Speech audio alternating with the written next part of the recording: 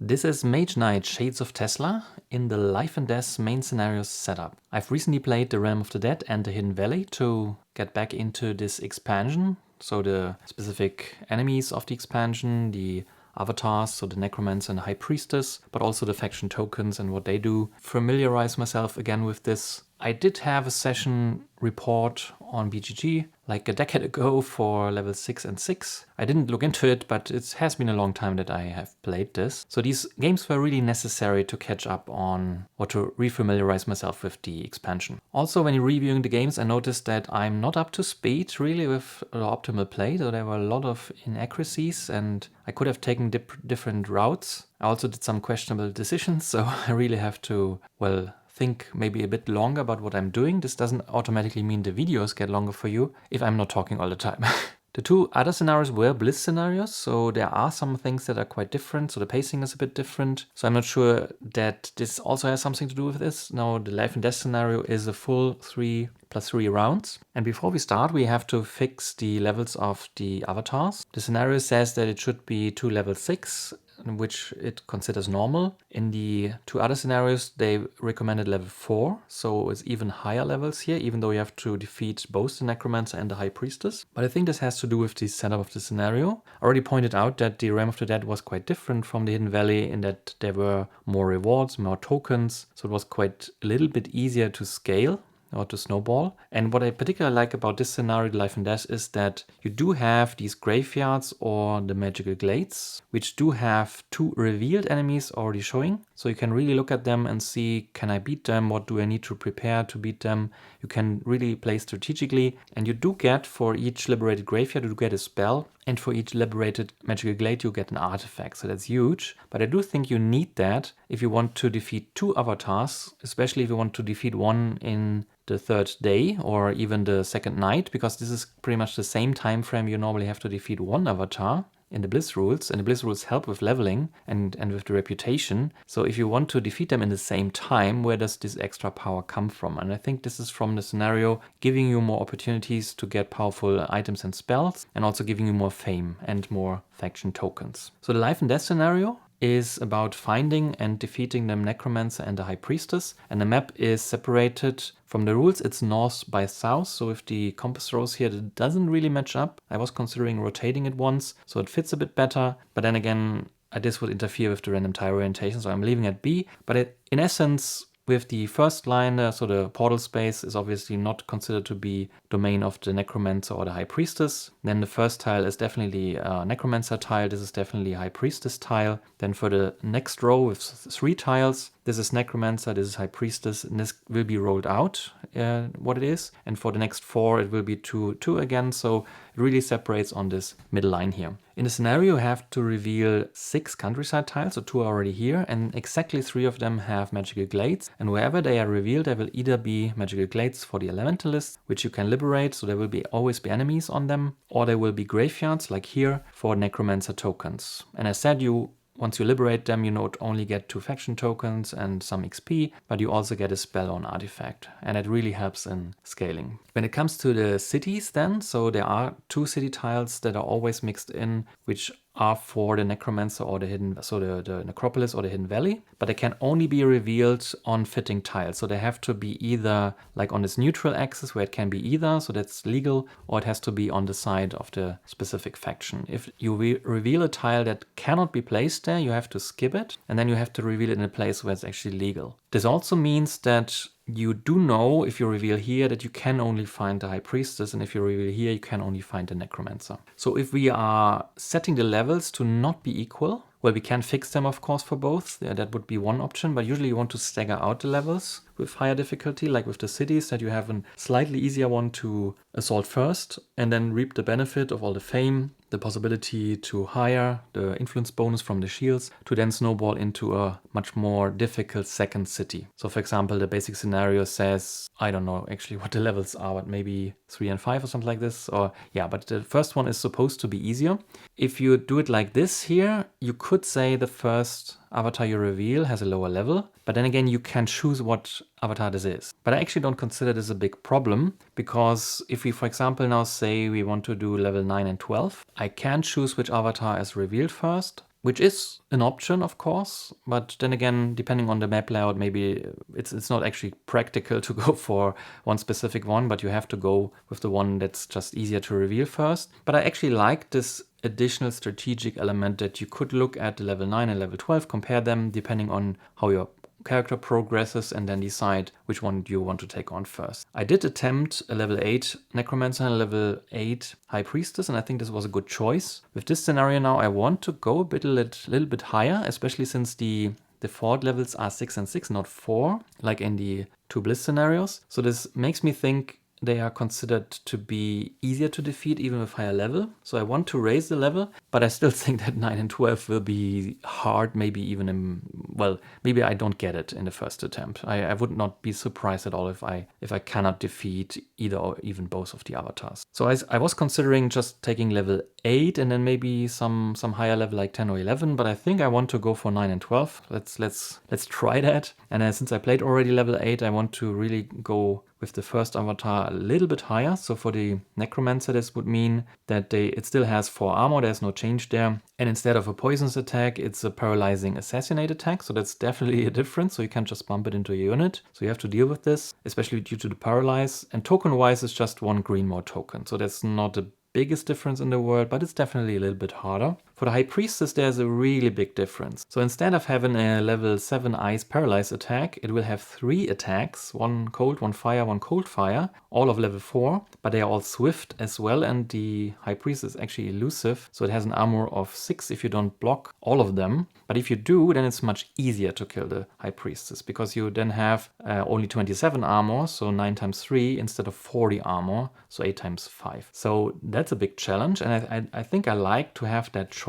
Do I want to take the High Priestess first, but then have to deal with this? And it might even be a strategic consideration to prepare for blocking her and then having an easier time killing her. But it also means that you can't just blast her away in range. Or do I want to go for the Necromancer first? Because the level 12s, of course, they are much, much stronger still. So for the High Priestess sticking there, she does have 2 fire attacks of level 8, has a 4 armor of 12, that's, well, 48 armor, that's huge. And you have a lot of tokens to reveal. And for the Necromancer, it would be a level 10 attack. So yeah, an attack of 10 with Assassinate and Paralyze, and also lots of tokens. So I think I want to go for 9 and 12. Let's see how this goes. And just to talk a little bit about how I deal with defeat in this game. I've mentioned several times already that I do not want to just abandon a game when it's going south. So I want to keep playing. I want to show these games to you. So the games I'm posting are the games I've played. There are no other games that are hiding from you. So if I do lose, there are 2 options. Either I'm losing so pitifully and the game really goes downhill quite quickly, and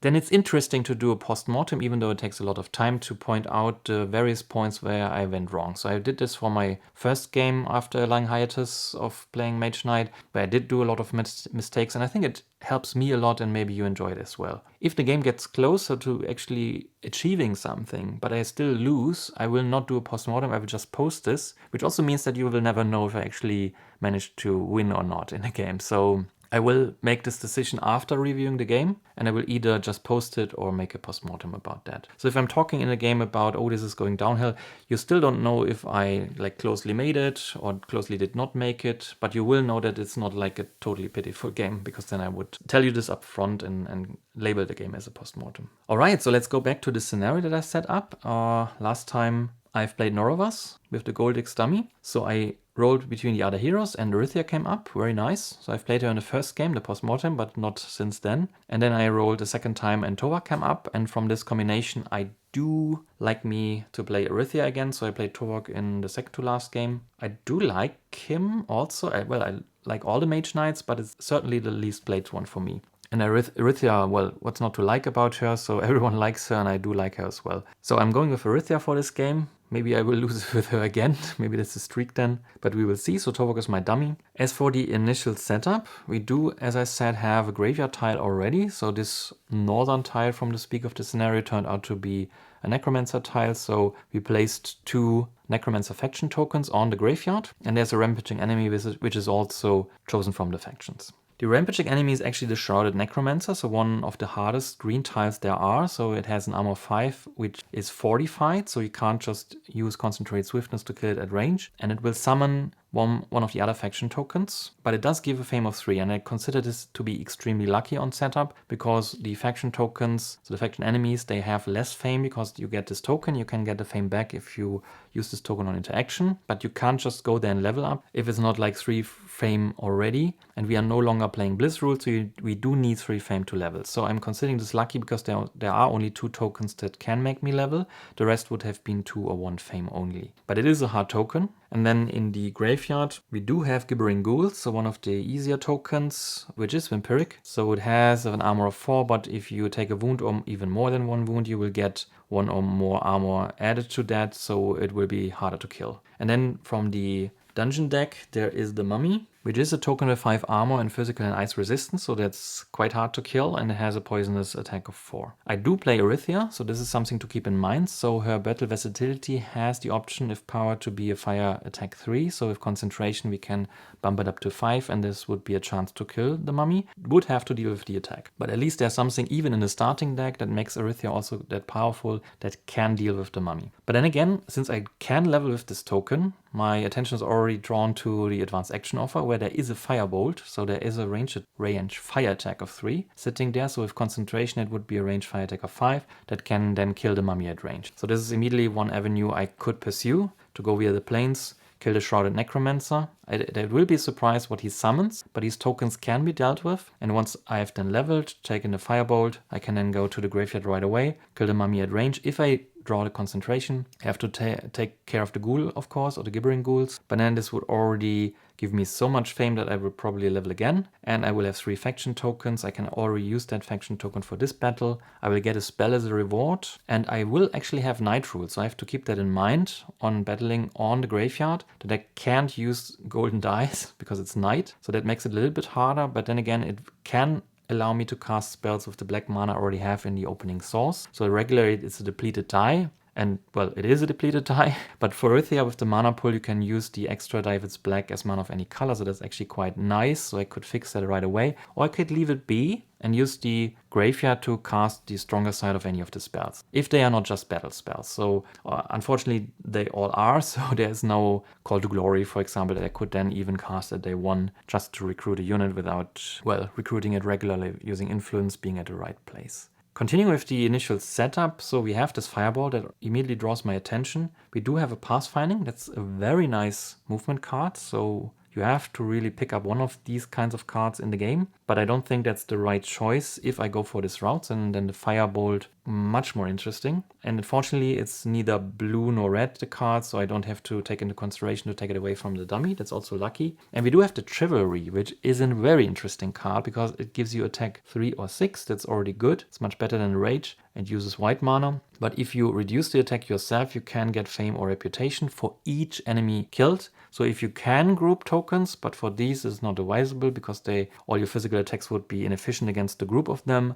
You could even get 2 reputation. That's just huge. But again, if I go for this route, I will probably consider taking the Firebolt. As for the spells, there is a Fireball, which also would solve the problem of the Mummy right away. It's range fire attack 5, so perfect to kill mummies. But where do I get a spell before liberating the graveyard? So it's the wrong way around. We do have the Burning Shield. It's an interesting spell, but I think it's a bit too situational for me. It gives you Fire Block 4. And if you do a successful block, you may use the same card as an attack 4, fire attack 4. So you do get 8 points basically, which do have the element of fire. That's quite good.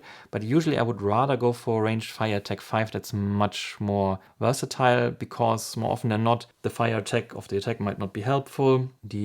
Or the block won't be helpful, or if you then have fire attack, the enemy might be resistant, or I don't know. It's just a lot of things have to click into place to make really good use of this card. And the Exploding Shield that can destroy an enemy, that's good, but I do like more with these kinds of unconditional cards which just kill something. I do like them more if they are white or green, because then the enemy cannot just be resistant. There are a lot of tokens that are fire resistant in this game, and they will completely ignore these kinds of spell effects. So taking the Fireball with the range attack against unfortified avatars and so seems like the clear winner here. There is also Chill, which makes enemies not attack. That's good. And you can use Lethal Chill to also reduce the armor by 4, but again, it's a blue card, it can be resisted, and it's not something that scales particularly well, because it's just dealing with 1 token in both the basic and the advanced effect. But we should not think too much about the avatars, because we do have to snowball in a regular 3+3 round game, so if these cards come in handy to achieve that, to take on dungeon enemies or take early keeps and so on, then this will be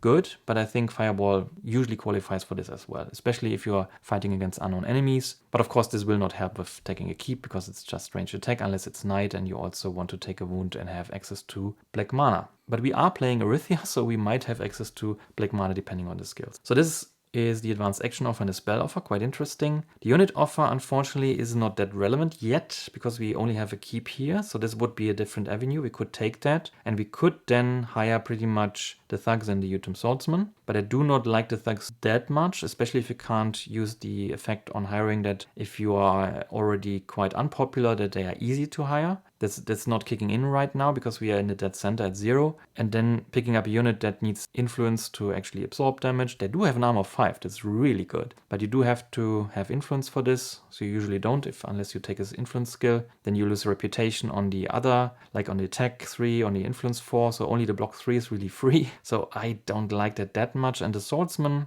well, I'm always saying this in all the videos that I do not like the powered version that wounds them, because they are level 2, so it takes 2 heal to get them back. Well, you don't have to, you can replace them obviously, but I'm not sure if I like that too much. Usually I like the crossbowmen, for example, more, or the guardsmen. Yeah, and the magic familiars, they are nice, they're flexible, they need a lot of mana, but where would I even hire them? So there's currently no glade, because the glade was turned into a graveyard, and we don't have a monastery or a mage tower, so they are not accessible. And starting off the game, so looking at our starting hand, we do have, again, both influence cards in the opening hand. That's not good, because we can't really use influence currently. We would have to take the keep first before we can even think about interacting. And we can't even get past this token without provoking it, so we either have to kill this or we have to go to the keep. So at least this much is clear. We could again go through the middle to see the defenders and then decide, but usually if you already have a good plan to kill them and this is token makes you level, you would probably just move here instead, unless you have this 1 movement point free for whatever reason. But usually in the beginning of the game you don't have odd amounts of movement unless you're using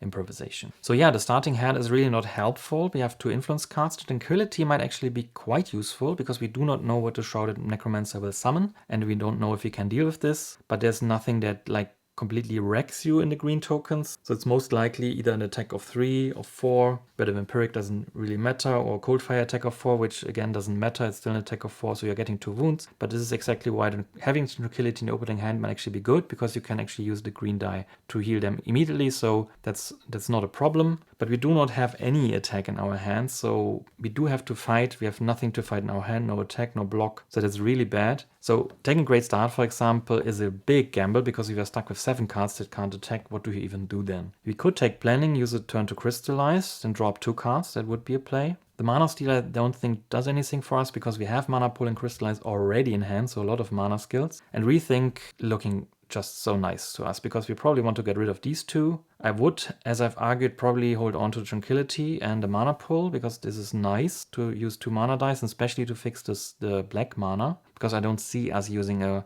powered spell this day, at least not in the graveyard. So this could fix this. This could be our way to just ignore the attack of the Shrouded Necromancer. Really, what we do need is move and 5 attack. That's what we need. So I will probably take Rethink, hope that the dummy does not go before me again, even though I already take the second to lowest tactic, and then switch out the influence cards and probably Crystallize. Have to think about that. But that's the opening situation of the life and death scenario of Shades of Tesla. I think it's clear that I want to go here, but I could see a play where I decided after going to the forest. That depends really on if we take Rethink and redraw what we get. So this will have a huge impact, obviously, on what our options are. So if there's no clear path to kill them, then I might actually hop here, make an intermediate turn, then decide. So that's my thinking currently. The planning route to just use the turn to Crystallize and yeah, play this card already, reroll a source die, have a crystal already in hand. and then drawing up. That sounds good, but I'm not sure what I'm doing with these cards. I could play them sideways to already approach the Necromancer. That would lock me in. Then play the Crystallize, end my turn with 2 cards, draw 4 more. That would be a play. So either rethink if I want to draw them later, or I'm going for planning. Have 6 cards at my disposal for this and this fight. Yeah, well, we can probably make it work, even if this fight plays 5 cards or more, so that planning doesn't kick in. I can then make a preparation turn, draw up to 6. So for both fights, which are actually quite challenging fights in the beginning of the game, we are still level 1, don't have units, don't have leveled yet. So we could do this with planning, but we would probably go after the dummy. Rethink could give us a kickstarting hand that, for example, if we draw 1 movement card, 1 rage, that would probably already be enough. With mana pool, we can use 2 dice. One can be, I can use this as a die of any color due to Arythea's mana pool. So we do have green for a march, red for a rage, or red for improvisation, even better. It's also 5 attack. And then we can use the mana pool to power another card, even though we don't really need to because we only need movement 2. So I think Rethink is a nice option. But it's a gamble, you don't know what's happening, whereas the other option makes a lot of sense, because then you have already used a card for its purpose, you already get the crystal, you're holding on to these cards, planning kicks in, and we do move into position. So do we need these cards, or is it okay to play them inefficiently? I think that's the main question. If we do play them, at least it has a nice synergy with planning, that you are playing faster, see more cards, you can play faster, you probably don't need the extra turn. Whereas Rethink sets you up for probably a longer day with 1 more turn. So let's go with Rethink. Alright, so I gave it a good shuffle, let's cut it again, and then let's see what the dummy is playing. And he's using planning. Okay, so I can't use this for this match, but at least he's going after me, so I have to be content with that. And of course I do want to get rid of the influence cards, and I do want to hold on to this, because this can be the key to defeat them. And I probably also want to keep this to be able to fix the source, so I will, I think, get rid of the Crystallize, and we draw the replacement cards before we mix them in. So there's a 2, 3, let's see what we get. We do get a movement card, it's really nice, so we needed one to not be inefficient. Unfortunately, there's another movement card, so it really depends on this card here. And it's an improvisation. That's really good. So we can use this to move, this to kill, this to heal, and power all this with this, because we don't need to power this. So we can pull the red and the black to power improvisation, and with the black, with mana pool, we can use tranquility to heal the wounds we get. That would be the turn 1. So I'm quite happy with how this turned out. Let's mix in these other 3 cards. So the order will be Arythea before Tovak. So we go before the dummy. And we can just open with our first turn. I think we laid it out already. I forgot to set up the portal, so Arythea steps through the portal. And with a single movement card, March, we can move here for movement 2 to the plains. Provoke the Shrouded Necromancer. This is our plan to kill. This we might need to heal. So let's see what token he is actually summoning. If it's Zombie Horde, for example, movement might be key here, so that would be a bit sad if we don't have movement left. That might actually be a bad pull if we pull a horde of zombies. Well, let's see. Let's just see what we get as a token. And it's the other Gibbering Ghoul. Okay, so this is exactly what can happen, which I anticipated, that with an armor of 2 and an attack of 4, if we don't block it, we would get 2 wounds to hand, and their armor will actually be increased by 2 because they are vampiric. But since they are summoned, this doesn't matter, so the armor does not transfer to the Shrouded Necromancer. So this is just discarded,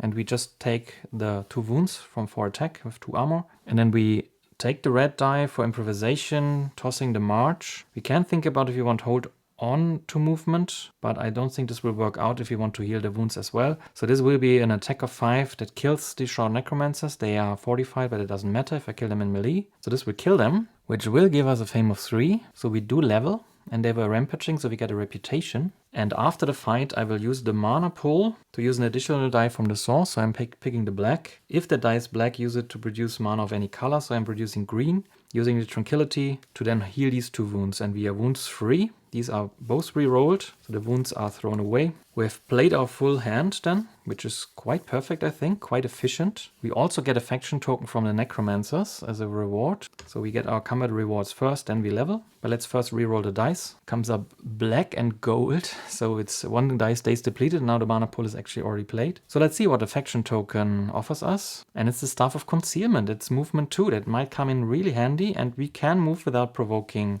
rampaging enemies. So most of these tokens are worth a card, and that's nice. if you're not that great with a hand limit yet. For example, they could, well, for these spaces I can just move in, then end the turn and then do the battle with the full complement of my hand, which is good actually. But for an assault, for example, this can be really helpful to not have to use a card for movement. But let's see what the level up is. The skill choice is between Dark Paths, so Arythea's movement skill, where you get 1 movement a day, 2 at night, or Hot Swordsmanship. Nice. Okay, so that's always 2 attack per turn, and can be fire attack if you are facing an enemy with physical resistance. And there's no choice for a dummy skill because this is the first level up, obviously. So we have to take either of those. And the original plan was to take the Firebolt to have a chance of concentration to kill the mummy at range. But we do still have to get a movement of 6 to even get there. And we do still need cards to deal with the Gibbering Ghoul, so at least for attack and preferably also determination. But then we already run into mana issues again because we have to power the concentration and we would have to power the determination. So for our immediate goals, both would actually be helpful, even though the movement skill just gives us 1 movement now, but 2 at night. I'm hesitant, so historically I really like Hot Swordsmanship, obviously, it's a really nice skill, but there is this big asterisk that it's not range attack, it's only, in quotes, a combat skill, so it's only useful if you are fighting a lot and if you're not planning to killing the enemies at range anyway, where regular attack doesn't do anything for you. So in all the turns we are not battling, and if you are killing at range, for example in a dungeon, this doesn't do anything for you. Whereas movement is more often than not useful, because in most turns in an efficient game you should really be moving. But even if it's just every other turn, it's many more turns that you are moving than you are actually fighting. So this is probably also why the balancing gives you 1 point of move a day and 2 at night. So on average 1.5, whereas this gives you actually +2 attack, and you can even consider the fire element to be another point, for example. So it's from damage, so point wise, it's actually double the amount of this. This already gives you a hint that it's either not balanced but I think it's rather the other way around, that this is more often much more useful. But we do have the Staff of Concealment, so we do have move 2 here already. But we did play both March already because we discarded one with the improvisation. So when it comes to movement cards, we will only have the Staminas left. And we do not have blue mana in the source, but we can play a Swiftness for movement if we are using the Firebolt for range attack instead. So if we pick up this as a replacement card, and there will still be a lot of attack in the pile. But then again, if the Firebolt with concentration kills the mummy, this is already half the armor of the Gibbering Ghoul, so we don't need anything special to kill it, and so we only need movement to actually get there. And movement can be done in a preparation turn. It does not have to be the same turn. And since I decided to go with Rethink instead of planning, we will only have 5 cards for the liberation of the graveyard. And with 5 cards to kill these 2 tokens already quite ambitious, because as laid out, we need 2 cards already of the 5 if we get the combo and a mana to even kill 1 of the tokens. Arguably the harder one, of course. But then there's only 3 cards left to deal with the ghoul. And if we don't block it, it will get more armor, and we get 2 wounds because we still have only 2 armor. 3 wouldn't help at all. We don't have any units, so I think every fact that makes the battle with 5 cards more likely to be in favor for me will help, so I'm definitely taking the Hot Swordsmanship. But I just want to argue that this is not a trivial choice, and you have to really consider all these things. We could also take Pathfinding, obviously, because we already have with Arythea's skill and the Hot Swordsmanship now a way to kill the mummy, but we would have to deal with her attack as well, so that's probably not advisable. And the Chivalry, of course, would also be a lot of attack that would help, but these 2 enemies at least I can't group because of the physical resistance. So I think we stick to the original plan. The advanced action offer refreshes with learning, and we should not forget to place a skill of Tovak for us to pick up maybe in a later level up. And it's the Shield Mastery that might actually be a good skill. If I'm looking at the Elementalist faction, and especially the High Priestess, if we attack her at level 9, she will have 3 attacks, 1 cold, 1 fire, 1 cold fire. So this will already be the better part of a block which is necessary to get her elusiveness down. But then again, she's also swift, so it's really hard to block her. So I don't know. We will see. So we can finally draw up to our hand limit of 5, which gives us the Firebolt, obviously. Then a concentration. Okay, that's really nice. So we have to combo right away. We do have a Swiftness, which we can use for movement. A Promise, that's not helpful. And a Stamina. But we do lack the mana to power it. But this is already 6 movements. So that's quite nice, I have to say. We only played 1 turn, so this is the dummy's first turn now. And Toak plays red, that's good, and blue, that's not good. Okay, so 1 more white and 1 more green. So unfortunately we hit a blue card right away, but I'm not sure this is a problem yet, so let's not think about it too much. So we have our Mummy Killer here, which is the concentrated Firebolt, and we do have a green mana in the source, so that's perfect. but we have to move there first. I don't think that we have any other options. We should not start a plan and then do something completely different. So why would we go to the keep now? We could hire, of course, but then again, after the graveyard, we can also hire in the village. Only the thugs, but I guess they're better than nothing. So we most likely will now play the stamina and the swiftness to move. Moving in 2 steps is not advisable because it's 2 portions of movement of 3 then, and it would take 2 turns. So I'd rather play the Staff of Concealment now to bring it up to movement 6, which leaves us with the Promise. That's not really a helpful card here, but we do want it later for the village. And seeing that the Gibbering Ghouls have only even values of attack and block, I'm not sure this is helpful as a sideways card.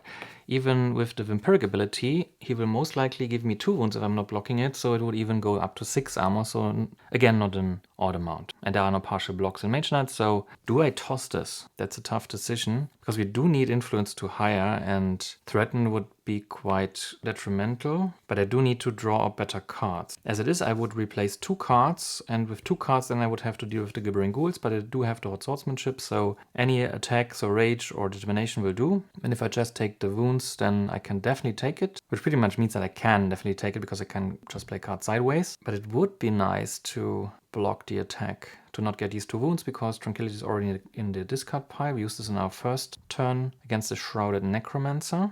We do have a gold die. I completely missed that. So I maybe want to hold on to this. This doubles as influence 3. So with the threaten, that's already the thugs, because I'm still at 0. I like that a lot. So I can probably just power the stamina, use the swiftness, get a 6 movement like this. Should I hold on to this? Probably not, because as said, I have to power a lot of other abilities already. I would really like to power determination and the concentration. It's already 1 more mana than I have. So I would have to do a crystallized turn, otherwise there's no way I can power both. So having another card that I need to power to actually do something in battle, that's just not cutting it. So I think I will play them, hold on to the token. I can use that later on to reveal, or use the 3 influence in the village with threaten to hire. So seeing the dummy played a little bit faster, I think I will toss the Promise. I just don't see currently why I would hold on to this. So the 6 movement a day brings Arythea through 2 forest tiles. So movement 3, movement 3. So we are in the graveyard. And these would be the tokens if I enter it, but I don't have to. It's like an adventuring site, and I definitely do not want to do this now with just these 2 cards.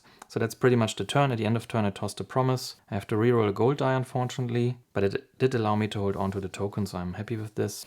So we discard these cards and reroll the mana die. Oh dear, it's also coming up black, so the source is depleting fast. We already played our mana pool. That's not good. But let's see what we draw first. Let's hope it's combat cards. So that's the best versatility. That's definitely a combat card. There's a Crystallize, so we could try to hold on for another turn, crystallize the green, see what comes up in the source. And there's the Threaten. So there is no way to block it. Well, we could block it with battle versatility, but then we would have to play these cards both sideways. But it might be preferable. Alright, but let's first see what the dummy is doing in his second turn. So Arythea just moved to the graveyard. Dummy plays white, green, and white. So none of the crystal colors, but it's a short turn. Okay, so if I would enter the graveyard now to liberate it, I would definitely have to play the green with the concentration to increase the ranged fire attack 3 to ranged fire attack 5, which does penetrate the resistances of the mummy and kills it. And then we have a ghoul here, but we do not have the mana to power, so that's the flaw in the plan here. And without powering it, I would have to play everything to just block it. That's not cutting it. It's unfortunate I also have drawn the Threaten, so if I stall now to crystallize the green die, I again have to think about if I want to toss this or not. And if I do, I am out of influence cards, so it's really hard to hire. Maybe I do not hire and just move on. I will be at Fame 9, so a level again, which gives me a second command slot, and having no units then is not a good deal. I will pick up a spell, but what to do with this? It's all combat spells, so I would have to reveal and find another site to conquer or adventure site to enter. And my mana is really running dry. But let's focus on the graveyard first. I could take the 2 wounds, of course, and then just kill the ghouls with the card I have in hand. So it's also attack 4 if I would like to. No, I can't, because the armor actually goes up. Blocking is actually not that optional against them. I think that settles it. I think I might not be able to do much more this day if I'm playing so slow, but I do have to try, and I do need my combat card. So I'm tossing the Threaten, crystallizing the green mana die from the source, and hope for a reroll that doesn't screw me over. So I will get two new cards for the battle and see if I can work with them. The die does come up red, so that's really lucky, that's really nice. But then again, I already rolled black twice, so talking about luck. I do have only 4 cards left, so I'm drawing 2 now, which is a Determination, nice, and a Stamina, so movement skill, unfortunately. But it still does work out. I do not need to attack with this. I can block with this as well because it's just attack 4. So the red die with the green crystal will now allow me to take the graveyard without taking any wounds. So at least this is nice. I don't need the stamina. But let's first see how much time the dummy is actually giving me. He still has 8 cards in his deck. I think he played 5 and then 3. And he plays white, green, and another green. So again, no color of any crystal, which pretty much means that we will hit something, I fear. But unless it's blue, that's actually quite fine. But I'm playing much faster than dummy through my deck, so I don't think dummy will be the limiting factor here. Okay, so now I'm entering the graveyard to liberate it. I will now have to use the green crystal from Crystallize to power Concentrated Fireball to kill a mummy. I can then pull the red die from the source for a block of 4 with Battle Versatility. That's really the strength of Arythea, that her rage is much more flexible. Usually you can't do that with a rage. And then the Determination with an attack of 2. Together with the Hot Swordsmanship is the 4 attack I need to actually kill it, and the armor will not be increased because I did not get a wound. So this is really good. I'm getting 6 fame. I do then level up at the end of turn, but let's do that now. These are discarded. I will get 2 faction tokens. Let's clean up this, so this will be re-rolled.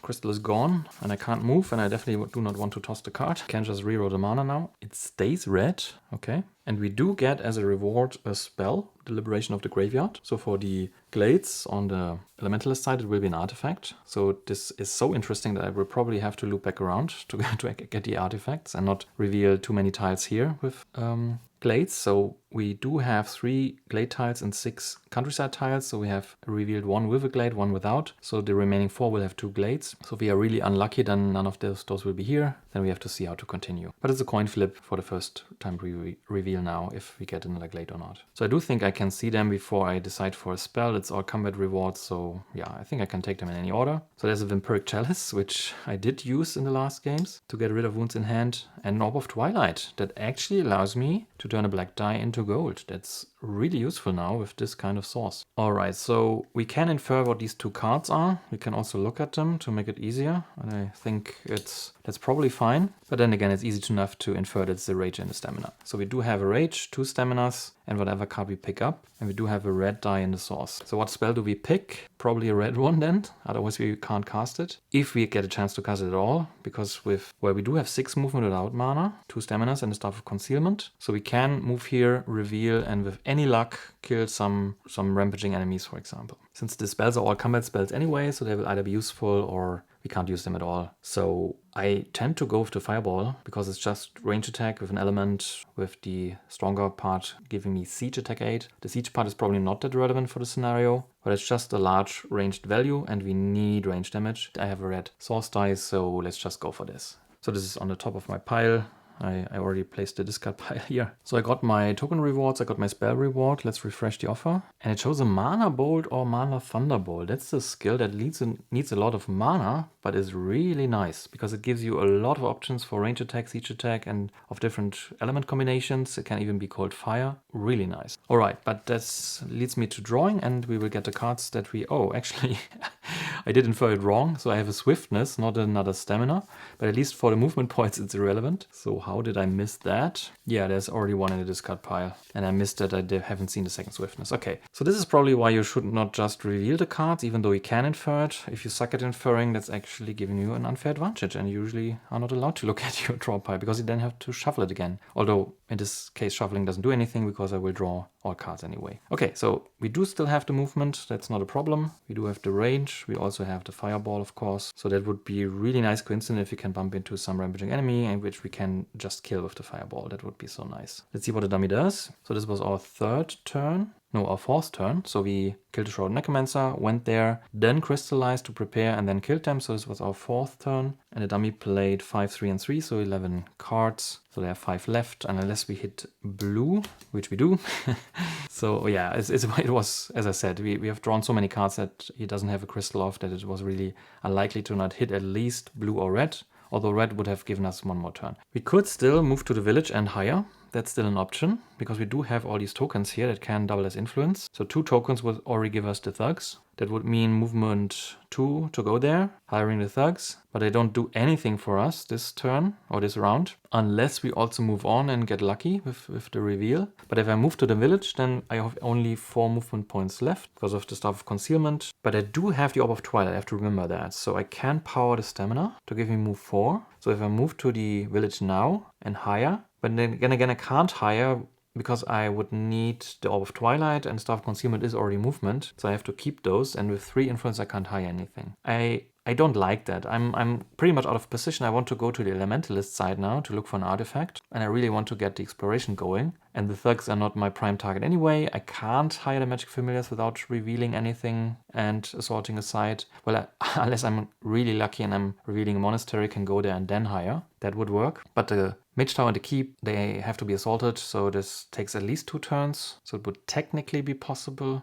but quite unlikely. So I think I'd rather go on and use the Orb of Twilight to power the stamina so I can really get deeper into the tile. So the stamina alone with the Orb of Twilight and the black mana would already bring me to this tile, and then I would definitely reveal a tile in the middle. If it's then a Glade, I have to roll, but there's a 50-50 chance that it's a Glade, it stays a Glade, and then I can get an artifact. Otherwise, there will be another spell for me, which is also good, I think. And I will probably level from this as well, but I can't take it in the first day, I think. So this would bring me here, and I can reveal, and then I would have up to 4 movement to enter the tile. Maybe there's rough terrain, like hillside or forest, that I need 3 movement to actually reach something, although a sideways card would then do as well. So if there's any rampaging enemies, I might be able to still use the fireball to kill them. And with the same argument, I can even reveal another tile with, for example, the swiftness, and then use 3 movement with card sideways to move into hillside there. So I have really a long radius of things I could kill, like this complete area here. If there's any rampaging enemy with terrain that does not cost more than 3 movement, I will probably be able to kill it. But let's just start with powering this and then revealing the center countryside tile here. The rose comes up blue, so we rotated 1 click clockwise, and it doesn't have a glade.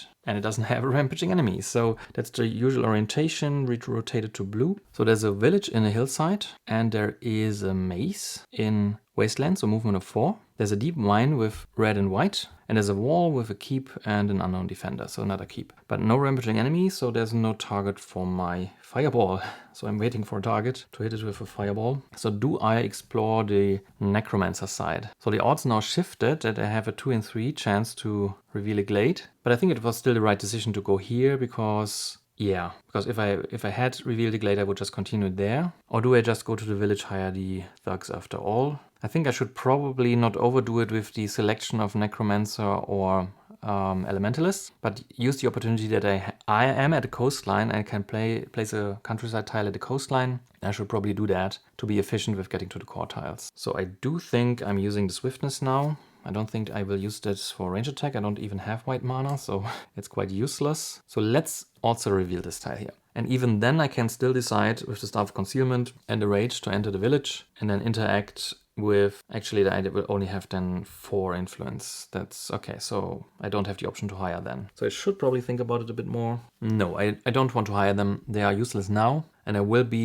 I can still reach the village, so I'll start the night at the village, so with a fresh unit offer I can maybe hire something better. Maybe some smaller units like herbalists and peasants, for example, that would also be nice. So let's reveal the tile with the swiftness I've played. The die comes up red, so it's 2 clicks counterclockwise. Let's see if the tile has a glade. And it does not. Okay, so we know that the remaining 2 countryside tiles are the glade tiles. That actually is nice for me because I do want to get artifacts from the elementalist side. So I can now make my way probably to the village, hire next turn, maybe take the maze and then go here, kill the glade, maybe even take the keep. So there's a lot of stuff to do, very efficient. And this tile is it's probably an expansion tile, yes, due to the walls it has to be. So it's one of the tiles with a lot of mountains and walls, very inaccessible. But let's see how it's rotated. So that's the regular orientation, and we rotated 2 red The tile has 2 mountains, as I said, lots of walls. We do have the second maze there. We do have a refugee camp where we actually have access to now, which would allow us to hire everything there pretty much. But if it's not hireable in a village, it would cost 1 more influence. So that's already 7 for the other 2 units. And we do not have that much influence, especially since we need the staff concealment to even continue movement. And there's a monastery where I could learn magic talents, but it's so much out of position that I can't even reach it from here. So I think I'm happy with the tile placement there, and I will just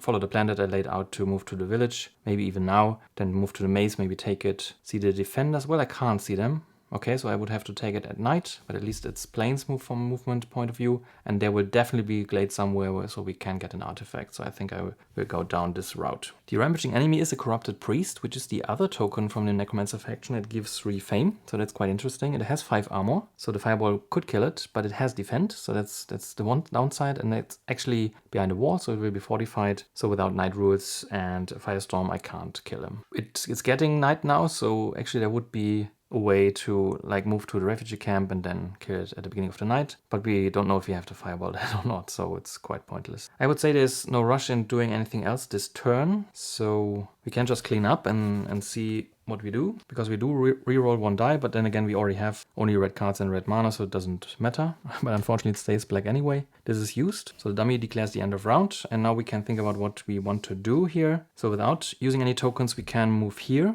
With the token we can move to the refugee camp or the village. So there is a world where we would move to the refugee camp now using the staff concealment and one of our cards, and then try to kill it, the priest even, with the hot swordsmanship and the fireball at 7. With the defense it has 6, but if we take wounds, especially if we take 2 wounds, the armor would be increased by 2, so to 8, so we can't kill it. So I think that's not a good plan, even though we could get rid of 1 wound, but only the discard pile, so it doesn't matter at all. That's why I don't like this too much, but it can help within the round if you take the wound early to get rid of it for this round at least. So I think maybe holding on to this for influence is good, and we should really keep moving to the elementalist faction. Do I move here or do I spend the token to reach the village? I think that's the big question here. But moving there would do nothing if I then want to enter the village, and I think I'd rather start at the village. If I don't like it there, I can at least plunder and then move on to the maze right away. It all depends on what the unit offer refreshes to, if the village will be any good to hire. We don't know that obviously, so going to the refugee camp would be safer with filling these slots here. But this is the wrong direction for what I want to go for. Usually you could just continue on like this and go to the core tile placement here. But with the specific scenario of life and death, I really like to pick up artifacts from the elementalist faction. So I think I should go here. We do have 3 more tiles until we are at the core tiles. Let's move the map down a bit, so that would or could mean that we explore it here and there. So the coastline tiles for the remaining 2 countryside tiles, and then we start with the core tiles here. This could already reveal the High Priestess, and that's quite intimidating to be honest. So maybe we should make these tiles count and take any chance we get to level up. So the maze will be another artifact or spell.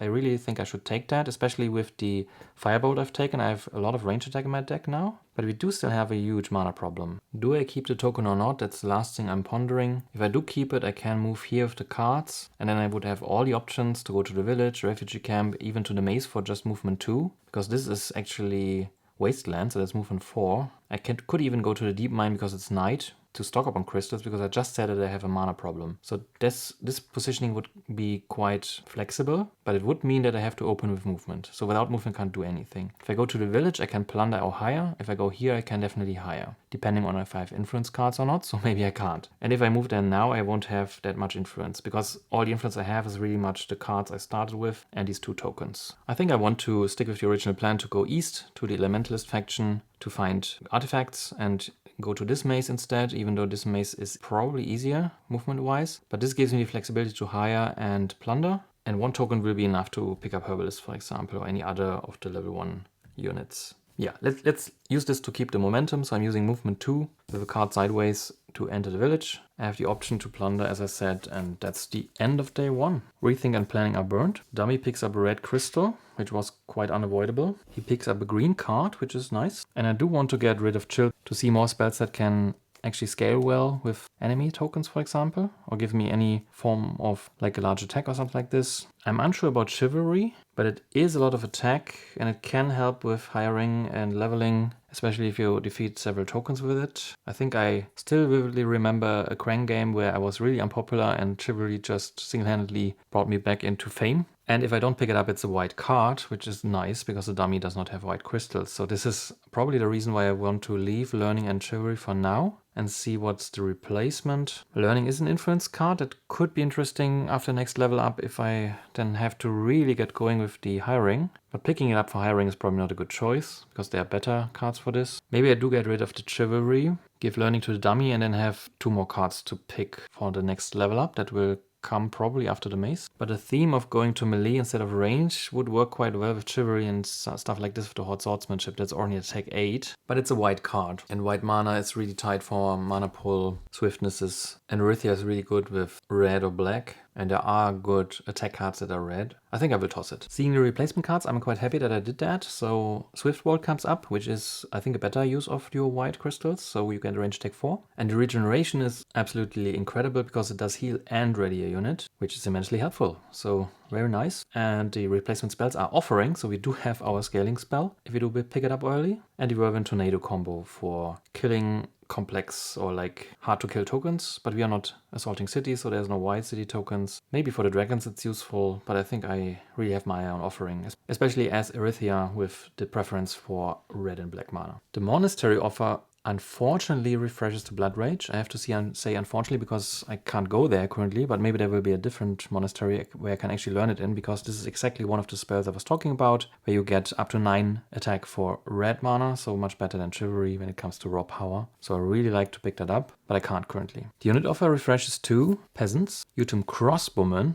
very nice, and Utum Guardsmen. So that's an insane offer, because I'm sitting at a village and I can hire everything. And the crossbowmen would be so good, especially for the mace, but I can actually take them as a single unit. But I do love the guardsmen. They do have block 4, which counts double against swiftness. So if I pick up an ice shard, for example, I can make that block an elemental block that's also double against swiftness. So they can themselves just block 1 attack of the high priestess if I attack her at level 9. So these are really useful. So I think these 2 units I really want to put onto these slots, but that would be 11 influence. So I have to get it somewhere, and I have only 3 from tokens now. The source again has 1 non-standard color, so it's black again and red and white. But at least these are the 2 colors of the influence cards I have in my deck, so with any luck I can start the round with hiring. We are shuffling the dummy deck, and since someone asked in the forums on what sleeves to use and how to shuffle, so these are the Gamegenic mud sleeves that I re-sleeved after starting this whole video project. I noticed that my 10-year-old sleeves Ultra Pros are wearing out a bit and they were glaring with the lights here I have. So the mud makes it a little bit better, so there's still some glare of course, but it's better.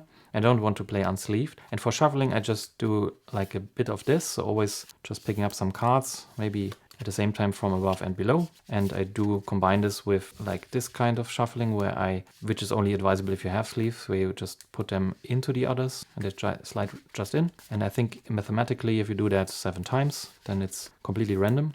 But I mix these 2 methods, and at the end I like to cut a deck somewhere, so just to have a random cut in the end as well. So that's the dummy deck, and we have to do the same for our deck of course, so that should be fully random. Let's cut it again and see what our starting hand is of 5 cards. A March, which is not helpful if I want to hire, but it's good for the mace.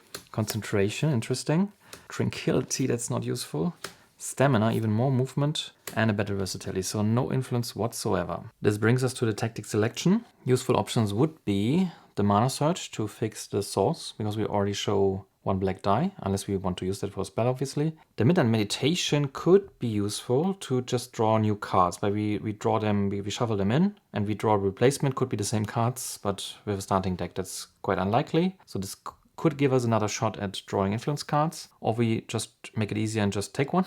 So we could use preparation to pick up the Threat Nor the Promise. And I don't see myself playing the Sparring Power, the From the Dusk, maybe the Long Night. That can be a good opening move, because you most likely, well, famous last words, just watch my last video, you most likely go first. And if you have groomed a dummy deck, and I think this time we have groomed it, so we gave him a red crystal but a white card, or a green card. So it should be in our favor to play a Long Night. And with all these cards, it gets less and less likely that you have that many turns. But again, at the first day, even though we hit double crystals. We played fast enough, we often played our full hand, that it did not matter at all. But with this kind of opening hand, what can you really do? So with all the movement, it pretty much means that we have to go for the mace right away. And we do have our first combat cards that would help for this. And a tranquility, but I don't see myself leaving this village behind without having filled at least one command slot. So I don't think that's a good strategy. You do have to pick up units, and the crossbowman would be immensely helpful with playing the mace. And since we have only influence 3 and the reputation gives us no bonus, we do need at least 2 more, if not 3 more, if we want to pick up the crossbowman. There is an argument to be had to pick up the guardsman first, because we do have the swordsmanship, so not everything is about range. That was my argument before, that if you pick something up like this, then you can't just kill everything in range, because it will be useless. So you rather take the movement, which would help at night now with movement 2, to enter the space, to go to the artifact route instead of the spell route, for example, because coming up with 6 movement with a hand limit of 5, that's not that easy. So I might regret not taking this, yeah, but it is as it is. But it might be an argument for the guardsmen, because they can single-handedly block the manticores, for example, that are swift and I think have an attack of 4, which is assassinate and poison. So you just take them to the mace, block them, and then you can just finish them off. And they do only cost 5 influence, so we only need 2. That could be 2 sideways cards, but I don't want to do that. We cannot even power the movement cards currently, so that's also something we have to keep in mind. So if we cannot reroll this into something more useful, then it will be hard to move on. If we take preparation, we could pick up the threaten to max out our reputation that we can get this turn. This would give us 5 of the red die, and 3 is 8, still 3 off of 11 that we would need to pick them both up. We could think about the concentration, but we don't have a green mana. So it becomes more and more interesting to get rid of the movement cards, the tranquility, and probably maybe even these 2 as well, and just draw 5 new cards. It's a huge gamble, and then you are most likely going second. And if you don't draw anything that you like, then you are really screwed. The mana search could help with the concentration play, but then again I don't have a threaten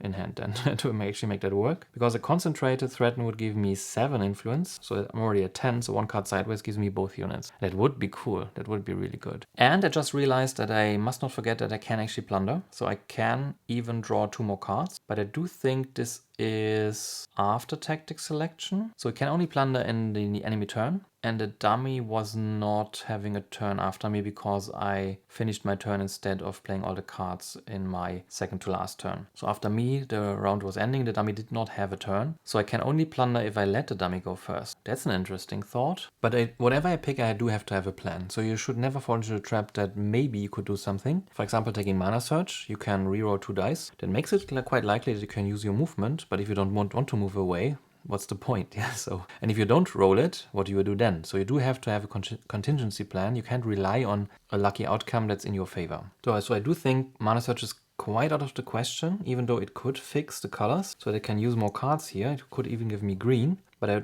would not have cards that I actually want to use or want to power currently. Unless the dummy goes before me, I can plunder. The Midnight Meditation is a gamble, so I could swap out cards, which then could give me a good hand already, but I could draw the same hand or even worse. But it is more likely that I can actually plunder then, so I would even have more cards. And at some point you have to trust in statistics after all. Unless you already have the perfect hand, there's no way around that. If I do take preparation, it's really likely that I can plunder and I can already pick up an influence card. And this, I think, as I said, I don't want to take now. This is much more better spent for an assault on the avatars. The Long Night would not solve any of my problems, so it would not give me mana, it would not swap out cards, it would most likely mean I go first, so I can't plunder, so I think that's also out of the question. So let's remove the choices that we do not take, and I also do not want to take this, I think. And at that point, I'm thinking that if the dummy removes Sparring Power and I take Preparation now, I'm really screwed for the first big attempt on an avatar. So I think I'd rather also leave me the Preparation or the Sparring Power,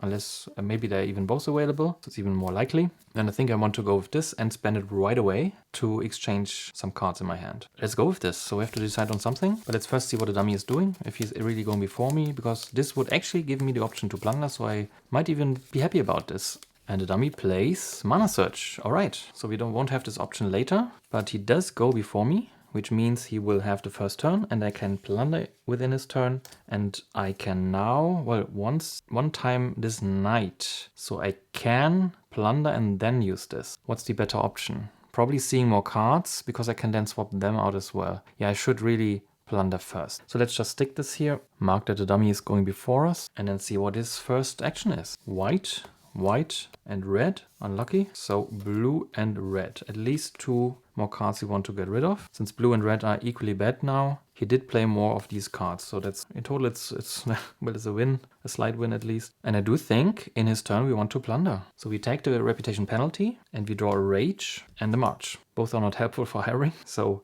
I will now spend the midnight meditation. Let's mark that with a gold token. And we can then put up to 5 cards of our hand into the drawing deck. So we shuffle that in. And then we draw as many replacement cards. So cards that are not useful are the Tranquility, even though that can replace itself. But again, I don't like that. It's inefficient. And the movement cards are not helpful because I do want to stay here. I want to move afterwards, but I will probably draw movement anyway. So that's already 4 cards. But then again, all these combat cards are also not useful. Even less useful because I do have to move after hiring. So should probably take them. Concentration could allow me to produce a second mana if I draw the Promise and the Threaten, to maybe then hire both. That would be an option. And I don't think it makes a huge difference if I keep a March or a Stamina, because we don't have any of the colors. But I do have a Concentration here, so if green comes up, I would rather power the Concentration. So let's actually keep the Stamina. So what we would replace is 2 movement cards, a healing card, and 2 combat cards that we do not want currently, because we do really need to fill these slots. So we shuffle them in.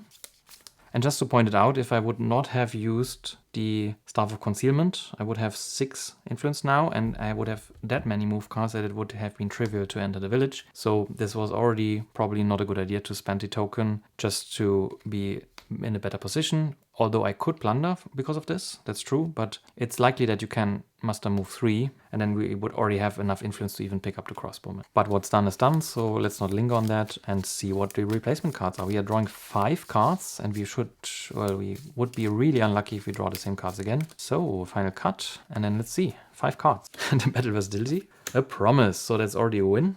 The improvisation, which is also influence. A movement card again, a march, and rage. So we have drawn 3 of the cards we actually tossed, but we have 2 influence cards, so what more can you expect? So I'm really happy about that. And due to the plundering, we are still at 7 cards, of course. So let's group that into movement, battle, and then mana and influence cards that we could use now. All right, so the token and the promise would already give me the guardsman. I could power the promise to have influence 4. And if I toss any of these cards, that would be another influence 3 and 3 from this. That's already 10, and I need 11 for both. Powering this or this doesn't do anything, so it's there's no difference, I mean. It's always 2 I get. So with powering, that's 5, and the base effect is 5, so that's 10, yeah. So I need to toss 2 cards, 1 for improvisation, 1 for a bonus influence, to be able to hire both. Since the dummy is going before me, I should really play my cards and be efficient, so I don't think I should do it in 2 turns. Although there is the upside that I can power both cards if I do it in 2 turns. If I do play the promise and the token, I won't draw any replacement cards, because I will only draw up to 5 and I have already 7 cards. So if I do take it slower, I should really play the improvisation and power that. That would be 5 influence already. But again, it's only 2 cards, so I won't draw any replacements. So taking it slow really just gives me the option to power both cards, which is a total of 4 then influence that I get. So with the base influence of these cards, that's already 9. And with this, it's 12. So it's 1 more than I need to hire both. But that's the only difference, that I can hire both instead of tossing another card sideways. Seeing that I want to go to a maze, I don't think tossing movement is a good idea. So I am actually considering to toss a rage, because I do have the odd swordsmanship. Again, if I would have Dark Path, that would be a different story. I do think I want to power the promise, because the red mana will be useful for something else. Do I spend 2 turns? I could hire the guardsman now. I'm overpaying by 1, so this is 7. Oh, actually, I'm overpaying by 2. That's not good, because if I want to pick them up, that's only 5. So that's not a combination I can go for. So I would probably play 1 card. Well, I can, if I hire them both, I can do it in any order. So that's, yeah. If I do, and I don't get any new information. So unless, well, I do get the information what the die rerolls true, but it's not important because I can power the other card already. But I might, no, I don't draw the threaten because I can't redraw. So I will probably pick up the crossbowman then with these 7 influence in 1 turn, and I can then power this and, for example, play the rage with the improvisation and this die in the next turn to hire them. I will then be down to 4 cards, and hopefully I can power either of those to move to the maze. And I will have like a really good combination in hand. And after going there, I will draw 2 more cards and I can then either take this unit or this unit into the maze. I think that's what I should probably do. I have to risk it with the dummy, but I should really take advantage of the source as it is, that I can power both the promise and the improvisation, because otherwise I have to toss one more card, and I don't think I want to, because these are all necessary cards if I want to go for a maze. This I can't toss. This I'm already tossing. One of them I need to actually go to the space. If I can't power any of those, then I'm already screwed. And then if I want to go to any interesting route, especially if I want to go to the artifact, I need another movement card. So I don't see myself tossing this. I can reroll 2 dice. I can be screwed over by the source then, but it's a risk I have to take probably. Okay, so let's try the slow path. So we use this for 3 influence and power the promise for 7 and hire the Utum crossbowman for 6 influence. So that's then my first turn. I'm only playing the promise, I'm not drawing anything. And the die comes up blue. That's already quite good, because this means I can power the stamina to go to the field, and if I roll green, I really need that for the concentration anyway. But let's see how fast the dummy is playing. A blue, a green, and a green. Okay, that's only 3 cards then. So in my second turn, I will take the red source die to power an improvisation, discarding the rage. That's 5 influence. That gives me the guardsman. And that's pretty much it. So I can't move away, and I don't want to toss any of these cards. So I can think about planning the village again after seeing what my replacement card is. I'm drawing one before I then go to the maze. Maybe I want to have the head start there. But again, if I'm throwing up to 7, playing only 1 or 2 cards to go there, I won't draw then. So why blunder if I can just redraw later? But let's reroll this die. But I'm playing really slow, so I have to rely on the dummy here. And this unfortunately comes up black. So the replacement card is a firebolt. That might be good to just give me mana, but it might also be good depending on the token. If it has physical resistance, I already have the option to produce a range attack of 5. That's also quite nice. But I don't have the mana yet to power the concentration even. So do I plunder the village? If I do not, I will now use the stamina to move onto the wasteland, and then I will just draw 1 card. If I draw 2 now from the village, 1 more card.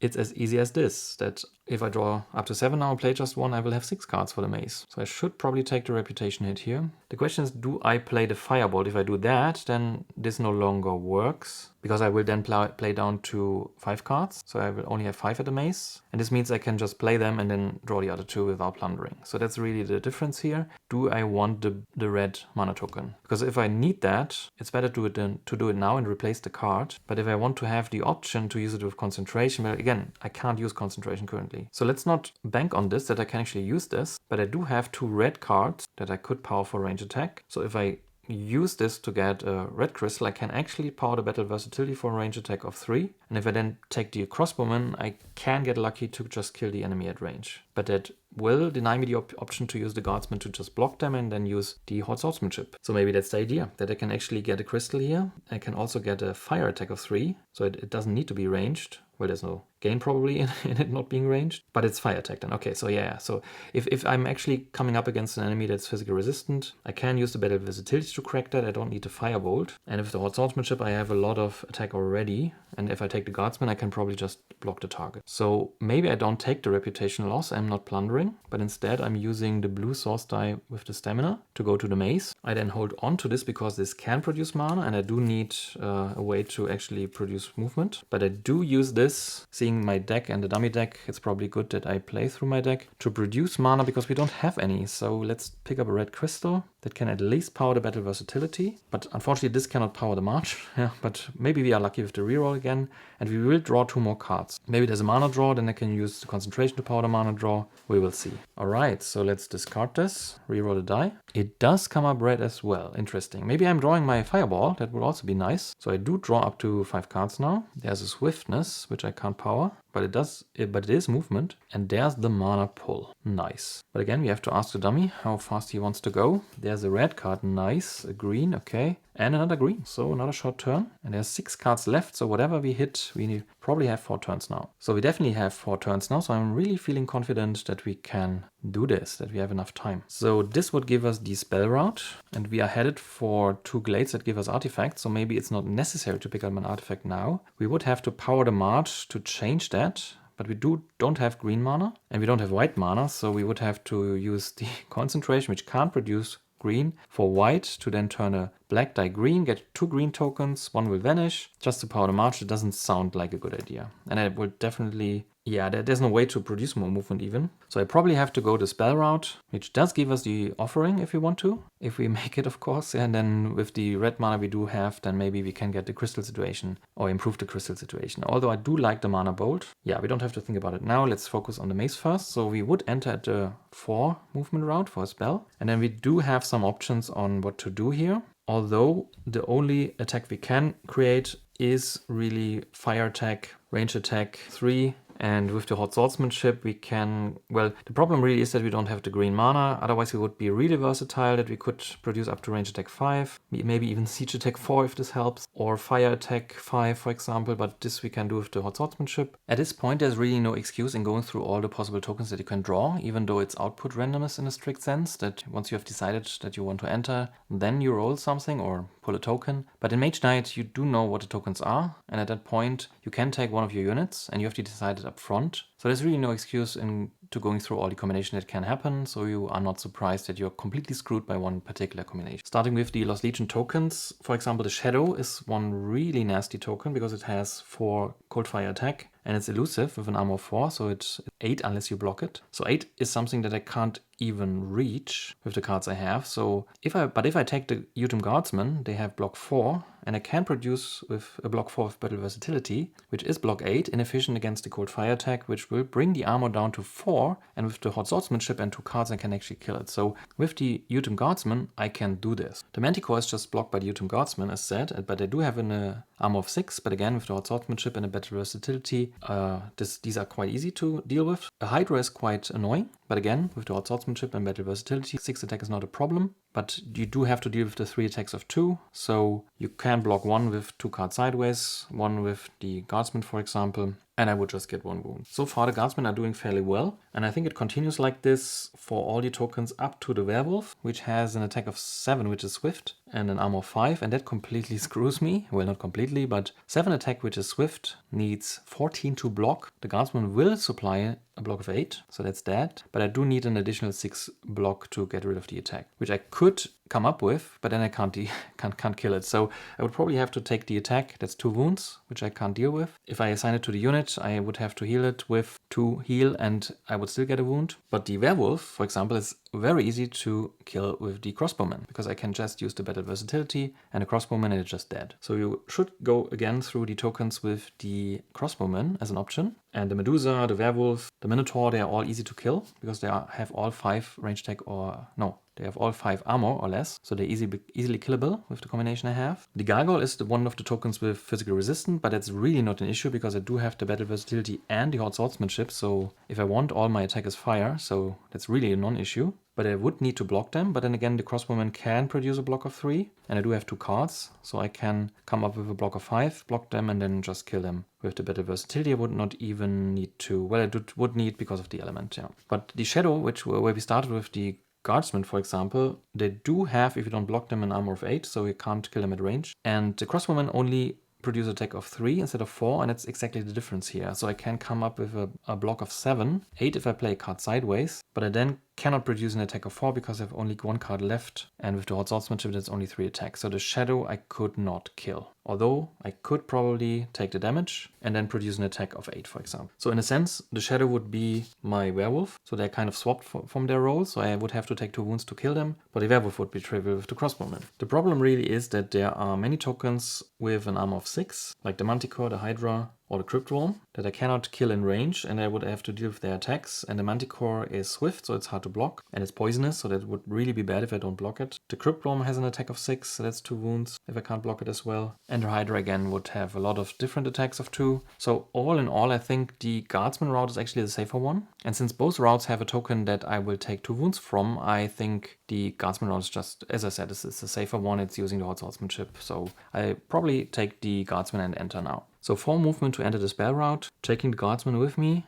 This is my token I have to fight, let's see what it is. And it's a Manticore, quite perfect. So I can activate the Guardsman for a block of 4 that's doubled against swiftness. They are swift, so it's 8 block against 8 attack, which blocks them. And then I can use the red die from the source to power the battle versatility for an attack of 4. So we don't want the fire here because it's fire resistant. And a hot swordsmanship can give me 2 physical attacks, so that's an attack of 6. That's a really good outcome. That's one of the best we could hope for. We're only playing 3 cards. We do have still a lot of turns and a lot of cards in my deck. So I like that I can hold on to these 2 cards here. And we will clear the maze and pick up a spell. So let's get rid of the movement cards. We use the unit to block, use the skill, which refreshes. We reroll the die and get rid of this. And we are lucky that it comes up green, so it does not deplete. And we do have concentration in hand, so that's really good. We do get 5 fame, which does not let us level, but we do get the spell reward. We are marking the 4 route with our shield, and we have to think about spells. From the source, there's only green mana, and we have 1 spell of all colors which are not green. So there's no upside to taking any of them with regard to the source. But we do have the red crystal, of course, and we do have the concentration, so we can produce any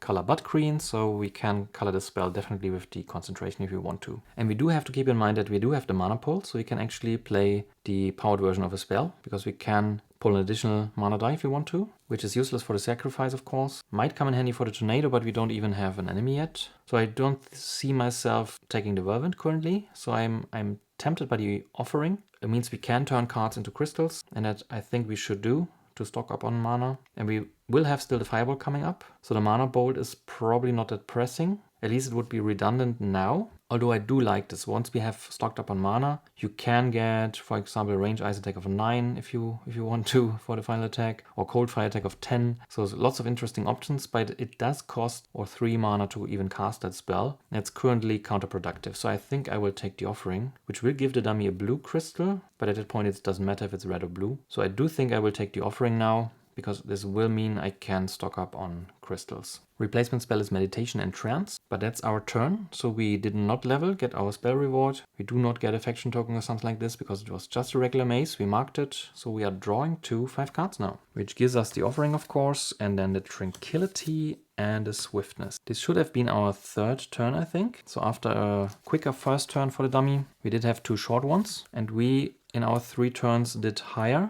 Then we moved to the maze to prepare, and then we cleared the maze. So this was our 3 turns. So this is the 4th turn now. Dummy goes first. Let's see. It's white, green, and red, which is 2 more cards, blue and blue. So as said, it doesn't really matter, because I don't think there was any other option could have happened. We could have played slower, but I don't think that would have mattered with 6 cards, because if you play 3, then he will exhaust it the next time anyway. So we do have 3 turns left, and we do not have any move besides the Swiftness, but the Swiftness again is a good combination with concentration and a crossbowman, so we do have a lot of range attack. So if we can reveal a glade here, and we should reveal a glade, then this would allow us to probably kill a lot at range, but it would block us 2 hand slots here. The Tranquility is not useful currently. The mana pool could be, but then again, probably I want to play the offering now to get 3 crystals, a red, a green, and a white. That would give us a lot of options, and we would draw 3 replacement cards. That would be 1 turn. Then hopefully we can reveal and move, and then in the 3rd turn hopefully level up. But then if we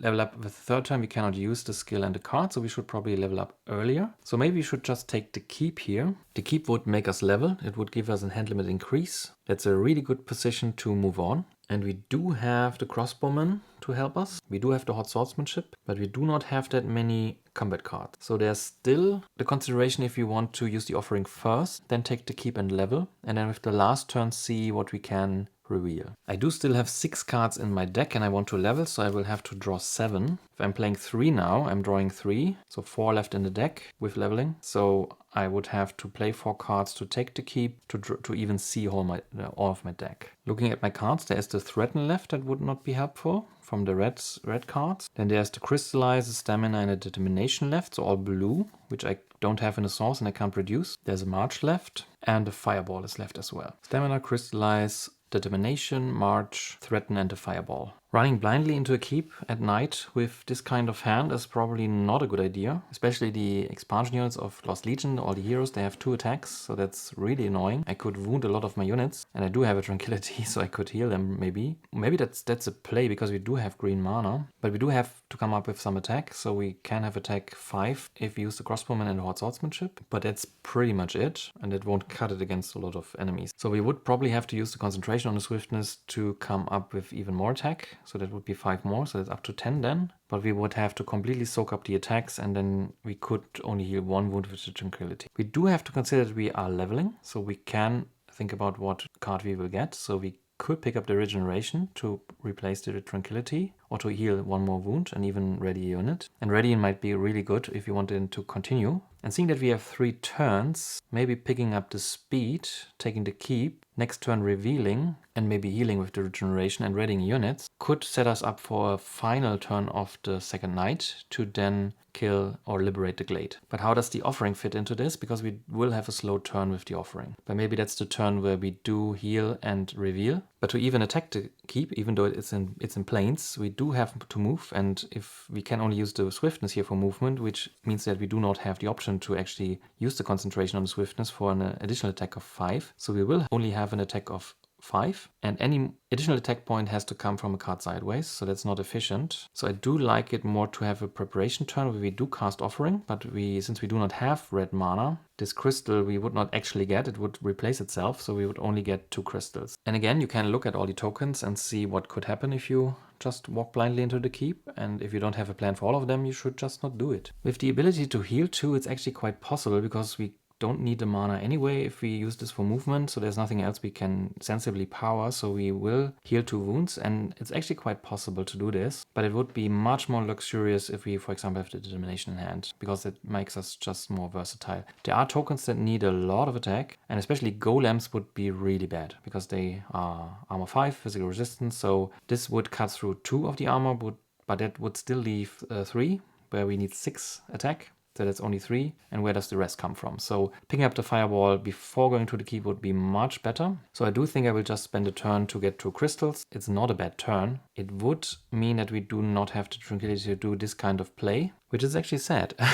And we do have the mana pull, I'm just realizing. It's Arythea's version, so the black die can be used to produce mana of any color. It's not saying it's using it as a gold die, because we have night rules that would not work, but it specifically says if that die is black, use it to produce mana of any color. So we do actually have whatever mana we want. I'm not sure this changes much, because we still have to play the swiftness to move, and so we don't have any other cards to actually do power, which just makes me wonder if I really want to toss that. Probably not. I can't help but wonder if the Dark Path would have been the better backup again, because damage is currently really not the problem, but movement is. And at night I could just move into the keep without playing any cards for this. Then can use the mana pool to pay for the concentration or the swiftness alone with the crossbowman with just paying with a black mana. But we did not take it, so we do have to deal with having the attack but no movement. So if we want to go now, we do have to play the swiftness. I don't see myself playing those 2 sideways. I think I can't really justify tossing any of these cards because they all have their value. The mana pool solves the mana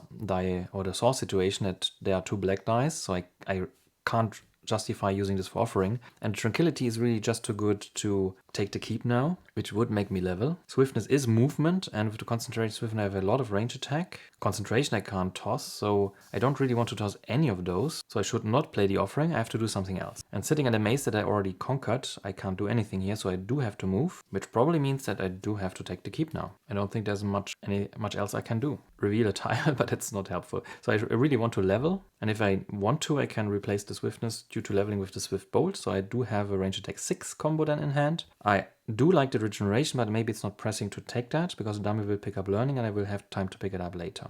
So I do like me to just chance it. I can heal 2 wounds. Yeah, what's the worst that could happen? Famous last words. I think I would want to take the keep. This will also help me get going through my deck faster with the larger hand limit. I can then maybe play the Offering with cards I do not really need, like the Threaten. Let's go for this. So let's lock in the Swiftness for movement. Movement 2 brings me to the plains and assault the keep, which unfortunately gives me a reputation minus. And that's the moment of truth. What are the defenders?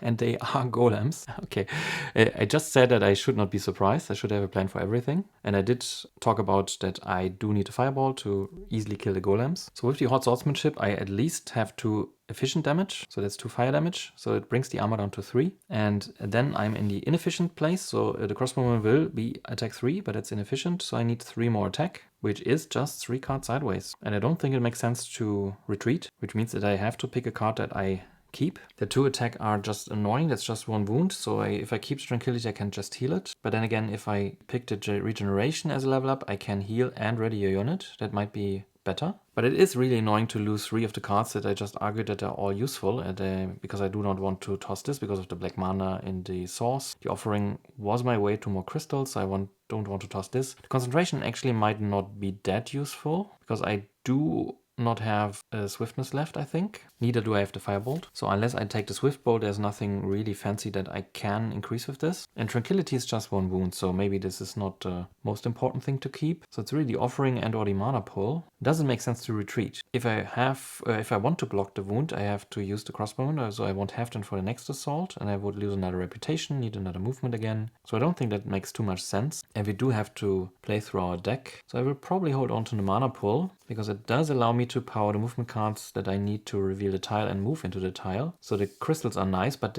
they cost cards, and I can't even cast it without using a crystal. So it's a bit sad, but I think I have to toss it. This is just too good with the black mana dice. And the concentration I just argued might not be useful. If I take the Swift Bolt, I will have range attack 4, but the unit will be used, because I need it now to defeat the golems. So that's the reason to keep it, but I might not even have a green mana then. Well, I do have a green mana, because I'm not using it to heal. If I instead take the regeneration, I can get rid of the wound and ready a unit. But a unit alone won't do much. I should really not think about it. That's I'm repeating myself, but that's probably why I don't like this too much, because you can only use it if you're not planning for range attack, and I have too many options for range attack. I have the Firebolt, I always looking for concentration combos, I have the Swift Bolt in the offer, I have the Fireball in my offer. Actually, I have to keep that in mind, that the Fireball will come up. So maybe readying the Crossbowman is the play here, because it gives me a range attack of 7, even without all these cards. And I can even use the mana pool maybe to cast the Firestorm. I think that settles it. I should really keep this card and see what happens. So let's play these 3 sideways. Activate the Crossbowman, so that's an attack 6, inefficient 3, and 2 fire attack, that's 5, kills the golems. I do get 4 fame, which makes me level. I do mark the keep with my shield, and unfortunately I've played all these cards, but I do have only 2 turns left anyway. So I'm holding on to mana pool, and I do pick a skill and an advanced action card. But I actually forgot that we do get a wound from the golem, so I just explained how to kill it with 10 attack, or no, not 10 attack, but 2 fire attack and 6 inefficient. But I did not talk about the 2 attacks, so we do get a wound, and we could assign it to a unit, but it would be really wasteful for attack of 2 to come up with heal 2. So it really depends on if you want to pick up regeneration or not, I think, or if you just take that to hand.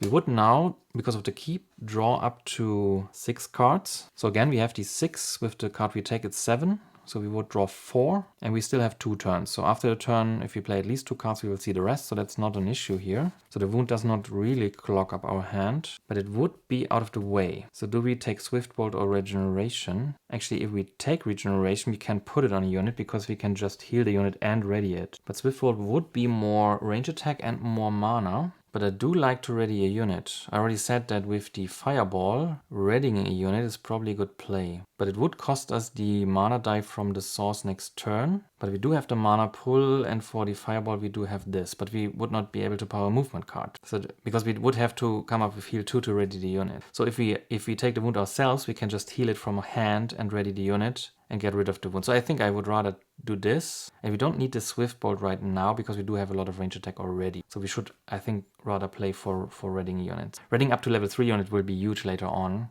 So let's take that to hand and then see what the skills are and what the advanced actions are. So the skill choice is between Polarization, very nice. So that's also opens up the source quite a lot. It will not help with the black dice currently, because it can only make them golden, and this doesn't work at night. But in general, this solves a lot of my mana issues. And the other skill choice is the Invocation. Well, now that's really nice. So that's also, this produces mana. The Polarization does not in itself produce mana. So I can toss cards for green and white. That's huge. Or wounds actually for red and black. That's so nice. I think that's even better than a Polarization, because it detaches me a bit from the source, and I can every turn produce a mana just by discarding a card. And I do actually have a wound, and I have a spell coming up, so that's just so good. And I don't see myself, well, I won't pick up Learning to pick up a dummy skill, so that solves this, yeah, this decides that. So I think I will take that, do the Polarization into the offer. But now the question is, do I actually want to heal that wound, or do I want to use it for mana? So do I not pick up a Regeneration after all? If I take the Swift Bolt, I have range attack 4 if I can produce white, which I can do with mana pull. So again, I could cast the Swift Bolt and the Fireball, because I do have red. I could even make it a Firestorm with Swift Bolt, so I would have a lot of range attack and siege attack. And with this it's even easier. Instead of readying a unit which just gives me range attack 2, if I ready the crossbowman, I can just take the Swift Bolt and have range attack 4, because I now have the mana. Unless I want to ready the guardsman, this would give me a huge amount of block, but I don't even know what I'm up against. So currently I think, worst case, I can't even reach anything, and then the Swift Bolt at least will give me a crystal, although the regeneration would heal me. But I think with this skill I'm actually in no rush to heal. So I will take the Swift Bolt. And the replacement card is a Temporal Portal, which I do like. So we took the keep, there's no reward except the increased supply line. We did level. We took our skill, invocation, and took our advanced action, which is the Swift Bolt. And that's it for this turn. So we draw up to 6 cards and have 2 more turns. And do get a Swift Bolt, of course, then a Stamina, very nice, a Crystallize, that might also be helpful, and a Determination. So they are our blue cards that we were waiting for. The dummy exhausts his deck, so we have 2 turns left. The only movement we do have is Stamina, unfortunately. And it would be nice to power this, but the only thing Invocation can't do is produce blue mana. So we would have to use the mana pool for this, to use an extra source die, which can be any color. So we could take a black to power this with blue. And to not waste the other source die, we could crystallize it to a green crystal, which I do like. We would then also see what we are up against. We could even reveal a second tile, but it would not lead us to the core tiles yet, unfortunately. To explore this tile and maybe move into it, it's clear that I need blue mana. And I think the main decision is if I want to use mana pool to power the stamina with a black die and then use the additional or the regular source die to crystallize a green mana into a green crystal, but keep the rest of my cards. Or if I do want to use the invocation to, for example, drop the determination to power the mana pool with a white mana, turn a black mana into blue, power them both, and then can decide for any crystal. And the source will then definitely show a green and a blue. The blue won't be useful for me, I think, because these are my only remaining blue cards. But the source would be green, and I can take a crystal of any color. So that's the difference. So for one card, I can influence the colors. Since there is a march, I think, left in my deck, which I will probably need for the last turn to move into this tile, or deeper into the tile, a green die in the source would really be helpful. But then again, if I use a black and a green now, I can reroll 2 dice. So I just get unknown colors, and I will have the green crystal to power the march if I need to. Seeing that I have a hand limit of 6 with the keep, even if I move 1 space, and I have 3 cards left in my deck, I probably will go without tossing determination, because this could make the difference for the final turn where I can maybe defeat some enemies. So I think I want to use the mana pool to pull an extra die, and if it's black I can produce mana of any color, and then just crystallize the green die for a green crystal, although I can decide that later technically, so that's not locked in. But this would be locked in, so I'm at the mercy of reroll, so it could deplete completely, and I would have to do with the crystals. A red and a black for a powered fireball, so firestorm is definitely available. And if I do pull a black from the source, the other color is actually not that relevant. But if I want to power the determination, for example, having a blue die in the source would actually be interesting. But then again, I can only produce that if I toss it, so that point is mute. So, okay, let's just go on with this, I think. Mana pool for a black die I can use as any basic color, basically. So I'm powering the stamina for movement 4, that's locked in. That's not locked in yet. But then again, what would I even do with a green mana if I'm not crystallizing it? So I won't just leave it there, and I can't crystallize anything else. Actually, what about the Swift Bolt? That might change things. If I drop the determination, I can use the blue tokens. So I can use invocation for a white token, power mana pool, produce 2 blue tokens, power the stamina, and then get a white crystal. And the source would still show green. So I could use that if I need to move further, or I could use the black die to power the firestorm, which I might not need to because I will see the tokens, but I will definitely have a white crystal to power the Swift Bolt. Actually, on the next turn I will have white mana as well due to invocation, and I will have 1 more card, so it's quite pointless. Yeah, I'm always forgetting the invocation. So I'd rather stick to the card, and I can cast the Swift Bolt by discarding any of the other cards. Let's stick with this, let's explore. The rose comes up white, so it's a counterclockwise rotation by 1. So that's the regular orientation, and we rotate it towards white, which does rotate the glade towards me, but there is a rampaging enemy. So I would have to move there now if I want to liberate it in the next turn. So besides the green mine and the village, there is a glade, which we already knew which will happen, and there's a centaur outrider as a rampaging enemy, and there are sprites and an air elemental defending the glade. Unfortunately, they both have elusive, so that makes it quite a bit harder to kill them at range, but not impossible. And with the defendability of the sprites, it's a combined armor of 11. And the elemental is actually, well, elemental resistant, so the fireball won't do that much against it. So this sounds like I should go the block route, so determination will be quite useful, but I can't produce blue mana, so maybe that's a problem. And it would really be nice to ready the Utem Guardsman, but I did not take regeneration. So that's quite unfortunate, but I don't see a different play than crystallizing the green die, which I already have taken. And then as well, as I just said, that if I want to take a shot at the Glade, I do have to kill the Outriders at least now. I also should not forget that I can use Invocation on the Wound to get black mana, so I'm not actually that dependent on the source. But a red mana itself would not do anything for me. I could get a red crystal, but I think I'd rather take a green one. But I think I will reverse that for now, because I do have to think about if I want to kill the centaurs, and it might be worthwhile to just play that as a sideways card, because we do have an attack of 2, attack of 2, and attack of 1 that would already kill it. We would get another wound, but we would see the rest of the deck anyway, and the fireball would kill the sprites. It would be overkill, but it would kill them. And so if we have any plan for the elemental, then maybe we can make it work with the last turn. The remaining cards are a March, the Fireball, and the Threaten. And unfortunately, I cannot use the last turn to move into the Glade and battle all these enemies, because it's an adventure site and it's not an assault. So moving there would provoke them, but I cannot enter the adventure site as well. So this is why I have to take it in 2 steps, because this would really be nice for grouping. Another play I could go for with the March is to reveal 2 more tiles. Already have access to elite units at the second day. That could be quite interesting. But I do need 6 more fame to even have a slot available. But it's all open information at that point. So I do know I will have a March, a Threaten, and a Fireball. Is there any chance to liberate the Glade? I don't have to at the end of the night, because I won't be able to use the artifact anyway. So maybe that's not something I should hurry towards. The Fireball would kill the centaurs just cleanly. Maybe that's enough. So I do probably, or should probably think about the Explore combination, but I would need the March for this as well. So for the Exploring I need the March, and for a clean kill on the centaurs I would need the Fireball. The Swift Bolt is not enough, and I'm lacking a single point of ranged damage, and blocking them is actually also not easy because they are swift. I could explore and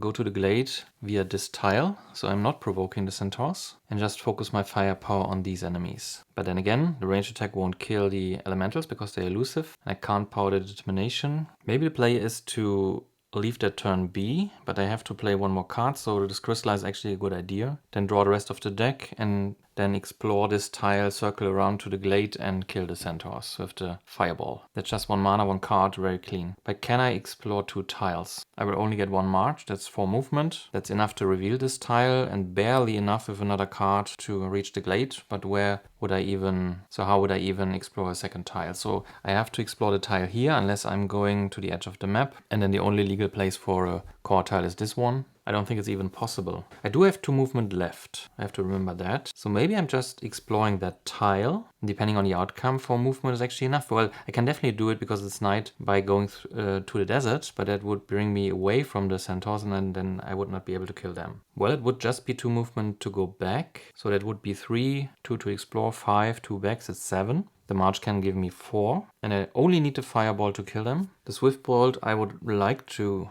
get a crystal from, but I can toss the Threaten, the Determination, but what else? I play the Fireball in the March, the Threaten is already considered, so I would need to hold on to the Crystallize. But if I do that, I won't even see all the cards. I think I'm 1 point short to do this. By locking this in with the mana pool, I really would waste drawing a card and not getting a crystal if I'm not also going for the green crystal here. So I don't think I should. Well, I could crystallize something by dropping. Well, I would play the card in as well, so why not play the source die? Well, I could take the crystal now to draw the rest, and I could crystallize later, but now I have a free source die. But this would already power the March, so crystallizing it now just to use it then might be wasteful as well. The question is what's more important, stocking up on crystals or the speed of revealing the core tile. I think that's huge, especially since I'm owning a keep, and also killing the centaurs right now would also be good. That's just speed overall. I could get lucky and get a mystical map from the Centaur Outriders. That would be really lucky. But then again, if I'm killing them as in the last turn, it won't help because the movement phase is already over. I think I should use the remaining 2 movement points to reveal. Even if I don't reveal a core tile in the last turn, using this movement now to reveal, I think it's useful. There's no way for me to move anywhere else, so I will just reveal a next tile and see what I get, and then plan from there.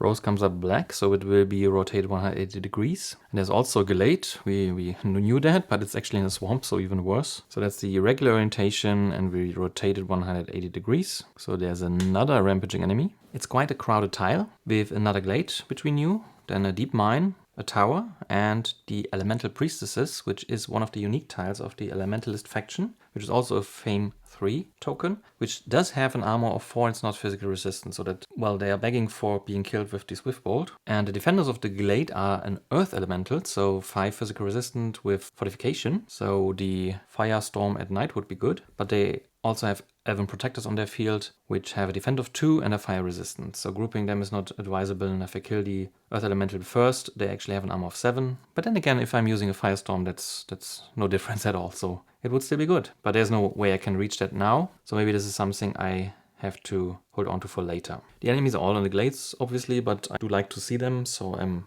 putting them at the side here, and they are not technically in the hills, of course, but they are in the glade. Alright, so this was the stamina, which gave me movement 4, and I explored these 2 tiles. So if I want to go to the core tiles, I have to move here and explore. That's another 5 movement. And I do think about if I can kill them now. That's probably much easier by using an invocation with one of the cards to get a white mana, and you just use the Swift Bolt. Maybe I do get a map, so I don't have to move there. That would be insanely good. But then I can spend the next turn to explore, and then I do have to circle around for the Glades, but then it stays, so maybe it's not a big deal. I do like this plan.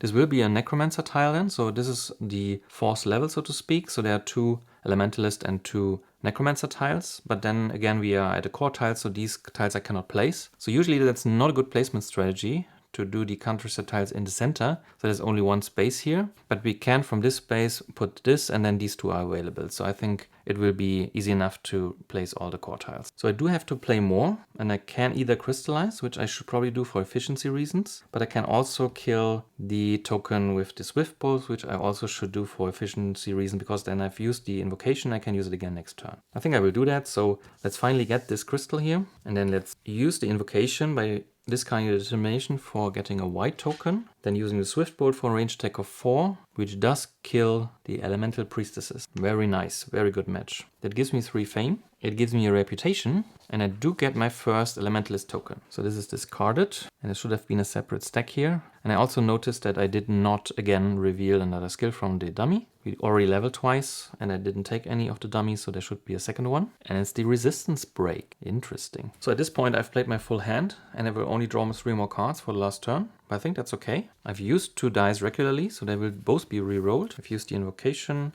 so I have to discard this, and I played this against the token. The dice come up blue and green, and the reward token I am drawing is the Ice Shards. Very nice. So it allows me to add the ice element to a single attack or block of an action card. So it has to be written on an action card. So no sideways card, no units. I have to play an action card, but I can give it an element. This can be really huge, but I don't need this now, obviously, but it's a really nice token to have. All right, this was quite a lot of planning, but I think it's with a nice outcome. So these 2 adjacent rampaging enemies, that's always luck-based, obviously, if you find a target. And I do draw the fireball, so I could actually kill the centaurs as well, but then I would not go to the core tiles, so yeah. Let's draw the rest of our deck, and it's exactly the cards that we inferred, so to threaten the fireball in the march. The dummy declares the end of round. And since I did reroll green, I can power the march just regularly. This would give me 4 movement and 1 from threaten to reach the core tiles. But it's so tempting to just kill the centaurs. It feels like a quite pivotal moment to decide this. Do I want to go to the core tiles at the end of the first night? So already being able to hire elite units in the second day? Or be really efficient, play the march with the green source die for movement 4 and a threatened sideways for movement 5. Then walk into the glade at night. That's inefficient, of course. But then provoke the centaurs and just kill them with a fireball. And I can actually discard the wound with invocation to even pay for this, because then they are just dead, and I'm really in position to, at the beginning of the next day, to liberate the glade, get a gold mana, maybe heal a wound, and then go from there. I do have my command slots filled. I will get a next one after liberating the glade, so that's one of the points. Even if I kill the centaurs now, I will not level. I can use one of the tokens during interaction to get a level, but that doesn't help me because I will get the level at the end of the turn. So I'm not sure it's useful to rush to the core tiles if I would have to replace a unit and I'm still not leveled yet. So I think I'd rather use my fireball when I have it in hand. I didn't use this at this night, and it's just 1 mana for such a clean kill. If I don't have it in the next day, it will be really annoying to deal with the Centaur Outriders. I think I will forfeit going to the core tiles. I like that I've explored so much. That will be really good. But I think this route is just too good. If I'm going there now, I'm out of position. So I have to loop around again. This will set me back in time. And I think I have enough to do without hiring. If I'm picking up these artifacts here, traversing, seeing the defenders of the tower, maybe even taking the tower. I think there's more than enough to do. And maybe I can end on the deep mine, exploring the first core tile when I'm going to the second night. So I think I will take the rest of my cards. Power March with the Source, Threaten, 5 movement, go to the Glade in the forest. I do not interact with them automatically, they are just like an adventure site. But I do provoke the Centaur Outriders. I use the Wound with Invocation to get a red token to power the Fireball, which is a ranged fire attack of 5 that kills the Centaurs. I will get 2 fame and not level. I will get Reputation, and I will get my second token as a combat reward at the end of turn. Unfortunately, the Glade is not functional yet, so I can't use it until it's liberated, so the wound will stay in my discard pile. But having Invocation, 1 wound in deck is probably not a big deal. It's just a mana. So we clean this all up. We would have to reroll this, but it's the end of the night anyway. And we do get a mystical map. So, okay, that's a bit unfortunate because my movement phase is over, as I said, so I can't use this to go to the core tiles, but it's really welcome. I have to explore there anyway, and it's a range of 3, so I can just do that at the beginning of the next day to already see what's going on there, and if I want to go there at some point, or if I just want to go on like this. But then again, there's no rush to do that. But that's the end of the first night, and we made really good progress. I think I've never come so close in the last games to revealing core tiles at the end of the first night. But then again, the regular scenario has 7 countryside tiles, not 6. That's a big difference. I think it's 1 tile less because you do have these 3 tiles with a double token placement on them that will slow you down, but it also makes you snowball faster. I think it's necessary actually to be able to kill 2 avatars. So let's do the bookkeeping. We ready the units. The tactics are being burnt, and I think the Midnight Meditation worked out really well to repair my hand, to fill these 2 slots. I had no units at the beginning of the night, and I got 2 really good ones. I took a keep, I did level again, then I'm really in a good position for the next day. The dummy picks up the blue crystal due to Mana Bolt, and he picks up a white card, so he now has a white and a green. And in this sense, it doesn't matter if he picks up a green or white crystal next, that will be equivalent. So I should really think about if I want to see more spells or not. And I do think I will toss it, the Whirlwind. It's much more relevant for the City Assaults, where the difficulty comes from the white tokens, not from an Arcane Immune avatar, which doesn't care about any of these abilities. So against the avatar, it's useless, that's my point. So let's get rid of that. And the Regeneration I will leave there, even though I'm leaving it with a potential green crystal, because I do really want to pick it up, because it's heal and ready. It's not or, it's and it's huge. And I can't imagine this getting worse with more units. I should really pick that up. But then again, if there's some more interesting stuff and the Temporal Portal is not uninteresting, then I might end up picking up something else and it might come back to bite me. So maybe I should let the Whirlwind in the offer. No, let's try it like this. We'll see what we have from this decision, yeah. So there's the Diplomacy, which I did not take last game. And it might have been a good idea to actually muster some block, because you do need block in this scenario, especially against the Elementalist tokens, which are all elusive, unless you completely ignore them. But if I attack the Elementalist like the High Priestess first, I won't have a chance. I have to block her,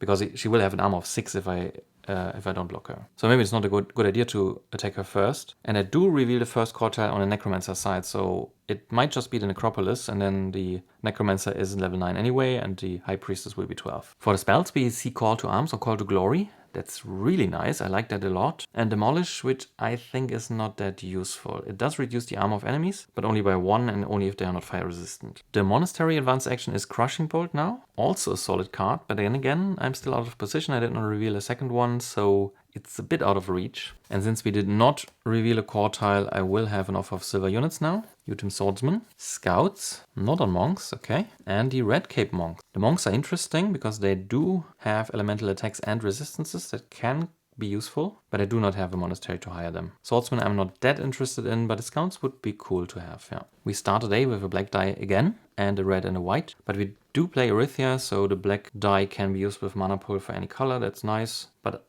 I do have a little bit less luck with the source compared to the other games. So let's shuffle the dummy deck. That should be enough. And we are in the vicinity of our keep. So even though we have not leveled yet, we still have a hand limit of 6. And once we level, we'll have a hand limit of 7. That Glade is really good positioned towards my keep. So let's see what my starting hand will be. The Offering, okay. Concentration, nice. Rage, good. A battle card. Swiftness, even nicer. A Determination, also a good block card. And the Swift Bolt, okay. So with all the firepower in the world and no movement, that's insanely lucky. We can select from these tactics, so we can either go first or take an additional mana that might come in handy. And again, with all this information being open, we can plan out the battle now and see if we need the mana or if we need 2 more cards. And again, I don't see me taking the right moment. It's the same as early bird. So most likely, if I need the mana, I will take the mana steal. If I don't need it and can just kill them, I will take early bird. And if I don't need the mana but can't kill them and 2 cards would be great, I will probably take the great start. So let's make a quick plan here. So concentrated Swift Bolt is an attack of 6. So with the crossbowman it's 8. That could kill the elemental, but we cannot kill it first. But just the swiftness will already kill the sprites, because they have an elusive armor of 2 with 1 defend, and they are not physically resistant. So we could, for example, take the white here, and then, for example, use the invocation with another card, because I don't think it's useful to hold on to Rage and Determination. So I would probably toss the Rage to produce a green mana with invocation for the concentration, and then the Glade is already liberated. So we would need to use the crossbowman, and we kill everything at range. So again, the hot swordsmanship is useless, because we could kill everything at range. We do then maybe have the chance to use Offering to burn through some cards more quickly, which we don't want to, but we need to stock up on crystals finally. So I think we even tossed that or played it sideways last round. So we need to get that going. So keeping that and Determination is actually good because we can get a blue crystal from this. And blue is really our Achilles heel here because we can't produce with invocation, but that means we don't need the mana steal. We don't need a great start. So I think I will just pick early bird. Yeah, let's do that. Let's see what the dummy gives me for the final day. So what it eliminates. But the dummy will go after me, that's the point. And the dummy goes with the right moment, that's good. Okay, so we'll have the chance to either go with an additional mana or 2 more cards. So if we go for the mana, we will have an additional turn. That's nice. And I don't think this needs any further optimization. I don't see a point in going with melee if we have all these range attack cards. We won't have them for the next Glade, but that's a problem for another day. And we do have the Fireball, for example. So we should just proceed with this. So we use the Swiftness with a Source die for a range attack of 3. Kill the sprites. They defend themselves because they are first target. This makes us level with 1 frame. And we will get a faction token as a reward. And then we use the invocation with the Rage, so we discard this, to produce a green mana to power the concentration with the Swift Bolt, not a Swiftness. So it's a range attack of 6. And with the crossbowman, we get another range attack 2, that's a range attack of 8, which does kill the elemental even though it's elusive. It's not physical resistant, so it's another 4 fame and another faction token. We did use our skill, and that's it for the turn. I do not want to use the Offering now with a crystal, that's quite pointless, and we do have a red die in the source, so maybe the next turn we use to stock up on crystals. So let's reroll the die. Comes up gold for a change, and now we get the combat reward, which is due to the liberation of the graveyard. It's actually an artifact, and we do get these 2 tokens here. So there's the Tome of Relearning, really insanely good to swap out a skill with the offer, even my own ones, and another mystical map. So exploration is really not an issue this day. As per the scenario rules, we are marking the liberation with a shield. So this is nothing the 3D tiles here are prepared for from Etsy. And we do get a reputation for liberating it. So we finally reached the +1. And now we get our artifact as a reward. The choice is between a diamond ring, nice, and the Bow of Starstone again. That's lucky to draw it in the first offer. I think there's no chance in hell that I can deny that. Rings are really good for mana, especially if you break them. And the supply of 1 color in black is huge for final battles, but a bow is just, against a scenario without fortification, it's just too good to pass on. I already have the Fireball, the Swift Bolt, the Offering, so I don't think we need to think about this a lot, so we definitely need to take that. That was lucky. I hope I didn't make any mistake by not thinking about it too long. We won't be able to use it now, so maybe the ring would have been better for like the short term, because there's nothing else to do with this, and without breaking it, it's really not that efficient in producing range attack. It costs a lot of cards, and we already have the Offering that costs a lot of cards, so it's probably pointless for this day, because we will draw it now. Maybe we are even sacrificing the bow with the Offering now in the next turn, because for artifacts I can actually choose the color of the crystal. I think that's probably what will happen here, but I think it's definitely, because I have to do 2 assaults, maybe 3 if I can't take them in the first go, and yeah, it's just insane. Really lucky to have this as a pickup. The level up I did not process yet. So this is my third command slot. And I do have a hand limit of 7 now with the keep. I did get my 2 combat rewards in the artifact, the reputation, the marking with the shield. Now the glade is actually active, but I do not have a wound in hand or discard pile. But I will start with a gold mana in the next turn, so let's already mark it here. And I will hold on to these 2 cards. So I'm drawing up to 7 now. So there's the bow, a promise, a tranquility, a wound, and a battle versatility. Then it's the dummy's first turn, and he plays red, green, and blue, which is bad. So there's another red, another white, and another white. 1 blue, 2 red, and 3 of the good cards. 6 cards already played. Maybe it was good to take the early bird. I was a bit worried that I might play too fast with the offering and the battle right in the beginning. So if you're not playing like 1 or 2 cards maximum, then you might not even need that many turns. But if the dummy is speeding up, and I did retain 2 cards, maybe it's good that I'm going first actually. Alright, so I do have this gold mana from the glade now. It's my second turn. And I do probably want to do the offering now, because I don't see me using a sacrifice. And the bow will go, as I said. The wound I could heal with the tranquility, but if I'm not leaving the keep, I can just leave it. So I might even go with the tranquility, because I have no use for this. And as a third card, maybe the determination. That would give me a green, a blue, and, well, a red, and any other color. This I probably want to hold on to. The wound, if I stay here, will be gone. Well, I don't have any movement, so I will stay here. And the promise might be useful to fill that slot, which should be either the swordsman or the scouts, because I can't hire the other ones. And I would have to go back to the keep for this. With the battle versatility in the horde swordsmanship, I can just kill the earth elemental. That's really efficient, and the attack is nothing to write home about with just 4. Well, it's brutal, but it's also cumbersome, so even movement will just be able to reduce it. And I do still have my guardsmen. They can even just block it. And so we have only the elven protectors, but we will have a plan for this, I think, as well. So yeah, this I want to hold on to, and I should really hire. Maybe I should even go to the village and hire the scouts. I don't need to backtrack, but it still would be 8 movement to even reach the glade. But I think I should really go there. It's solid fame. It's another artifact. Yeah, and I think it makes sense to have this intermediate turn with the offering, because I don't need the bow. It's useless against the earth elemental, and I don't think I can kill the elven protectors at range, because I've played so many cards already. The concentration, the swift bolt, the regular swiftness, so there's even just 1 swiftness left, and the battle versatility I need for the earth elemental. Yeah, so I think I should really not bank on using much range attack, and it will cost a lot of cards. Tranquility is kind of useless if I stay here, and determination, yeah, I need blue mana at some point, so I think I will play that, and I think I will even use the gold die to not waste the red, to not reroll it, but there's nothing else I want to power. But why chance the source going dry, so let's do that. This will give me a red, a green, and a blue, and then 1 more for the bow, and I'm most likely going with white here. Or do I go with another blue because I can't produce white? Well, I do need white for sacrifice to produce range attack, so I should really start stocking onto this. I think that's a good reason to take a white. That might also be a reason to toss the promise. The scouts only need 4 influence, and I have so many tokens here that maybe getting another white one is really good here, and maybe I should hold on to the determination instead. I would then have no access to blue mana again. The bow has to go, and it gives me white. Tranquility is just useless, so I'm happy with the green one. Determination would block me, so maybe I should keep that. So it would block the earth elementals, I mean. But I do have the guardsman, which also blocks them, yeah. But maybe I want to block both. I just don't need the promise. I'm at +1 now. So with one of these tokens I already have 4 fame, and I can't hire anything else anyway. So I think I'd rather toss this, get another white crystal. I think that's a really efficient use of offering. The blue mana might come back to bite me, but let's see. So we do stock up on a lot of crystals. Let's clean these up as being played. At the end of turn, this will be healed because I'm on a glade. And since I'm on a glade, I will keep the token here to remind me that I start with a gold token a day. And since I didn't move, I still draw up to 7 cards. So there's a march, nice, so we can move away, and a stamina, so maybe inflexible. Improvisation, the swiftness, the other one, and a mana pull. But this was our second turn, so the dummy gets his second turn.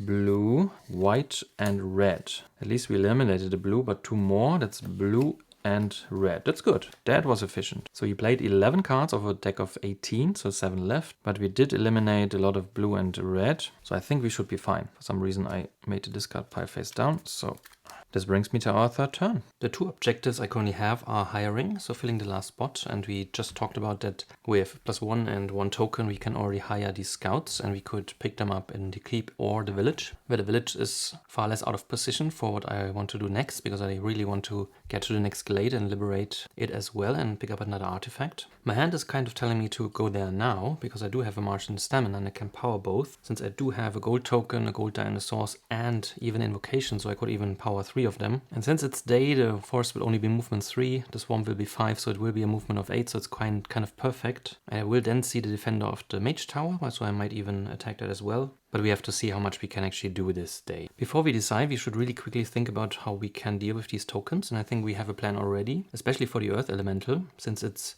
physical resistant and has fortification. I think the hot swordsmanship will be perfect for this. And Arythea's battle versatility does allow us to produce an additional fire attack of 3, so that's fire attack 5, which will just kill the earth elemental, and we can block it with the guardsman, for example. This leaves us with the elven protectors that have a defend 2 ability, which we should not use on the earth elemental, of course, because then we would even need more fire damage. So we really have to plan with an armor of 6, and unfortunately they are fire resistant, so even if I draw the fireball, it will only deal 2 damage. But if I liberate the glade, the attack, for example, is completely irrelevant. Picking up the wound, it will be healed at the end of the turn anyway. So we really need to just come up with 6. And we do have an improvisation, and we probably then don't need the determination to block, so I can just discard this. So with any other sideways card and a red mana, we are taking care of the protectors as well. The interesting thing with the fireball would have been, together with the swiftness, if we can kill him at range. But as said, the fireball would only account for range damage 2, so with another 3 from swiftness, that's not enough to kill him at range, and I think it's not that important to actually do kill him at range. We could, of course, use the ice shard to make the fireball a cold fire attack 5, so we only need 1 point of range attack to kill them, so it would make the swiftness like horribly inefficient, so we would need 2 mana then to kill them at range, and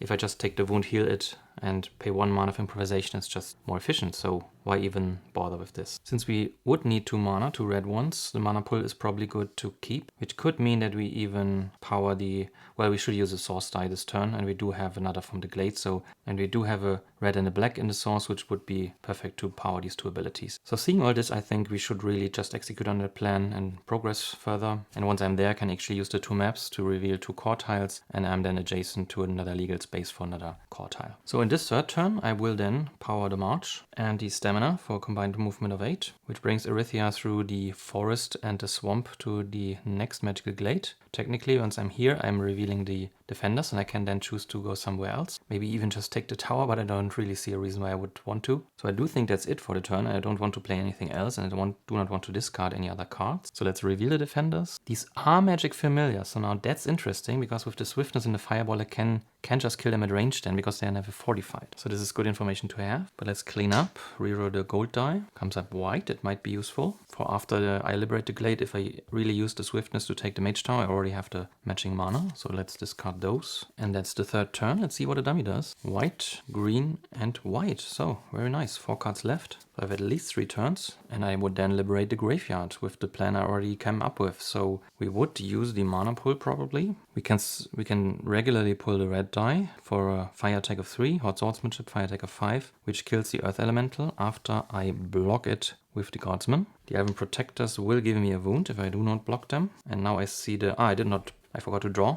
because I was just puzzled that I would need to play this sideways to even come up with enough attack. So we played 2 cards. We had a hand limit of 7 because we were adjacent to the keep. Now we have only a hand limit of 6, but this gives us exactly 1 card to draw. So this we would have drawn at the end of our last turn, and it's another march. So at that point we need to be really careful with what we play sideways, because if we want to take the mage tower, we need a movement of 3. First replay the battle here, so if I do not block them, and I don't want to, I will get a wound, which I will heal if I liberate the glade. I then pull the black die with the mana pool to use it as a red, discard a determination for 5 attack, and I need 6 because they are defending themselves. And we can kill them first because it's in the same phase, so they will defend themselves, and I need 6 attack. So my preferred plan currently would be to play the march sideways, but we do have to check how much movement we have actually left in the deck. So we do have another stamina in the deck, but no more swiftness or improvisation because they are all played. So it's 1 movement card that's left. I think that has to be enough. It's just far too tempting to try with the fireball and the swiftness to kill the magic familiars. We do have 5 cards left. So besides the stamina and the fireball, what else is there left? probably a crystallize, if I remember correctly. Yes, the threaten is left as well. Fireball, threaten, crystallize, stamina, and a firebolt, yeah. I had to pause the game several times already, so I'm already starting to misremember stuff, but I have the firebolt left, so another range attack. That might be a reason to not hold on to this, but it would need red mana instead of white. And if I can power this, I could get a red crystal from the firebolt, or even use it to power the fireball, for example. I think I do want to hold on to more movement. Well, it is movement technically, because I do want to reveal probably. I don't have to, but if I use the maps here, I can even reveal this before going to the mage tower. But I'm not sure if this is a good plan. There's no rush to do that. So I think I want to hold on to the swiftness. It can be movement, so I think it's much more versatile like this. So I'm entering the glade to liberate it. I take a wound from the elven protectors and block the earth elemental. Then I attack the elven protectors first. They have defense, so they defend themselves. They have an armor of 6. I use mana pull for a red mana produced by a black die. Discard Determination, play March Sideways for attack 6, which kills the Elven Protectors. And for the Earth Elemental, I take the Hot Swordsmanship with my regular red source die for another fire attack of 3. That's fire attack 5 that kills the Earth Elemental. So they're both killed. I get a combined fame of 6, which again does not make me level. I will get 2 faction tokens. These dice I have both played, so they will both be rerolled. Comes up as green and blue. Then I've played almost all my cards, but not the swiftness. And the wound will be healed by the glade at the end of the turn. And since it's day, I will start the next turn again with a gold mana token. So let's already place that here. I did not level, but I would get the rewards first, which is an artifact, and these 2 tokens here. So there's a fire gem, really nice, and healing herbs. The artifact choice is between the Banner of Courage, which allows me to ready units, or the Circlet of Proficiency, which allows me to use any non-interactive skill in the common skill offer, including your own, as if it was your skill. If it's a skill usable each turn, use its effect twice. That's really, really good. With the skills that are currently in the offer that could give me 2 movement or 4 movement, depending on if it's day or night, I could use Polarization twice, I could use Shield Mastery twice, that's insanely interesting, especially against the High Priestess, and I could use Resistance Break twice, and it will only get better and better, and if I really want to, I can even swap out more skills. I could even swap out skills with the Tome of Relearning, and then use any of those twice. So maybe I let go of Hot Swordsmanship at one point in time. If I really do need it, I might be able to use it with this. This becomes really good once you have elite units, but I don't have them yet, so I think I will go with the Circlet of Proficiency. If for no other reason than that I will get movement now if I want to. Well, it will only be 2 points, but maybe these are the movement points that I'm lacking then to take the tower and reveal another tile. We should also not forget to mark the space with our shield, because we are the one that liberated the glade, and we do get a reputation bonus. Alright, so that was the combat rewards. We did not level. This is for the next turn. We already placed that here. So that's the end of my turn, and I'm drawing up to 6 cards again. So there's the circlet, there's the stamina that we were waiting for, the firebolt, the fireball, the crystallize, so we have the threaten left. Let's see if the dummy gives us 4 turns now. Blue, green, and green. So okay, so we have all the time we want pretty much. So we have, okay, so we have 3 turns now instead of 2, but we only have 1 card left in our deck, but we are in a really good position. We can use the maps now. We can take the tower, learn another spell, level up, and we will have enough turns to even use the things we are getting. So the spell and the skill and the advanced action card. So let's see in which order we want to do this. If I want to use the opportunity to explore here, I do have to explore here and here first, because it's not legal to put a tile there. So this is why I'm thinking about using the maps now. But before we do that, I realized that I did not mark the graveyard with a shield, and I probably also did not give me a reputation. Judging from the map, I should have 3 rampaging enemy reputations and 2 from the glades, and then the one I probably missed, so up to 6 reputation. I'm currently at +3, and I did think I accounted for +5. I probably did have -2, definitely once for assaulting the keep, and maybe I did plunder the village. I think I did so discussing that the dummy has to go before me, that it's actually legal to do that, but I did not look at the footage, but it would make sense, so that would explain the +3, and it definitely means that I skipped on the +1 reputation from liberating the graveyard. So I'm marking this with a shield now and giving me another +1 reputation. At least if you forget to give you a positive reputation, it's easy to fix, because whatever you did within interactions, you might actually have had more influence, not less, so everything up to this point should be still legal. I will see if it matches up when reviewing the game, but I don't want to go through the material now. Now with the 3 turns I have remaining, I probably want to take the tower, but I should think about what to do with the Circle of Proficiency, what to do with the cards I'm leveling with the spell I'm picking up. So we do have to have some amount of planning. The plan for the Familiars was really to use the Fireball and the Swiftness to come up with a ranged attack of 8. But of course I could also use the Firebolt for this. But then again, this can produce a red crystal, which I would like to have. Then if we can find the time, we should really crystallize. Maybe that's a good turn for this, because we do have still the gold mana from the Glade. We do need the movement to actually move to the Mage Tower. And then of course we have the Circlet of Proficiency. Currently the Shield Mastery and the Resistance Break is not useful. And the Polarization I think doesn't do much for us as well. So currently it could provide us with movement of 2. But if we do spend or power the stamina to explore and then move into the Mage Tower, which is in the forest at day, we need 1 more point only, so this would be trivial just by playing it sideways. So at this point I think I should prepare the map for the exploration, so let me get these placeholders in place. With the V-shaped map, the only legal place to place a core tile currently is this one, because it has to be adjacent to 2 other tiles, and this is a coastline tile, so this doesn't work. And once I placed it here, then there will be 1 more legal place here, and once this is placed, then I have 2 more legal places here. So it really depends on if this is the Necromancer tile already. If it's a neutral tile, then here we can place everything. So depending on if it's the High Priestess or Necromancer, we either have to go here or here. And once this tile is placed, then there will be a legal place as well for the last tile. So there are 5 core tiles in total, and we haven't placed one yet. So 1, 2, 3, 4, wherever the 5th one goes. So this is still possible, but I do have to start here. Fortunately, with the mystical map, we can explore for free in our movement phase with a distance of 3. So 1, 2, 3, we can explore here, and this is even just distance of 2. So I will spend 1 map now to explore here. So I've re-added the rows here, and the die comes up golden, so the tile will not be rotated at all. And the tile shows a Mage Tower in Swampland with unknown defenders. Then there's a Death Dragon, that's the one from the Necromancer side with Assassination and Paralysis with an armor of 9 and a physical attack of 7. And there's the second Green Crystal Mine where we already had the first one here.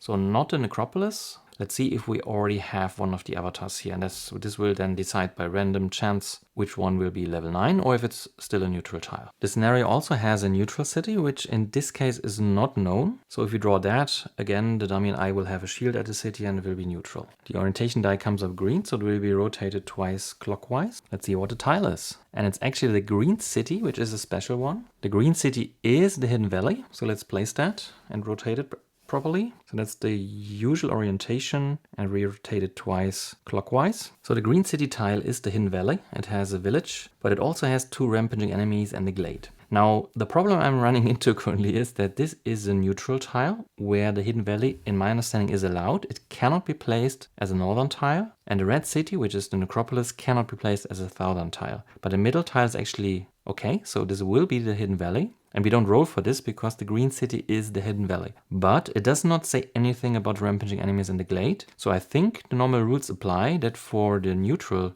tile, which is in between the north and the south, I have to roll for all of them. So I will probably roll now for all these 3 spots and then either place Necromancer tiles or Elementalist tiles or tokens. It would also make sense to me, once this is the green city, so the Elementalist faction, all of these things are Elementalist. But then again, it's not stated in the rules as written. It just tells you something about the city space, and then there are separate rules for these rampaging enemies and the glades. When, depending on where they are revealed and when they are neutral, you have to roll. And I think you have to roll individually, so that's what I'm going to do. I hope it doesn't affect balancing too much, so this is what I'm going to do now. Rolling for a faction works as follows. The gold, green and white side are for the Elementalist faction, and the red, black and blue side is for the Dark Crusaders, so the Necromancers I call them. Let's roll for this rampaging enemy in the swamp. Comes up gold, so it's an Elementalist. Now the second rampaging enemy comes up green, so it's also an Elementalist. And finally for the glade, whether it's a graveyard or a glade. And this finally comes up black, so it's actually a graveyard. So we do place Necromancer or Dark Crusader tokens on the graveyard. So we have the Centaur Outriders here. They are Griffins, which is the second single token for the Elementalist faction, which also gives 3 fame. And on the graveyard we have the Zombie Horde as well as the Vampire. Since we did reveal the Hidden Valley, we now set the Elementalist leader, so the High Priestess, to level 9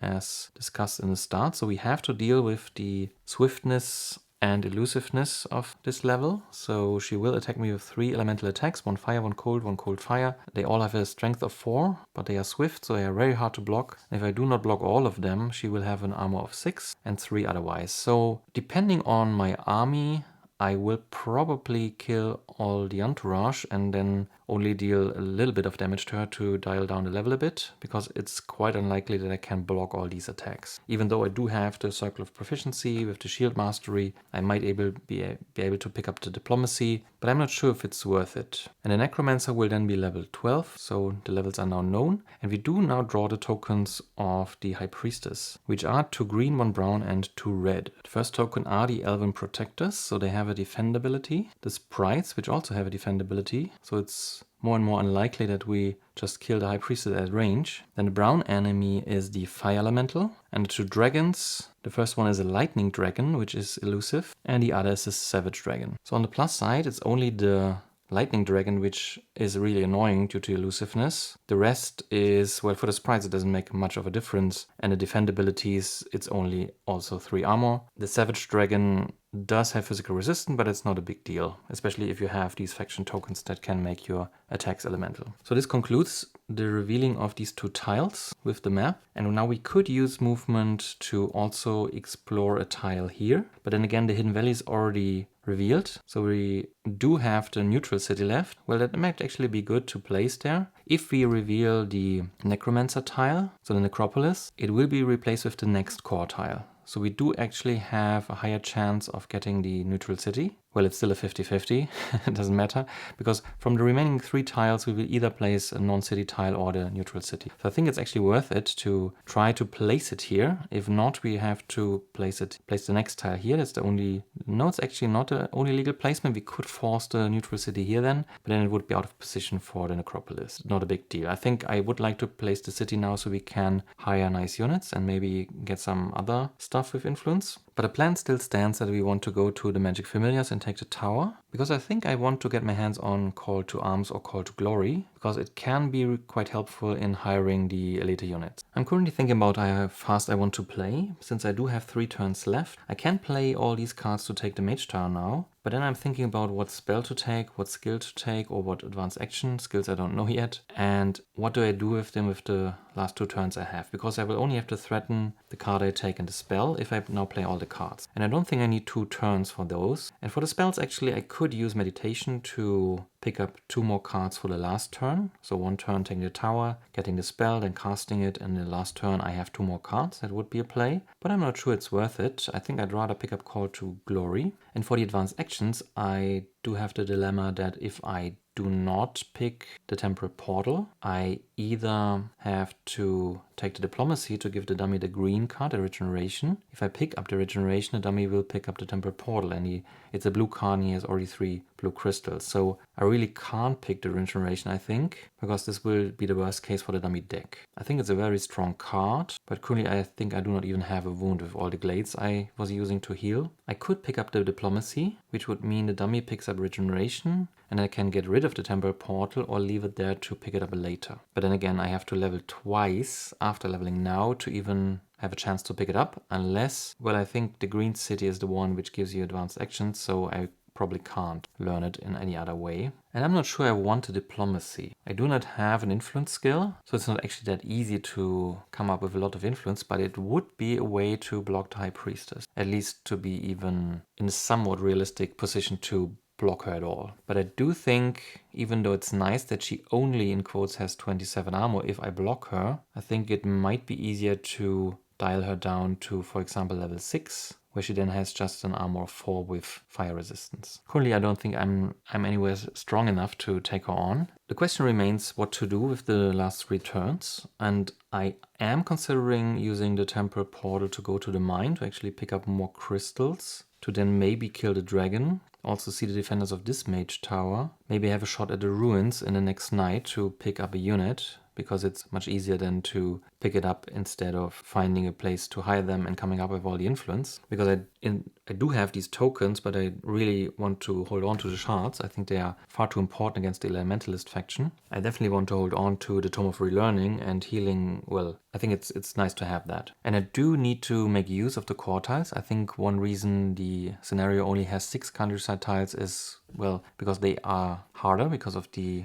double enemies, but they also give you more rewards. And I think the scenario is planned in such a way that you can snowball even harder than usual because you need that power to defeat 2 avatars. So you do have 5 core tiles so that you have a lot of things to do with the core tiles, with the more advanced things like spawning grounds. So I should really think about what's the most optimal way to, well, at least level twice or 3 times even before I even attempt the Hidden Valley. So with the last returns of the second day, I should really get going, so to speak, which definitely means the tower and leveling. But then what? And I think picking up the temple portal might be a good idea because I do not see any keeps. I have 1 currently, so it might be a problem to fight the avatars with a higher hand limit, and temple portal definitely helps with this, and it can also help navigating this difficult terrain because you can jump to 2 spaces. And since I do not have any movement left, if I want to do anything after the tower, instead of learning a spell, I can hire the scouts, that's true. Maybe I should do that. And they give me movement, but the temple portal would allow me to just jump to the mine, for example. And maybe I should not reveal a tile here, because if I reveal them here, I might have the city adjacent to the necropolis. The necropolis is the red city tile, so we do have a chance for either the white or the blue city. The white would have a keep. So it's a 50-50 chance to have a keep somewhere in the vicinity of the avatars. So if I place the city here now, it will not be in the vicinity of the necropolis. So maybe I'm not using my movement to explore here after all. I don't think it's necessary. I do have enough to do here. It would allow me to just enter the tower by, well, I still have to power it. I could power the fireball with the firebolt by producing a crystal that I use right away. I can power the swiftness with a white crystal, and I do have this mana which I can crystallize, which actually means I do still need a mana for the march or the stamina. So probably I should not crystallize right now because I do need a lot of mana if I do this all in 1 turn now. I could stay here for a turn. It's also an option. So I could use this to crystallize, maybe even cash in the firebolt. But is there any chance I can even kill this dragon here?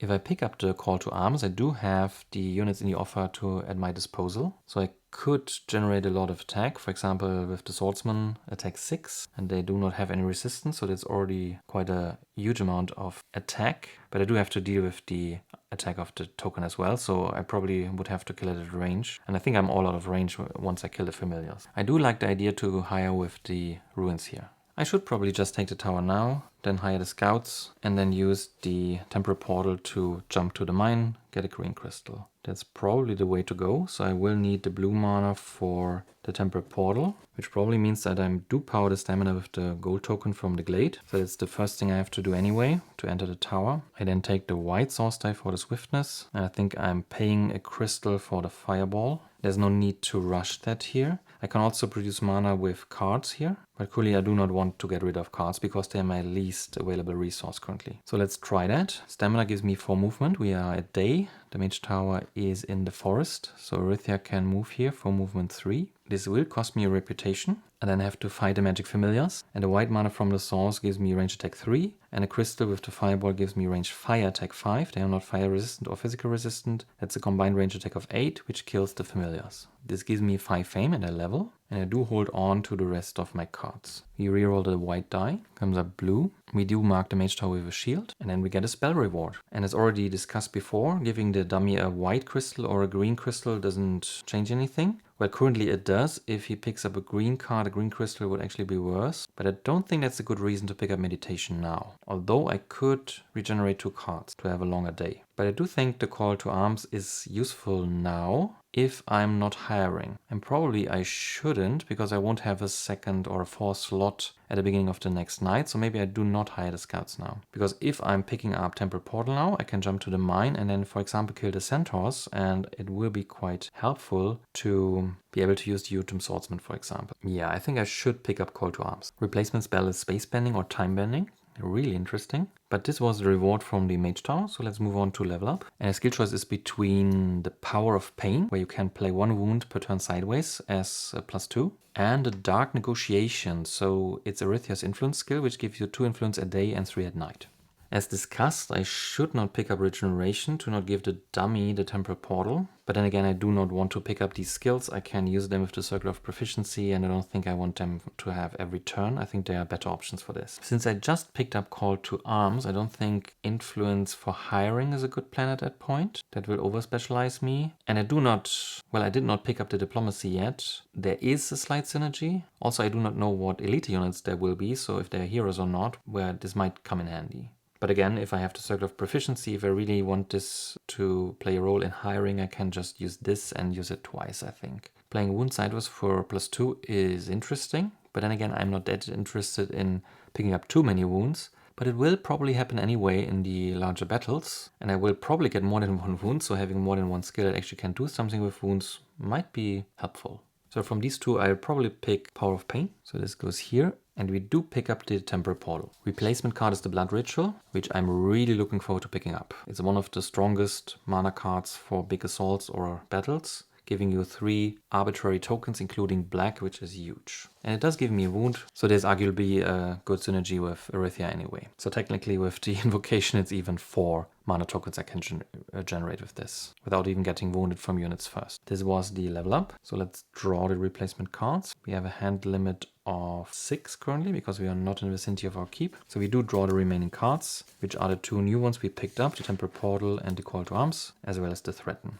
The dummy now exhausts his deck, so we do have 2 turns left. Do we have any chance to kill the dragon? We can probably block it with the Circle of Proficiency and the Shield Mastery. That's already a block of 6, so 1 more card is 7. We need 1 card to move there. So can we come up with an attack of 9? The Call to Arms can give us 6, this can give us 3, so it's actually technically possible. On the other hand, doing so will cost me a lot of crystals, because I will not use this to get a crystal. I will probably not use Crystallize to get another crystal, and I probably do have to use a crystal to power, for example, Call to Arms.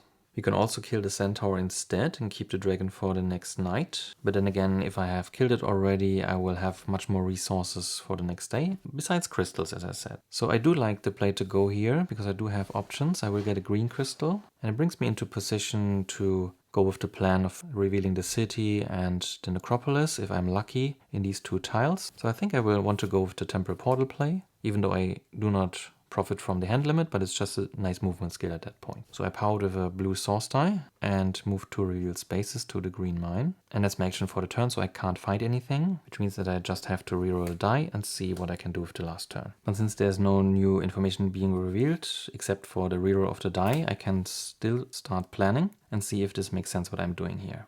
As said, we could block the dragon with the Circle of Proficiency and the Shield Mastery with 1 more card sideways, and then we would have to use the Utem Swordsman for an attack 6 and the Firebolt for an attack 3 to kill the dragon. At that point I would have this card left, and it would cost me a white crystal and a red crystal unless I reroll lucky. This card is for a mana, but there's actually also a play to also provoke the Centaur Outrider. Take the wound. Since I have armor 3, I get just 1 wound. And then I have the Hot Swordsmanship and the Power of Pain with 1 more card sideways to even kill the Centaur Outrider in the same battle.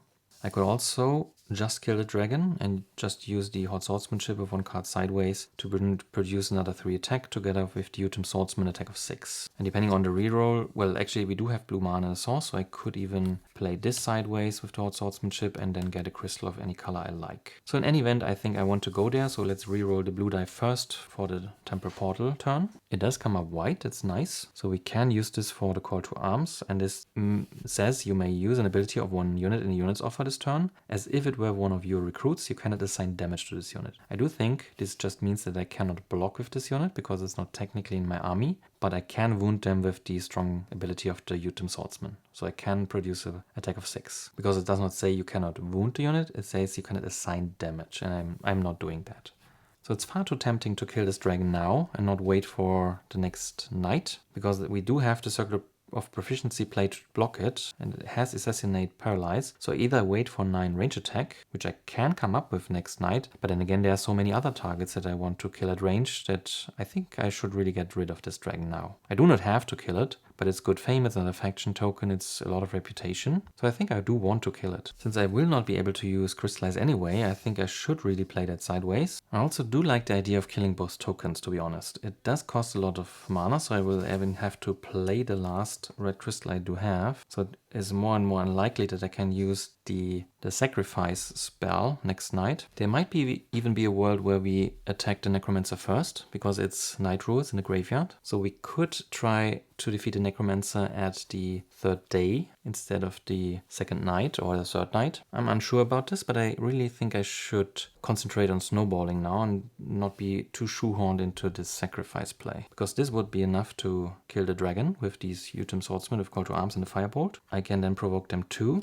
get a wound from the attack, play the sideways for an attack of 2, and the Hot Swordsmanship to kill them. And with these 2 abilities, I'm not even sure I want to heal the wound, because if I draw it, it will just be a mana or a universal card that gives +2. So why not? I think I would even hold on to this token here. This really stamps me on crystals. That's the bad thing about this. Instead of powering this, if I just use it for a crystal, I will have 2 more red crystals. And that's the better part of what I need to have a nice sacrifice turn. I could then even use this white crystal to get a 3rd crystal, so I would have all the crystals I need for a nice sacrifice. So the question really is, am I being greedy here by killing this dragon? Because if I just don't kill the dragon, I have a lot of mana left. So we should really think about it carefully. If you just leave the dragon be, we are not leveling as quickly, but then again we are planning to kill 2 tokens to higher. This would not be necessary. This could be used to crystallize. This would give us a crystal instead of costing 1. And we could still make the same play to kill the centaur. We would not need this at all. I think that might be the more rational decision here. So let's put that back. We could instead produce a red crystal. We could still use Call to Arms to fight against the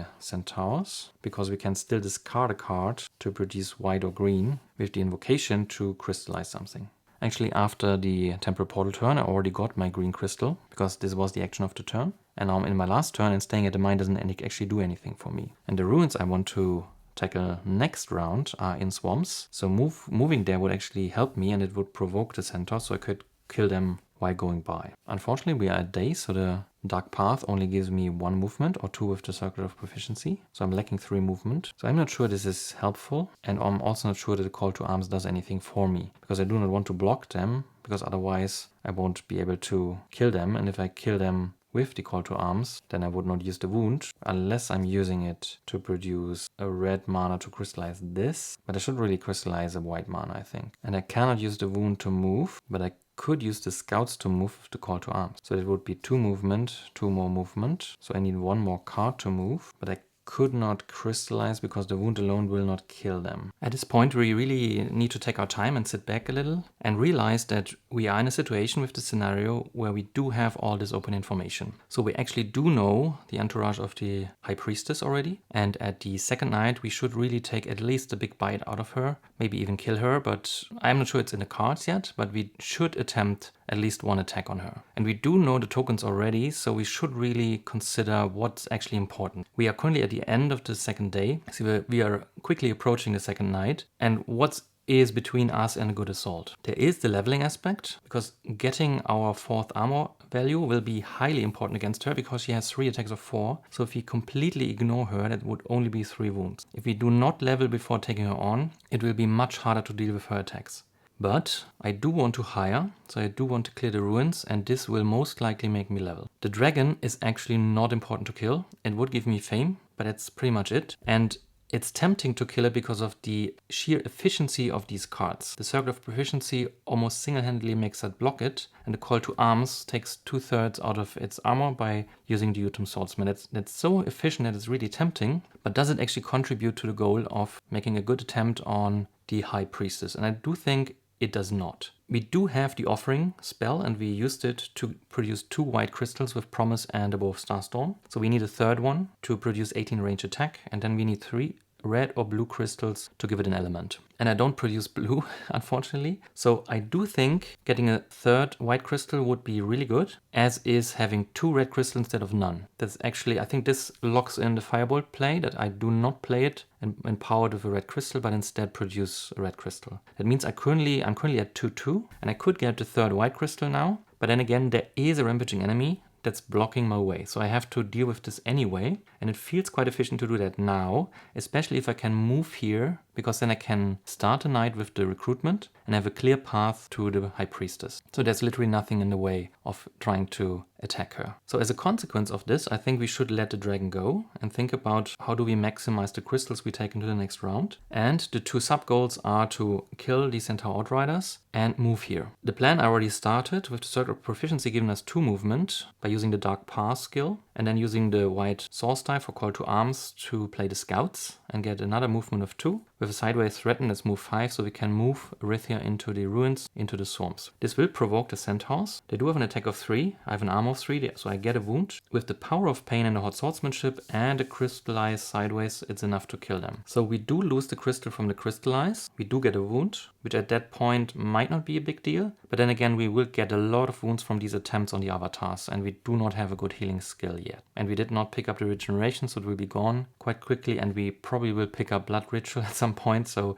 it's not getting better. So we do need a strategy for dealing with wounds. We cannot just accumulate them. But 1 wound at this point I think is fair because we do have the invocation and the power of pain. So we do lose the 3rd crystal, but we do gain a faction token, some fame, the rampaging enemies out of the way, and we are actually in perfect position to take the ruins at the beginning of the next night. So these are hard decisions, and we should think about, is the sacrifice actually worth it? Because we do have the information already. So with the crystals I'm currently going for, with the white and the red, if I get 1 more white, 1 more red, I will have a ranged fire attack of 18 with sacrifice, and we do already know the tokens here. And the Savage Dragon, it's actually quite easy to kill because it's not elemental resistant. So we could spend 7 range attack here to kill it, but we do have to realize that most of the other tokens are actually fire resistant, so it's not useful against them. But can we switch the attack to ice? Probably not. So we have 2 options here, either make it work with the fire attack or not do such a large sacrifice. Maybe sacrifice with 12 fire range attacks actually enough.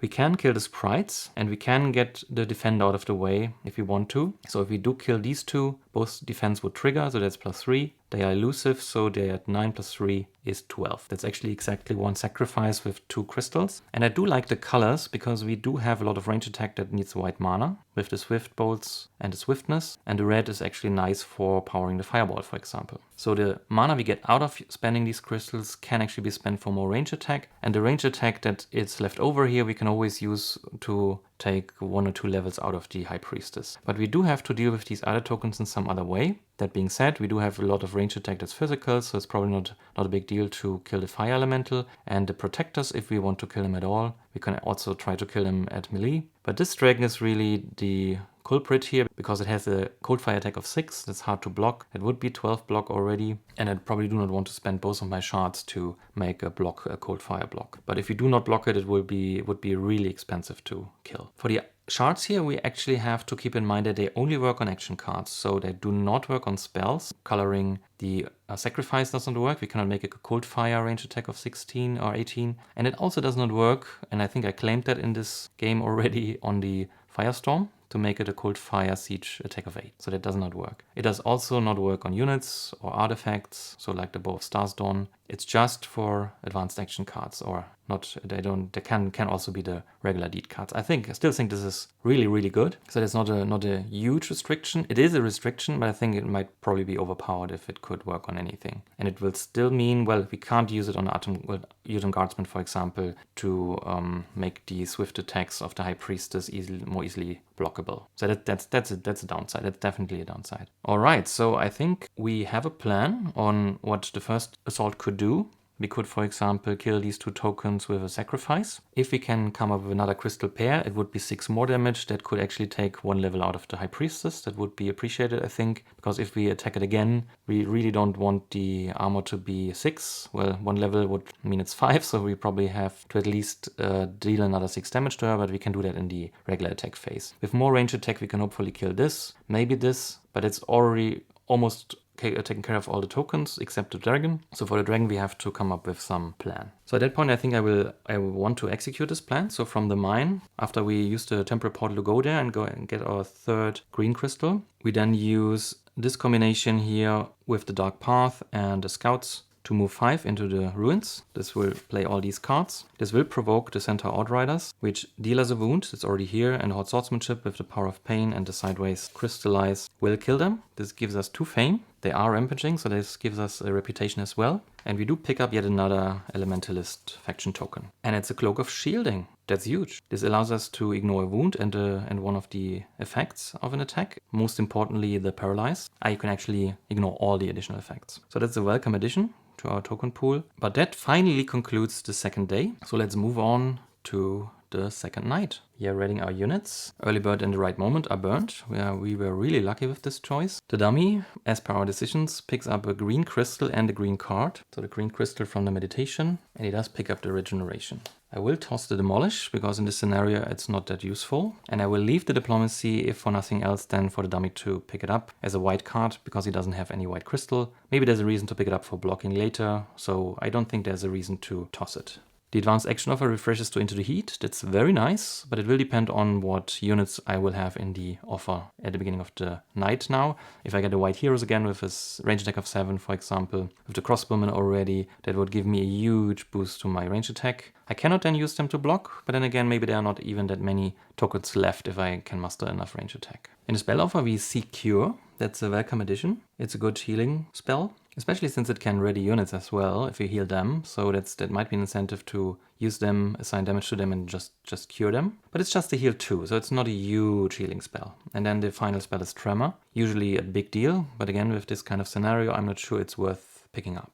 Well, even for the High Priestess, it would already again be roughly an armor reduction of 9, because the sprites do only have 2 armor. So technically it's a range attack of 9, that's solid, so maybe we do pick it up. The Monastery advanced action is in need. That's interesting. For the unit offer, we'll now see 2 core units, but let's first see what the silver units are. They are peasants, so we are not going to pick them up. And another peasants. Okay, so the silver units are kind of dead. I'm just realizing that I probably played the whole game with an offer of 4 units, so that's a big mistake. I'm not sure if I started the game with this. I have to look into the material, but definitely for the last day, I did have 2 monks, a scouts, and I think something else. Yeah, so the swordsman. So that's a mistake. In this scenario, I should only have 3 units in solo. I don't think it matters too much for the last round, because we did not even hire any of these units, and we just used the scouts for movement. I think they would have been revealed anyway. But now I'm curious if I did I get a choice between 4 units and had these 2 in the offer, or was these really in an offer of 3? That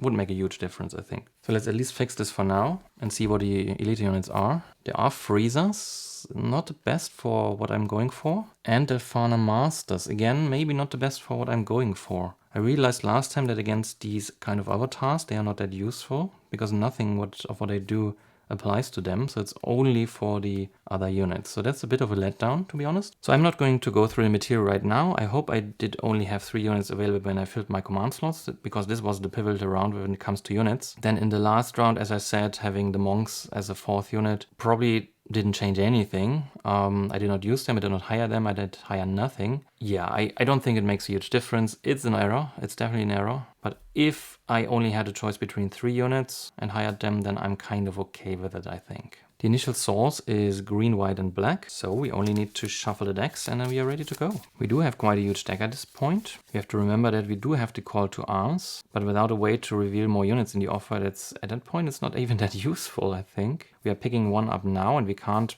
pick up the Delphana Masters. So having the monks there would really be better at that point, because they do have elemental block and attack. But maybe we can use it for the regular effect. Circle of Proficiency, the Firebolt, Temporal Portal would be good for a hand limit increase and easy movement through the swamps. Fireball definitely. Offering Sacrifice, so the Sacrifice part both Stars Dawn, but I'm not sure I want to break it for the initial attack, so it might not be that useful. Let's see what we get. We do have an initial hand size of 6, so let's draw 6 cards. There's a Stamina, not useful. Fireball, which I would really rather use on the Hidden Valley.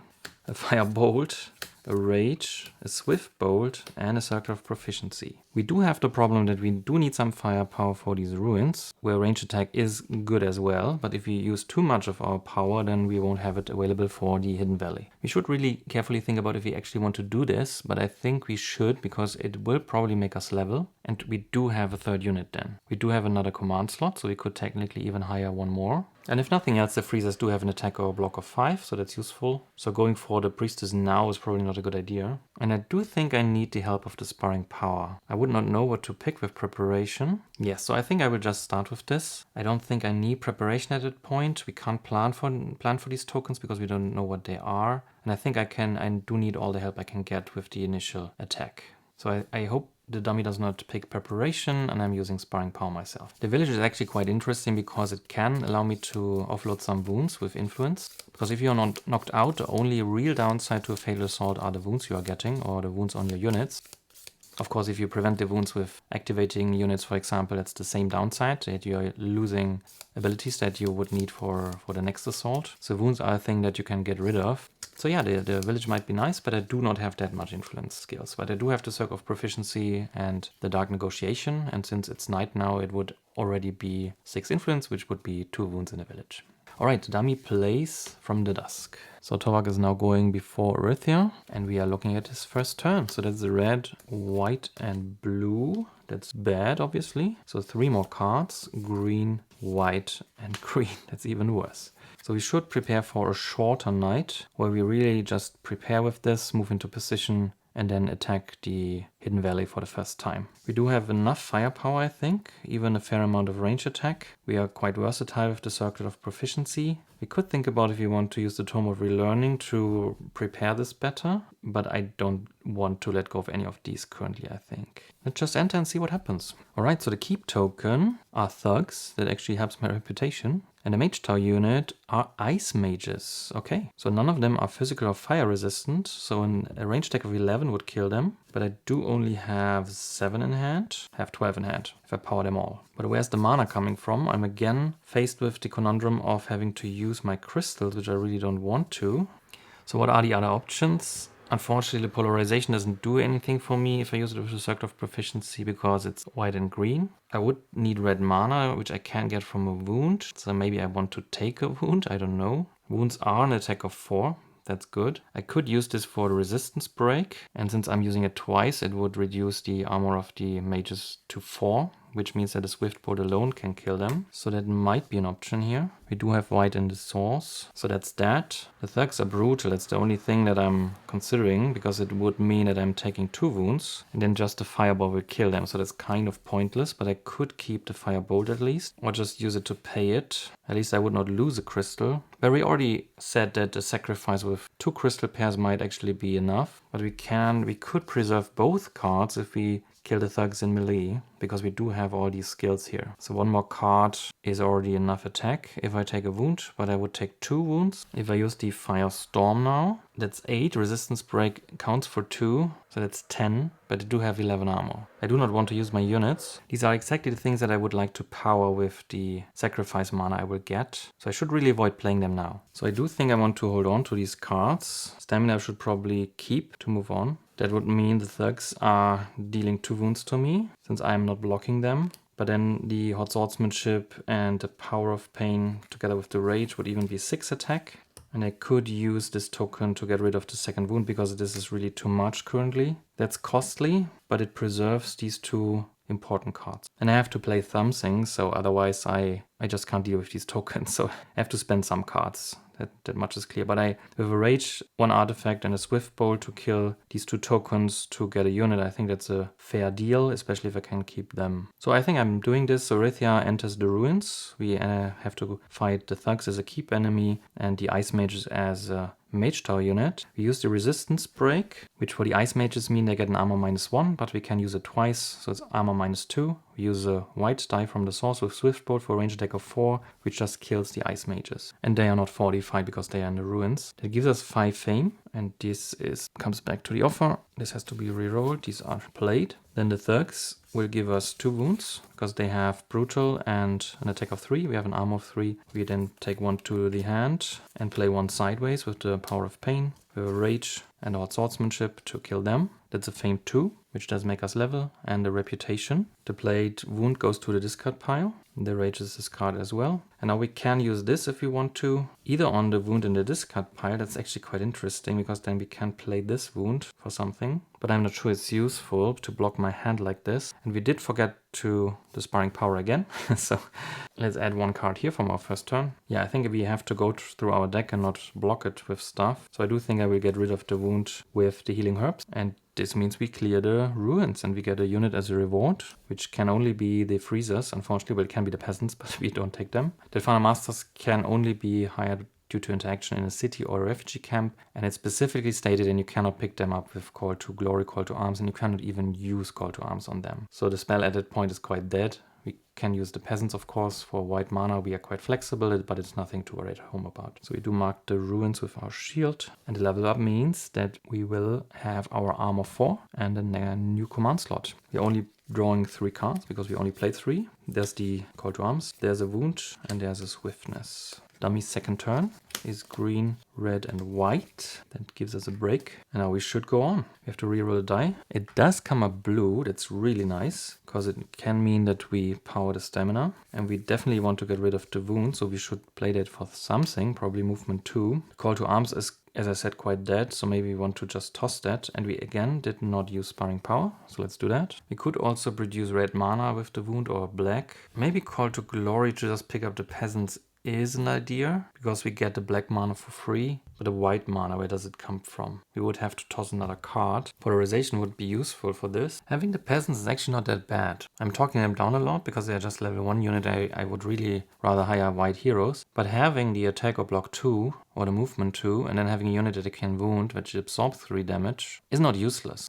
It's nothing too fancy, but again, it's not useless. And if I pick up into the heat, for example, they would suddenly have an attack of 5, so better than nothing. But what do we go for here? If I want to go for this attack, I should really go to the march now, and this is just movement 6, and we do need 5. So this would bring us here into position to attack. So we could toss this, draw again 3 cards, have another sparring power turn. So this would bring us closer to this. We could also reveal a tile here and see if it's a neutral city, but I'm not sure I want to hire them before the first attempt. And I might be stuck here depending on the cards I draw, because I do need a lot of movement, and that's a way to get rid of the wound. And I don't see myself using the invocation to get rid of it, because I can't power something red, and the black mana would only be useful with an additional white, which is another card. Well, I can't use it for both. So yeah, I don't want to use a crystal because I need them for the sacrifice. So I think we just move here. If you really want to hide the peasants, we can do that in the village. If we draw much more movement and have to get rid of it anyway. So no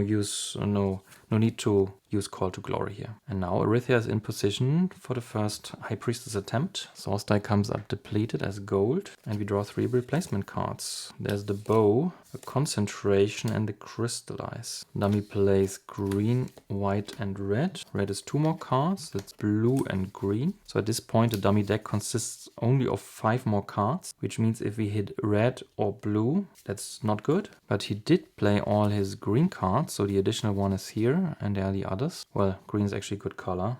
That's sad. He only played 2 blue and 3 red. So I don't think it's terribly likely that we get more turns. So we should plan with him exhausting his deck. That means we have 3 turns now. So first we will use sparring power again, because we have to build it up a bit. If we just use it now, it would just be 2 cards, I think, because this is the 3rd turn. But there's not much more we can prepare with this hand. We can crystallize once, but green doesn't help for crystallization. So we could really use the polarization here, but I don't want to give up any of these skills.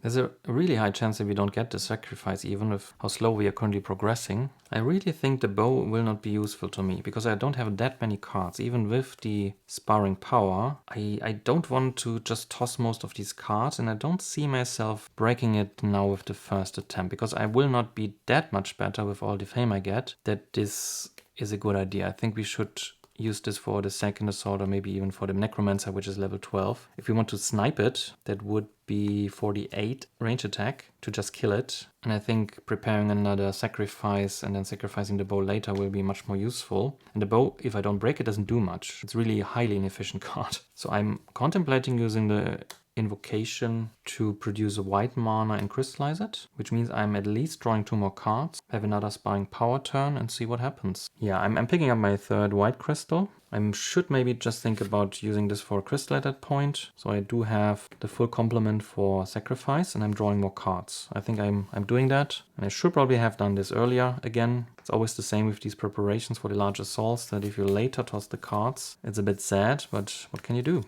The 3 cards we draw are Stamina, there's the Offering, very nice, and an Improvisation. Dummy plays red, green and blue, so he reveals the rest of his cards. So we do have 2 turns now, and the question is, do we go now or do we do another preparation turn? And then I don't think there's any use in stalling. We do have the movement for the attack, we have the Offering, we have all the cards we want, and we will want another turn after we retreat to use our skill and the advanced action we get from leveling. So I think we are going now, so we are not powering up sparring power, but we are taking the cards now. It's just 3 cards, but we take what we can get. There's a Temporal Portal, okay, a March and a Determination, so not the best ones. I've made a bit of space to plan now, and with all the information being open, we can play through the whole combat without even, well, committing to it. So if it doesn't work out, or if I would be knocked out, or if it would just be too costly, I can just do something else. But let's see how far we can get. So the sacrifice is really one of the integral parts, of course, that we already planned to take out these 2 tokens. If they also get a defend of the 11 protectors, they do have an armor of 12. So that's 7 plus 2 because they are elusive. It's 9 and 3 defend is 12. And it would be 2 pairs of crystals. The upside would be that I can actually power the sacrifice with the 3rd red crystal, because I then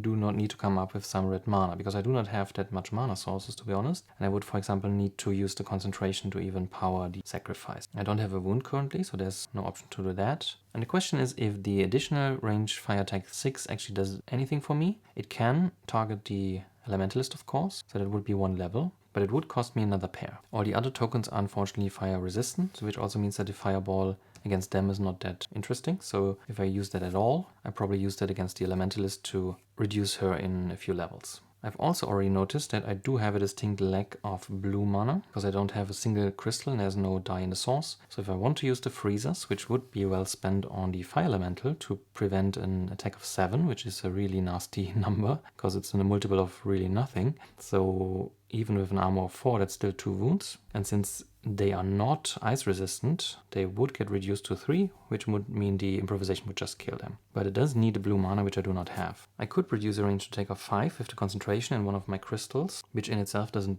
do much. It would kill the protectors. I could even start out with this by killing them and absorbing the protection of the sprites. Is a nice 5, because I can decide which defend ability will defend the first token I target, which would also mean that they no longer need 12 to defend, to kill, but just 11. So the protectors would still protect one of those. So let's say the sprites, they have done 4, they have 7, so it's still 11. So there's 1 point of damage that I don't need, which means if I combine it with a fireball, I can reduce the avatar by a level. Because I can group the avatar with tokens, and all attacks will be inefficient with regard to their resistances, but the avatar doesn't have any, and those have physical and ice, but I'm only using fire damage here.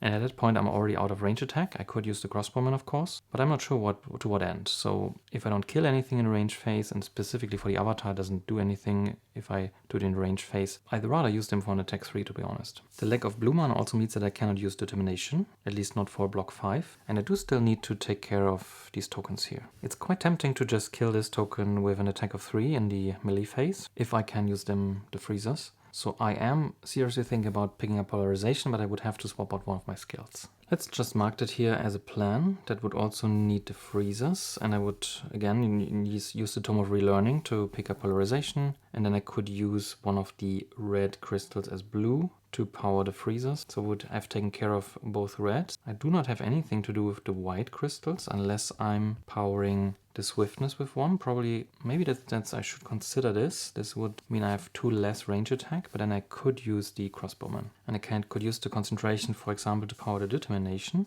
That's interesting because it gives me a lot of blocks. It is block 7. I need block 12 to block this dragon, which means that in addition to the 7, we could use the guardsman for 4, that's 11, and the temporal portal sideways for 12, which would block this dragon here. And the armor reduces to 7. But at that point I would have used all my units. So only damage I could do would be with a wound from the High Priestess, because we haven't talked about her attacks at all, but it's probably just 3 wounds. So we could come up with an attack of 4, so we are 3 short. So at that point I think I'd rather not kill the Fire Elemental at all, because it's actually quite easy to kill at range, and instead deal with this dragon here, and that's the 3 attack I'm missing. Another option would be to add these 2 shards, so the Ice Shard and the Fire Gem, to the Determination. It's an action card. It adds the fire and the ice element to this block. Concentration increases the block, so I would have a cold fire block of 7, which just blocks the dragon. So I don't need the guardsman for this, and I don't need a temporal portal, which opens up another attack 3, which also kills the fire elemental. I think for a first assault it sounds quite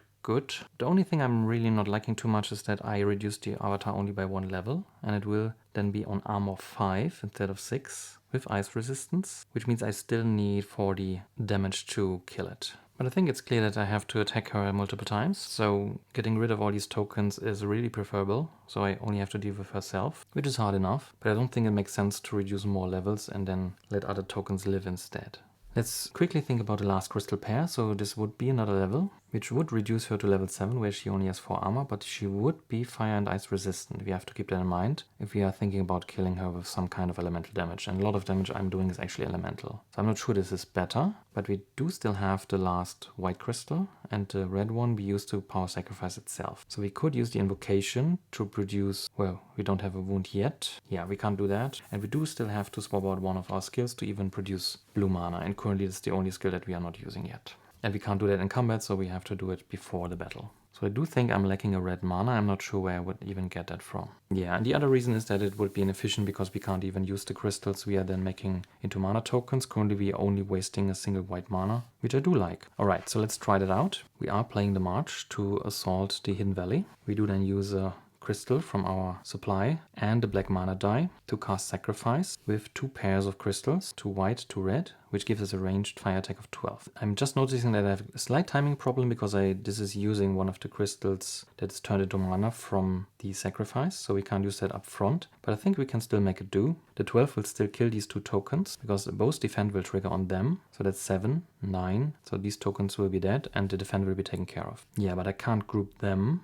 with the High Priestess, because then the fireball will be resisted. The worst case scenario will be that we have to use our white crystal, so we will lose 1 more crystal. It's also not quite efficient, but then we can start the battle with the crossbowman and the swiftness for range attack 5 and use the defend of the sprites on the elven protectors to kill them. Actually, that will circumvent the protection of the elven protectors. I haven't thought about that. A scenario like that is even an example in the rules, so I think that's fair game. So if I start to kill them and use another defend ability, not of the unit itself, I can circumvent the second defend ability. The importance of having this attack before the sacrifice is that the defend 1 ability will be absorbed by the protectors and the 5 range attack kills them. Those are only have an 11 armor, which means there's 1 point of damage from the sacrifice spilling over, and with a fireball that's enough to reduce the level of the High Priestess by 1. And there's already no other target for all the fire damage because everything else is fire resistant. So I fear we have to use a white crystal instead of the token here. So we are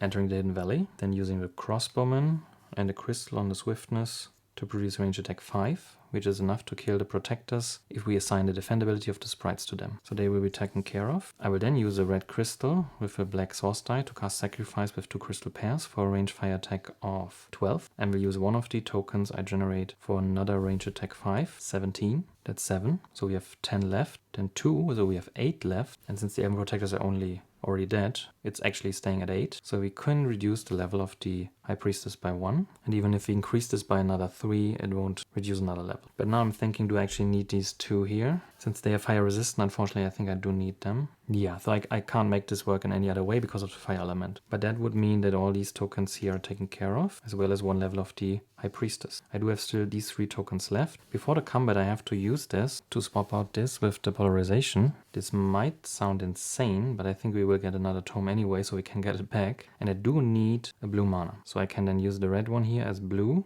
to activate the freezers. This would then have been used. And activating the freezers means that this token won't attack and its armor is reduced by 3, which means that the guardsman and the temporal portal will defeat it. I'm then using a green crystal for block 7 and give this, because it's a single block of an action card, both elements, so it's in cold fire block 7, which does block the lightning dragon, so its armor drops to 7. And since the elemental priestess will have given me 3 wounds with 3 attacks of 4, I have 4 armor. I have these 3 wounds at my disposal at that point, if I want to deal with her attacks before the other tokens here. So I can use one of them for an attack 2. I have the Hot Swordsmanship, which I use for physical attack. And then another 3 for an improvisation, where I discard the stamina. Gives me an attack of 7, which also deals with this token. And at that point I will have killed those and those in range. Those I prevented the attack and killed, and those I blocked and then killed. I've taken the wounds from the High Priestess and I've reduced it just by 1 level. I can then think about if I want to prevent 1 wound of the High Priestess. And to be honest, I think I want to do that, because I don't want to heal that many wounds. So I will heal 1, so this will be used, and this is thrown away. But I would never have gotten the wound in the first place. And I think that's the best I can do, and I think I should do that. Movement 2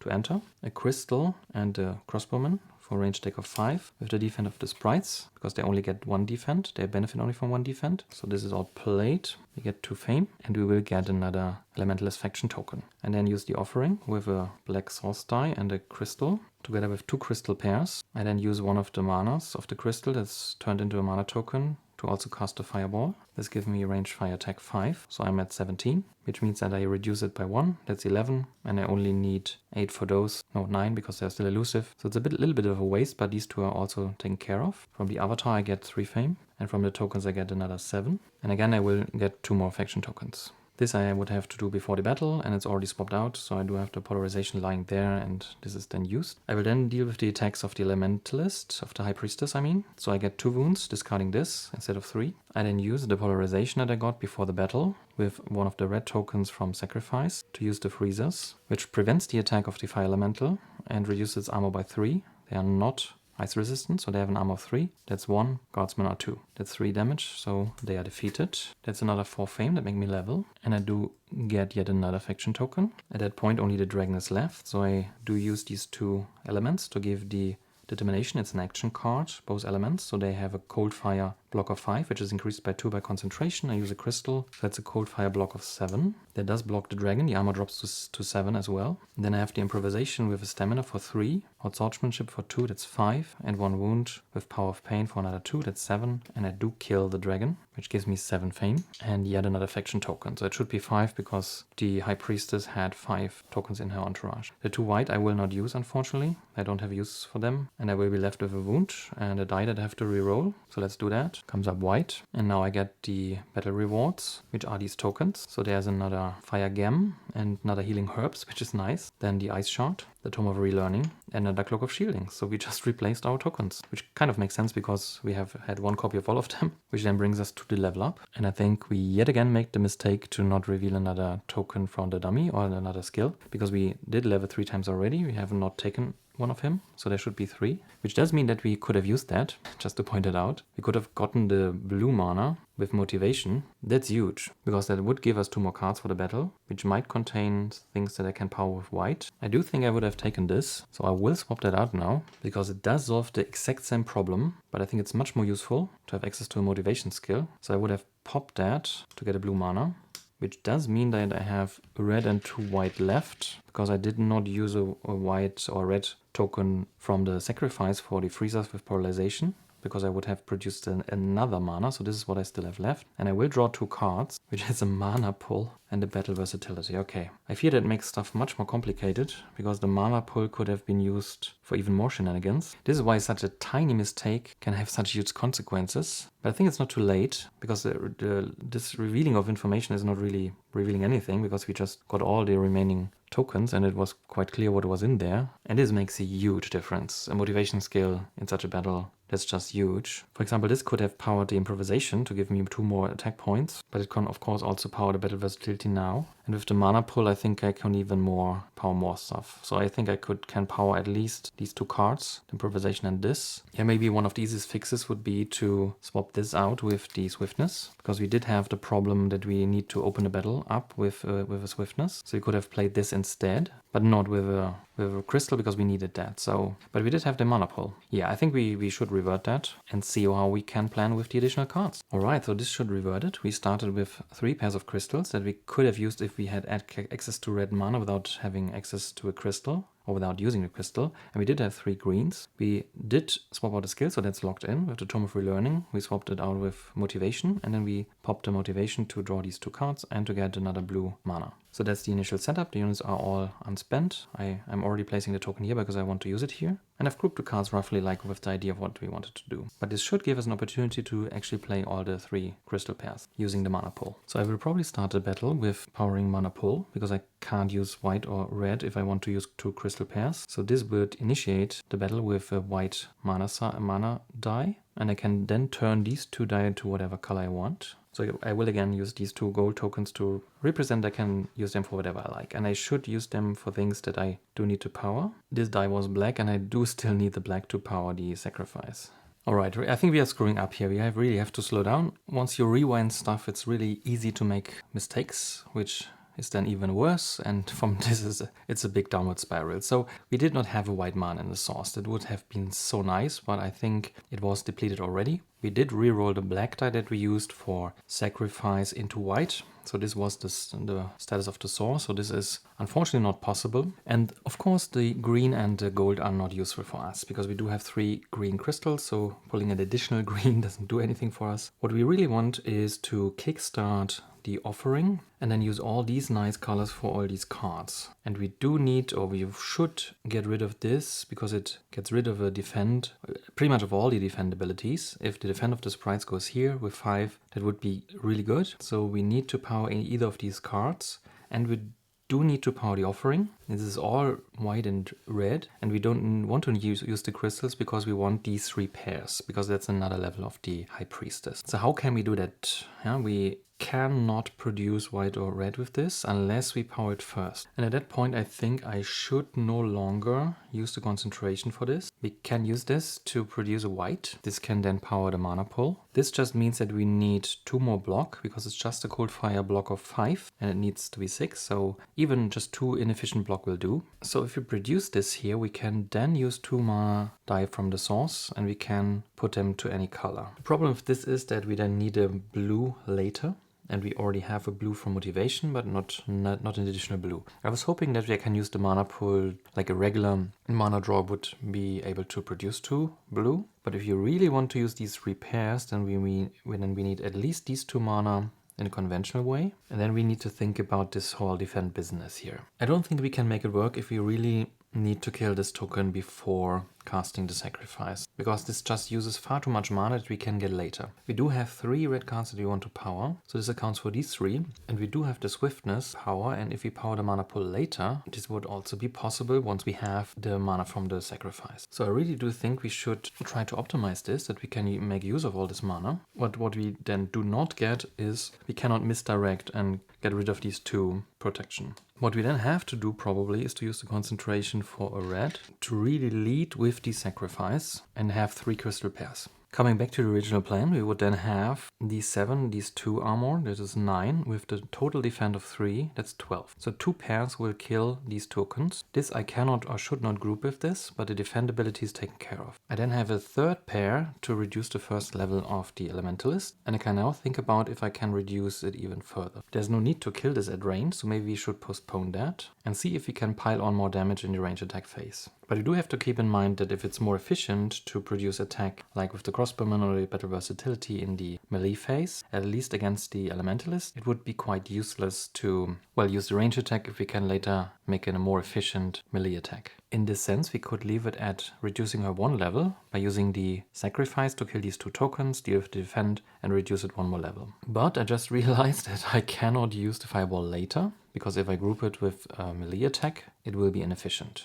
Oh, not necessarily. If we make the Elementalist her own group, we can use that actually later. Maybe that's the trick here, that there's no rush in bundling this. Because if we use it now, we would need one more range attack on her to make it efficient. And I don't want to just use it as one, because we do have the mana for all these red cards. We could use the range attack 6 to kill the Fire Elemental. That would be possible. And seeing this is not useful except for range attack, I think that's something that we should probably go for. Let's distribute the crystals to where we want to use them. They are no longer crystals anyway after the sacrifice. So I really like that. There's only just one that we do not use, and we have already killed these 2 tokens and reduced the Elementalist avatar by 1. So maybe this is not actually a good use of the blue token. Let's put that here, because this would also be quite efficient to just kill at range with a range attack of 6, which we have, which is physical, so it does work out. Which leaves us the freezes with an attack of 5, which again is even more efficient than the armor reduction of 3. As for the High Priestess, I think her original attack, which still applies, will give me 3 wounds. So I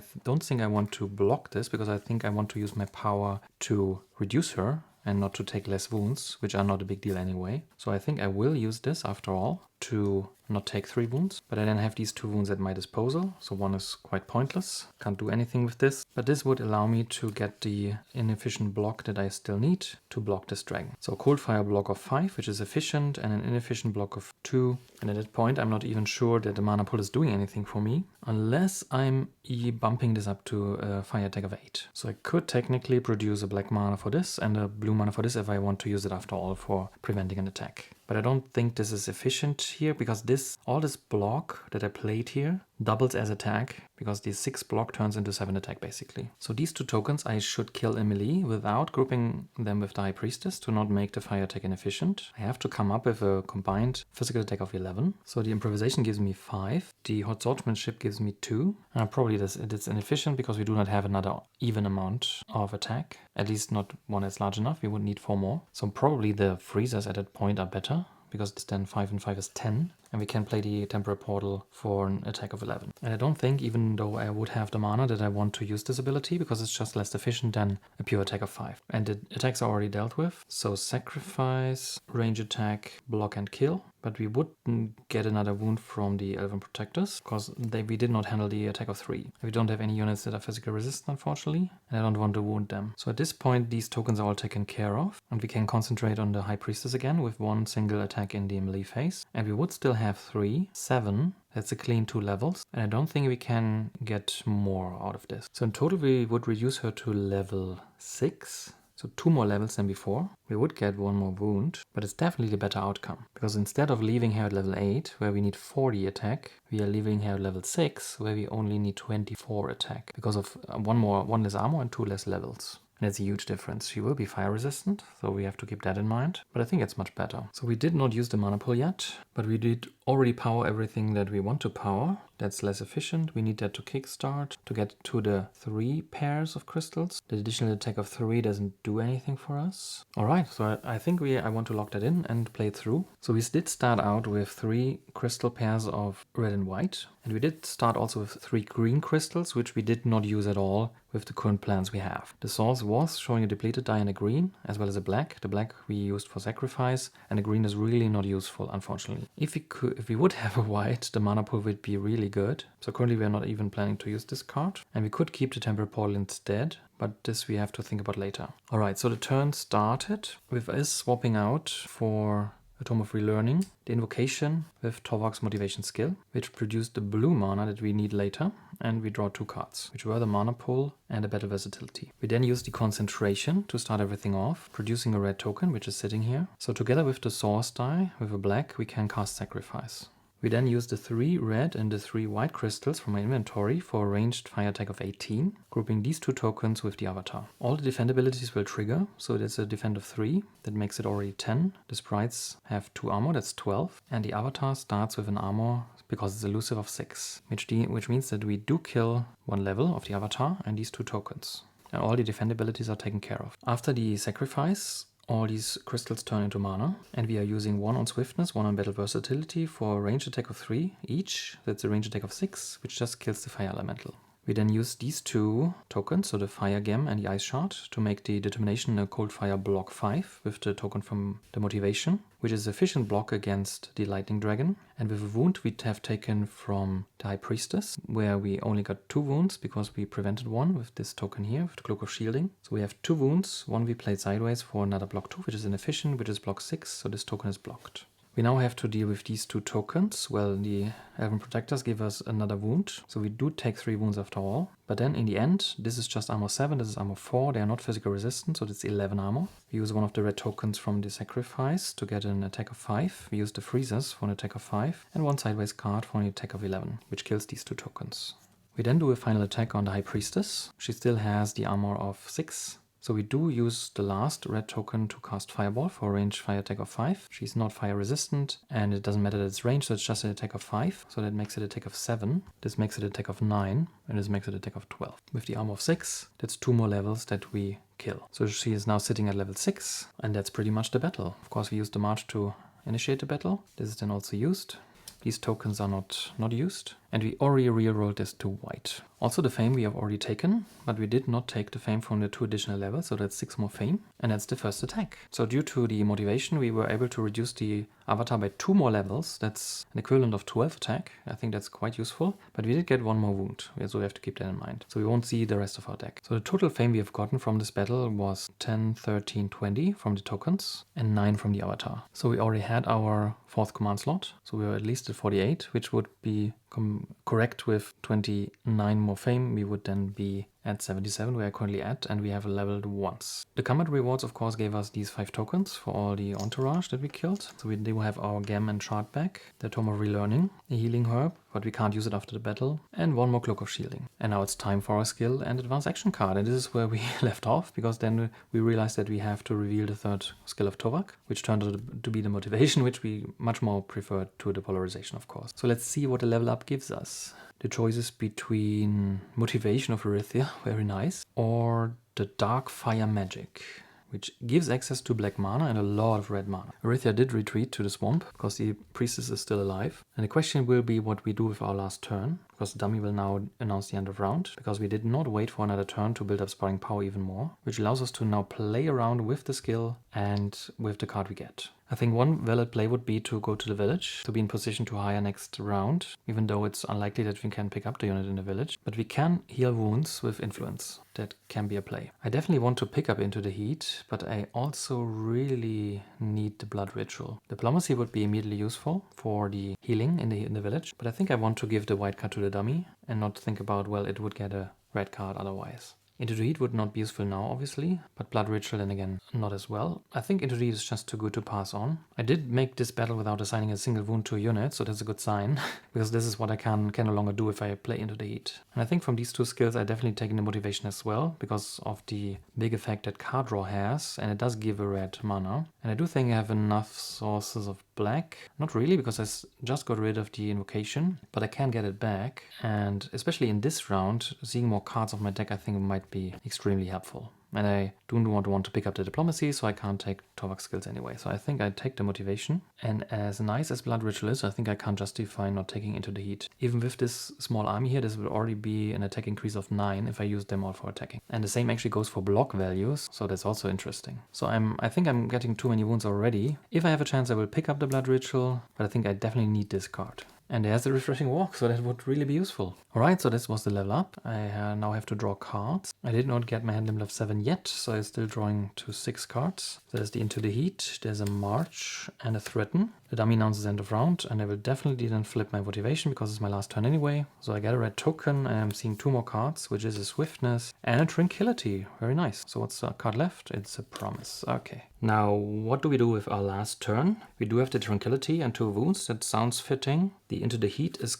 quite useless. The Threaten might be useful if we go to the village. Swiftness and March we will probably only use for moving, because there's nothing we can really attack besides the Griffins, but I don't see myself going into this direction. I do think, as I said, that there is value in picking up the peasants. So one option could be that we use the green die with March and the sideways into the heat to produce 5 movement to get to the village. We can then use Tranquility to heal 1 wound, the Threaten with our reputation bonus of +2 to produce an influence of 4 that does hire the peasants. And maybe the simplest idea is to use the mana draw of the white die instead of the green, to put the gold die to green as well and just heal 2 wounds with the Tranquility. Because we would need 3 influence to also heal a wound, and the peasants only give us 2. This leaves us with a swiftness that we could use for movement 2 to also explore. But then again, this is the wrong direction. It can't be the necropolis, and there's only the neutral city and one other core tile left that would be placed then there. And I don't think I want to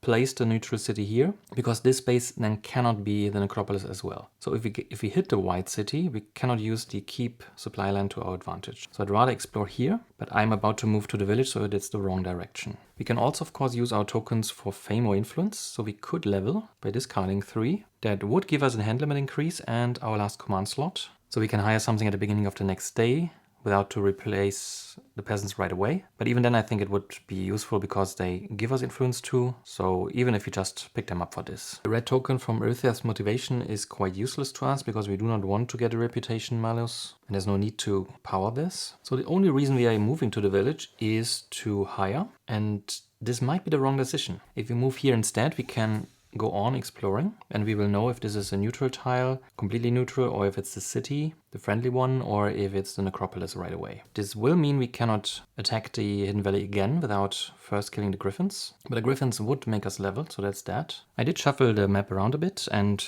mark the 2 spaces I want to explore next. So this is the row where there could be 5 tiles. This is why this is a neutral one. So there are 2 more northern tiles, 2 more southern tiles in the, not according to the rows, but to the scenario. But these are coastline tiles, not the outer ones. So this is the only Necromancer core tile that we can currently place. We could place this one, but as already argued, it's probably not a good idea. And once we have explored this becomes a legal placement. And this is the row of 6, where these 2 are legal core tiles. So if we do not find a necropolis with these 2, we can place it here. Which means that the overall direction of movement is this. But if we want to liberate that graveyard, which gives us a spell, then we have to circle around like this. But I'm not sure this is the way to go and how we should spend our time. With 3 more fame, we are already almost at max level, so there will be only 1 level left. And we still have to kill the High Priestess, even though she just, in quotes, has 24 armor now. But there's also the Necromancer with an armor of 48, which will have 7 tokens accompanying him. Speaking this out loud might mean that Tremor is really good to pick up,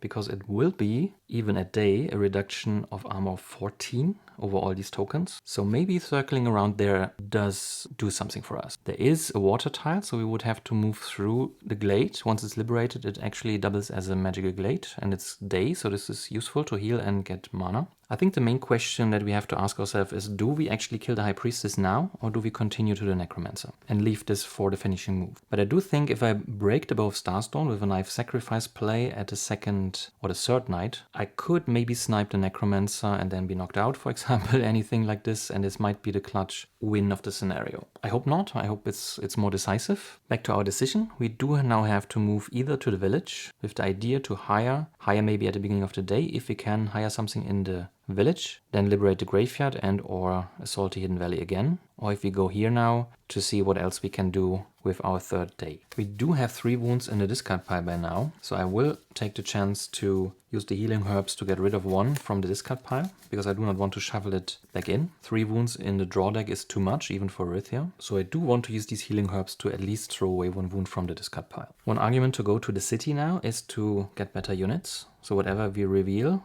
as the 2 core tile units we want to hire, and chances are that we need the neutral city for this. An argument against that would be that if we liberate the graveyard, it will be night rules, and we can use Call to Glory to just hire 1 of the units even without the city, and then we are in a perfect position to attack the glade again. But if we pick up the Tremor in the graveyard, it's not useful against the High Priestess, so we should really be looking for a spell on this side of the map. Going for the village at this point seems like a dead end to me, and it might be that the graveyard is a distraction that I can't really afford currently. So I don't think I will hire the peasants, and Arythea will go with the... So we start with mana pool with a white source die, and we turn the other 2 dice into what we need, and we do need movement. So we will have a movement 5 with these two cards. And the Tranquility is just used to heal. So we can use the Swiftness to explore here, and the Threaten will be useless. I think I like that. So we reveal a core tile here. We can briefly think about if we want to kill the Griffins. I could run the attack into the Crossbowmen, for example, but then I would not block them and would need 8 attack. I can come up with 4 easily if I do not heal all the wounds. Powering this might be possible. It is with the mana pool. So if we are healing nothing, we could probably kill them. But I don't think it's a good idea. Just let's lock this in. Rose comes up green, so 2 clockwise rotations. And it is Necropolis. So this is the regular orientation, and we rotate it to green. So besides the Necropolis, we do have a red crystal mine and a ruin. But since it's night, we don't know yet what we will get there, but that might be a spell, so I'm looking forward to this. Then there is this second Death Dragon, and we do have a Vampiric Dragon here. Actually, since we are also revealing the entourage of the Necromancer, we have to think about what we do with the last dragon token, because we would need 2 more, but there's only 1 more left. There are only 4 faction dragons, and 3 are already on the map now. So I think they are replaced with regular ones, but then we need to think about the timing here. Do we reveal them for the Necromancer, or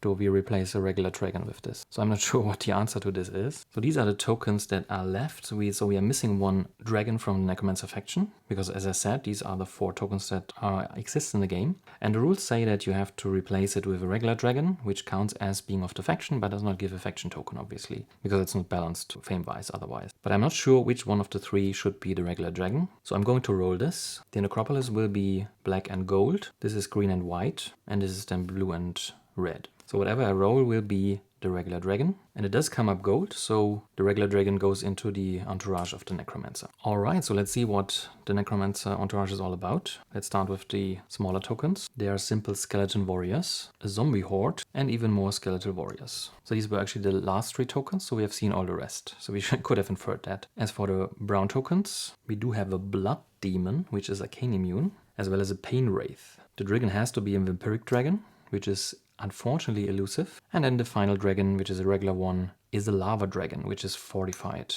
Alright, so we did play the mana pool, did play the march and the sideways into the heat to even go to the swamp, and we did play the swiftness to explore. This leaves the tranquility to heal with a die, so we can throw away these 2 wounds. And we are just not using the threaten, and the token goes to waste.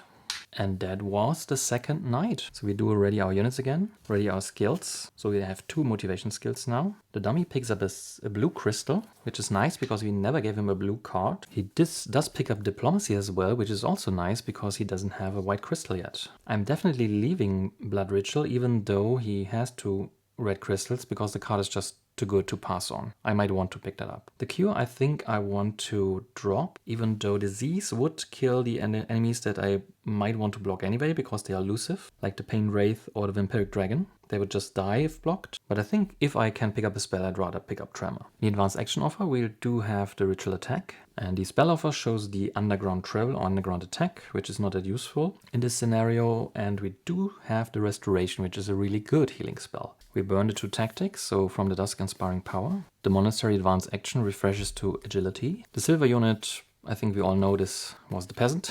So I'm not fixing this because we should have seen the monks first and then the first peasant. It wouldn't change anything for this round because it would still be peasants, either for the first or the second time. And I think it's a just punishment for screwing that up. As for the elite units, let's see what we get here. We do get range attack with the fire mages, and we do have autumn mages. That's nice, that's really cool. Especially since nothing prevents me from using Call to Glory to just hire them. The source starts with white, blue and gold, and the last thing is to shuffle the dummy deck and my deck.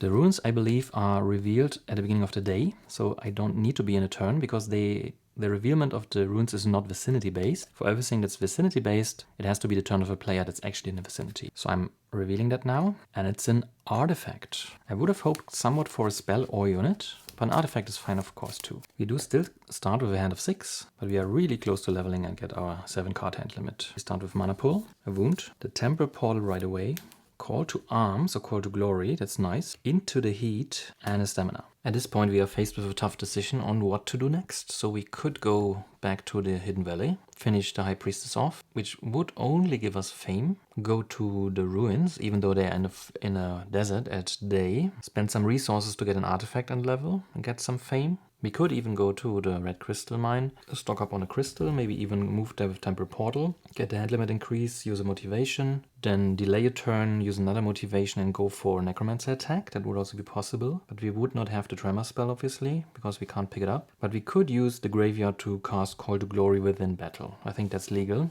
We could even use the Temporal Portal to jump to the graveyard, liberate it and get a spell there, but then we are quite out of position to get back. If I reveal the Friendly City here, which is a coin toss, it could either be getting spells, if it's the blue one, or getting elite units, and even more, if it's the white one. It should be my goal to hire now to get these units, and for this I pretty much have to go to the city, but I can't even hire the fire mages within the city. Unless it's the white one, of course. One interesting interaction with Into the Heat is that it says all of your units get their attack and block values increased, and the Call to Arms says that I can use the ability of one unit as if it were one of your recruits. So I think this means that it will benefit from Into the Heat. So even without hiring, I could use 4 units in whatever I'm doing now if I combine these 2 cards. And if I'm just using the attack of all these cards here, and then maybe of the fire mages, for example, Into the Heat would provide me 12 attack. These 5 bring it up to 17, and that's 22, and it's almost what I need to kill the High Priestess. So maybe that's a good opening move to just get rid of her, sit on a Glade, get more mana, heal a wound. I would have to deal with 2 fire attacks of 5. I think killing off the High Priestess might be the best course of action here, because I do have cards in hand, and with my army I can actually do that. And if I then go to the city, I might be able to refresh my army to get a snowballing going again, and then use the last night to kill the Necromancer. Pick up the Tremor. Nevertheless, I do think I want to have more cards. Determination with shards here can make me block one of the attacks of the High Priestess. If I make it an ice block, for example. This I definitely want to keep for the Necromancer, because he does have a physical attack of 10, that's Assassinate and Paralyze, and I can just ignore the Paralyzation. So I would just get 2 wounds, and that's the Necromancer. So I think that's the MVP here. This also will come in handy to get the right mana, to swap out the skills, maybe with the Circle of Proficiency. But these 2 I could use to make my life easier against the High Priestess. If I attack from here, I will have to kill the Griffins as well. Maybe one play would be to go to the graveyard with the Temporal Portal, liberate it, and pick up the Rebirth.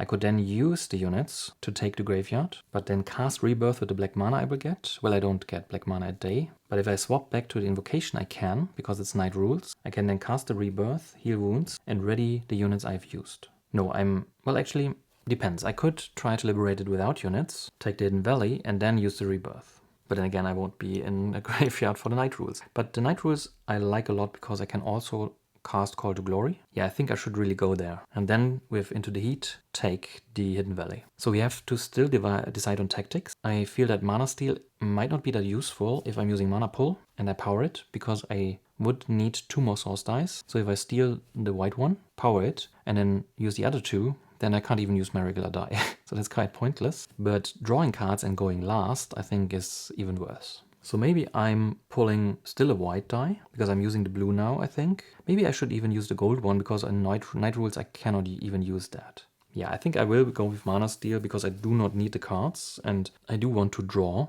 with the higher hand limit. So why give away 1 full turn just to block myself? So I do pick the Mana Steal. So I am before the dummy, and I do have to steal a die, which I think is the white, for the reason that I can use it for Call to Arms and Call to Glory. But I can only do that after taking the graveyard. I do use the blue now, but I might want to do that with the gold die. But I don't see myself mana stealing the blue one, because again, if I'm then powering Mana Pull, no, I'm stealing white. So in my first turn, I would move to the graveyard, and the moment I arrive, it will be night rules, so the gold die will be depleted. So I think that's a reason to actually take that, because I can take the freezers, for example. I can use them, to take the graveyard, and with the Rebirth then ready them again. Yeah, I think I want to take the gold one just to make sure that I can use the reroll die at night. So I will only get a hand limit increase of 1 because I'm jumping 2 spaces, but I think it's still worth it to traverse all this. I can't get closer, so to get a hand limit increase of 2, but I think it's worthwhile, as I said, for the movement alone. That's my action for the day, so I can't enter the graveyard, not that I want to.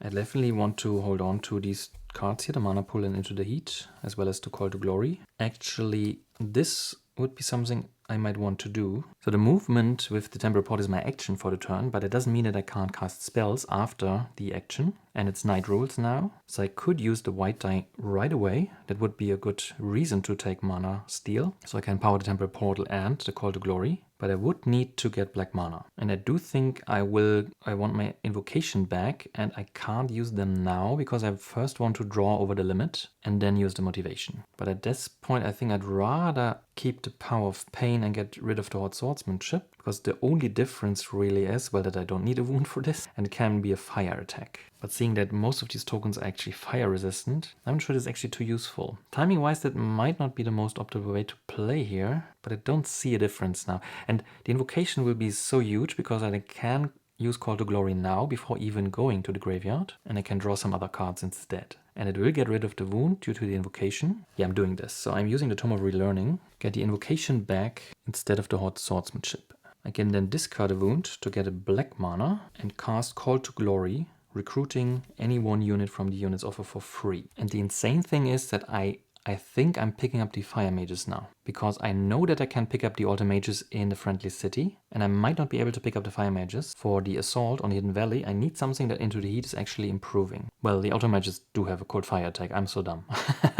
Okay, there's actually literally no reason to take the fire mages at all. It's not ranged, that's true, but it doesn't have to be. Yeah, I should really pick up the altar mages. I have to keep in mind that Rebirth only, even if cast at night, readies units up to level 5. So if I do need to ready the altar mages, I can't even ready anything else. I'm still thinking about this choice because it might be that I cannot hire the fire mages, and it would be really bad.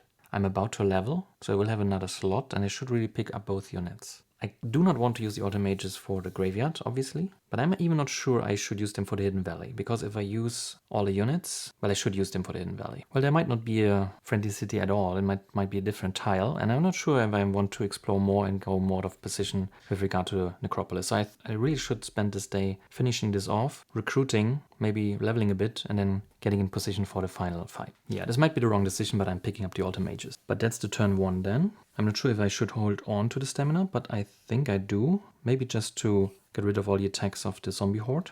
I don't think there's a rush currently. So these were both regularly used, one from mana steal, one from the regular die. I've played these 2 cards. I'm rerolling the source dice. White and blue is the result. And I do draw up to 7 cards due to the Temporal Portal. Rage, Offering, Stamina, and a Threaten. Dummy's first turn is a green, a white, and a blue. That's the worst case scenario. So it's 4 more cards.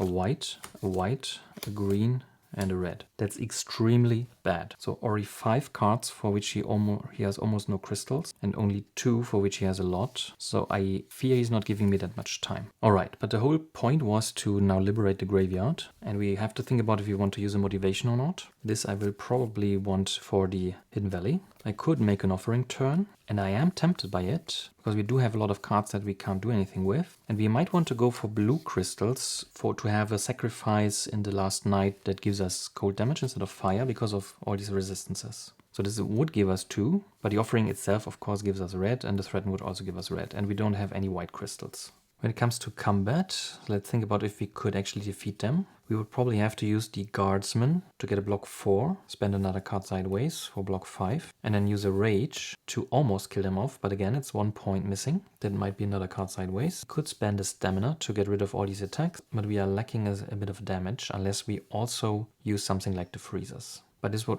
already use 2 units that I would have to take the Rebirth spell to just get them back. That kind of defeats the purpose of all this. So I really should do it without units. Which means that currently my hand is not well suited for this. And I should probably make an intermediate turn and cast the offering. Which will be helpful because we do need a lot of red mana anyway. So I'm contemplating using the motivation now to actually power it because we do not have red mana. And it will also give us more options of what to offer and what cards to keep. But it will mean that we have less cards for the Hidden Valley. We are currently at 7. Well, once we level, we will be at 7 again. But we won't have the 2 cards from the motivation. But I do think I want to cast the offering now to get rid of it. So I'm getting the red token to cast it, and I'm drawing 2 cards. There's a swiftness and a concentration.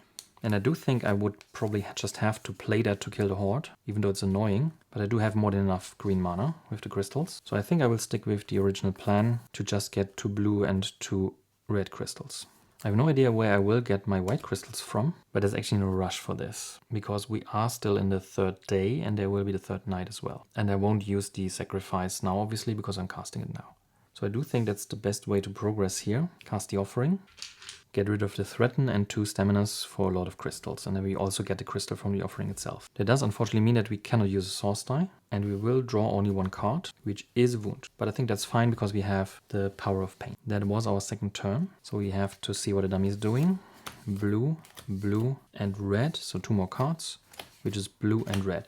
Now this counteracts perfectly the first turn. It's still a lot of cards, but he went through a lot of the bad colors. Nevertheless, he already played 12 cards out of a deck of, I believe, 19. No, it's actually already a deck of 20, so there are 8 cards left. This brings us to our third turn, and now we really have to get rid of these here. And we can use a Concentrate Swiftness on the Horde, but we are a card short of easily killing the vampire as well. Because even with a unit, with the guardsman, we do need 1 more block and 1 more attack point. And we only have the power of pain, so we would have to play another card, which I obviously do not want to do. I really do not want to use the units, because the whole point was to take the Hidden Valley and be able to ready my units to even do more with this day. And if I'm using units now, even if, especially if I use 2, then it would be better to just cast it right away, which then means that the healing portion is quite useless. That might be a reason to pick up the Tremor instead. I really do not want to use the Motivation now, but I do have a problem that I can't even power the Rage without a crystal. And these 2 cards I'm drawing would exactly solve the problem that I do have the red mana and 1 more card to increase the attack or the block. Yeah, I don't like it too much, but I think I have to pop it now, because I'm just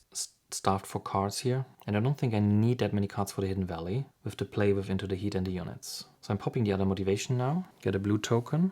Not sure if I can even use that. And I'm drawing 2 cards, which is the Circle of Proficiency that certainly will help. And the Determination, that's extremely lucky. Wow, that's so lucky. I won't have it then for the High Priestess, but it does just block the vampire with the token I just produced. So this is now trivially blocked. This I would probably still kill at range, which means I can use this to try and kill a vampire. But what's the best use of this? I obviously can just kill it by playing it sideways, but maybe there's something more efficient. For example, I could use my own skill, the Dark Fire Magic, to stock up another red crystal and use the red token to power the Rage, which would also defeat it, so that's much more efficient. Can also, of course, use the Resistance Break to get it down to 3. That would mean I can use a white die from the source instead of the concentration to kill them. That does leave me with a concentration. I don't need more block, movement, or influence. The Odd Swordsmanship, of course, would also be a lot of attack. But I do like getting either a crystal or not using the concentration, because I can then use the source. If everything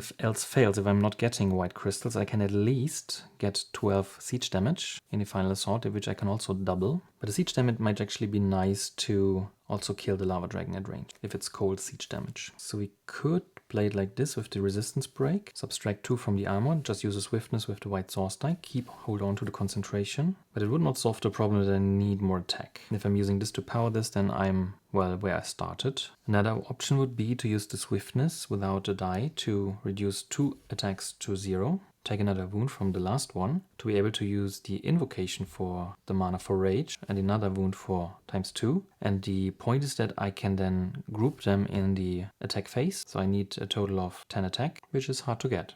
So I don't think this is a good plan. Okay, I think I cannot hold on to this, and I do have so many crystals anyway that I think I just kill them. And I do like to use the Circle of Proficiency for this skill. I could acquire it by destroying the artifact, but I think I want to keep that for the last night. So I'm using this once, get a red crystal and a red token. So overall I would enter the graveyard, play Concentrated Swiftness with a green crystal, range attack 5, kills this token. I use the Determination with the blue token I got from the Motivation skill to block the vampire. Its armor goes down to 5, Empiric is no longer interesting. And then with the red token from the Dark Fire Magic, get an attack of 6 with the wound, which kills the vampire. This means I'm getting a fame of 6, so I will level up and have a hand limit of 7 now. We get 2 Necromancer faction tokens, which are actually the Dark Crusader, so I'm always getting this wrong. I just call them the Necromancer faction. So these are combat rewards, but I also get a spell as a reward. But since I do not want to play anything else, I did not use a source die, unfortunately, but I also did not use any unit. That's insanely good. That's exactly what the plan was for. So let's see what we got here. So it's the Vial of Toxin.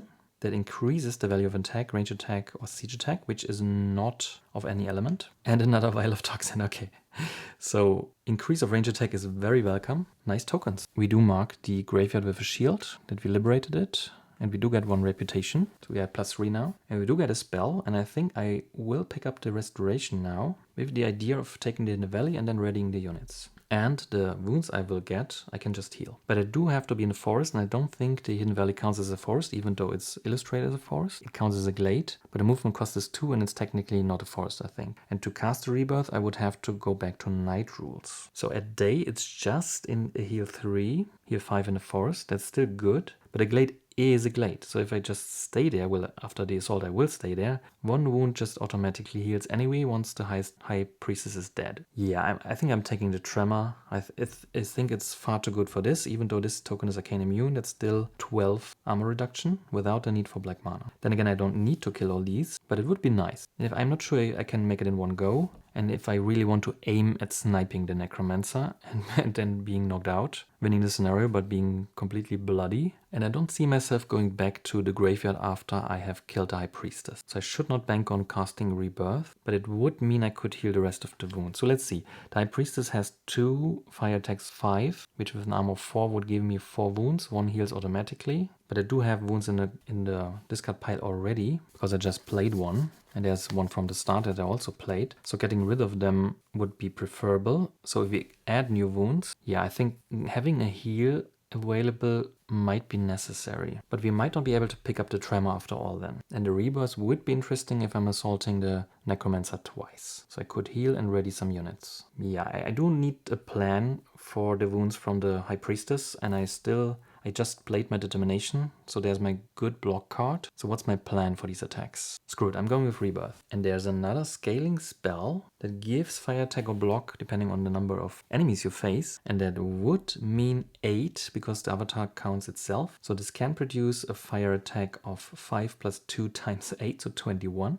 Which is a good chunk of the Necromancer's health. Alright, so we got the combat rewards. We got the reward from liberating the graveyard. We marked it with a shield, got a reputation. The level up we already did. I think that's it. So we are drawing up to 7 cards now. The Restoration, Promise, a March, a Crystallize, a Swift Bolt, and that's 7 cards. The dummy plays white, green, and red, so 2 more, which is green and green. So it did play 5 of a deck of 8, so there's 3 left, so it will be 4 turns now. No, it's actually 3. Yeah, okay, so it will be 3 turns now. This one, then he exhausts his deck, another turn, end of round, another turn. So 3 turns, which means that we should probably now kill the High Priestess. This would move us in. This we want for after the battle. So moving in, then into the heat. I don't think that range attack does anything for us, because if we don't kill her and we can't produce that much, we do have the Wilds, we do have the Swift Bolt, we do have the Crossbowman, but even with all together it's just like 10 range attack, which is not nothing, but it's not 24. And if we don't kill her, we have to deal with her attacks, and then we can play all the attacks in the regular attack phase. So I do think at that point I want to start with the mana pool with a white die, so we can use whatever we want. If we revert that, let's just use these tokens instead and not touch the dice. So this does not need to be powered, but intuitively we definitely want to power. Well, it's just a difference of 1 point per unit. And I do think, since this is like a classical side where you move into, it's counted as an assault. It does not cost you reputation, but it's still an assault. You can draw in rampaging enemies and kill them as well. So it might be an option to kill the griffins here as well. So let's see. I think with +3, it should be easy enough to kill the High Priestess. So that would be 6 attack. That would be another 5, so that's 11. That would be 8 attack, that's 19. And that would be another 5 attack +3, so another 8 attack, that's 27. So that's actually 3 more than we need. And we do still have the Swift Bolt, which we can power, for example, with this, or we can crystallize it. If you also want to kill the Griffin, one option would be to lose the 5 attack here and use the block instead. That would actually be a block 7 due to Into the Heat, and it's counting twice against swiftness, so that would be 16 and we need 8 to block it. No, it's actually 14 and we need 6 to block it. But it doesn't matter, it would be blocked, and then we can group it in. So it would have an armor 4 at that point, so we need 28. But we do lose the 5 attack from the Guardsman then,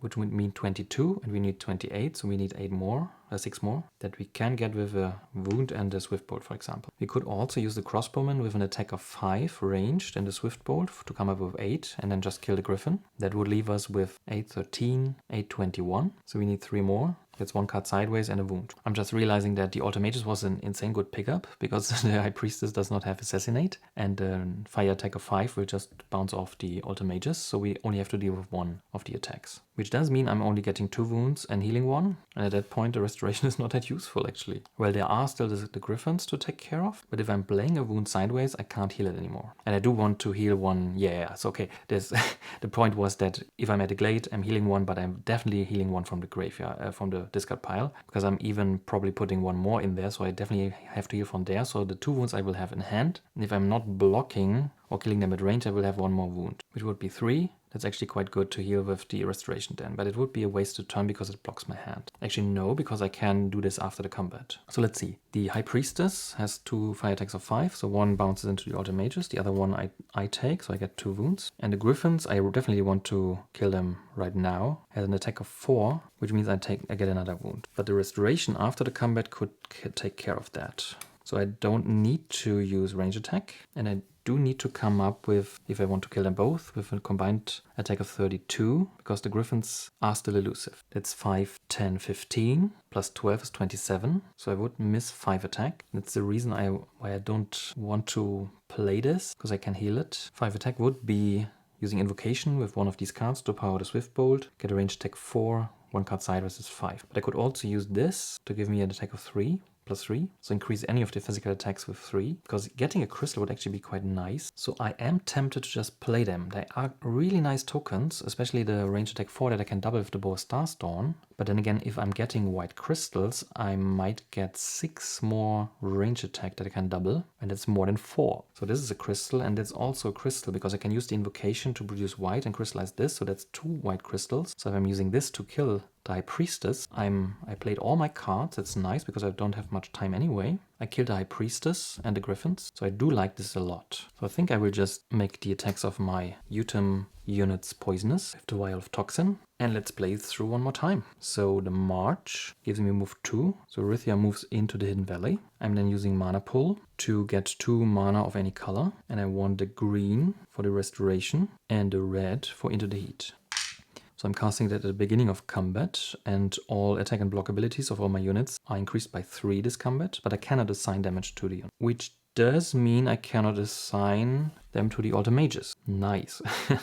I can't do that if I use Into the Heat. I think this changes things a bit. It just means that I can't heal all the wounds, but I can use them now. Alright, so I do have to take all the wounds, which means I get 2 more from the High Priestess. So 2 per attack, 1 from the Griffins. And at that point I should rethink if I can kill them. But I do want the crystals here. Maybe I do have to block them. Let's see, let's take away the wound from the Griffins and reconsider. They could be blocked by the Guardsmen, but I would lose a lot of damage. But then again, it would account for 4 damage, and the Guardsmen just give me 5. So it's probably still a good deal if I block them. This would mean I would get 4 wounds from the High Priestess, but because I can't assign damage to units because of Into the Heat. And then can only heal 3 anyway. And the last, I could heal with the Glade, but I want to heal 1 from the discard pile. So this will go to the discard pile probably anyway. If I can do this, I would like to get a white mana that I crystallize and another white. So I would like to get 2 to my inventory. So these cards I do not want to use. Let's see if this works out or not. Now in the counter attack, I would have to deal 24 damage to the High Priestess and 4 to the Griffins. 28, that's 6, and 8 is 14. And 8 is 22, and 3 is 25, and 3 is 28. So I can still do it. So March, Mana Pull, 2 dice, turn to the side I want, Into the Heat, block the Griffins. This is more than enough block. It counts double against Swiftness, it's increased by 3, so more than enough. 4 wounds from the High Priestess. Attacks are taken care of. This will then be an attack 3 plus 3 plus 3, that's 9. That's an attack of 5 plus 3 plus 3, that's 11, that's 20. And this is an attack, Cold Fire attack of plus 3, that's 8, it's 28.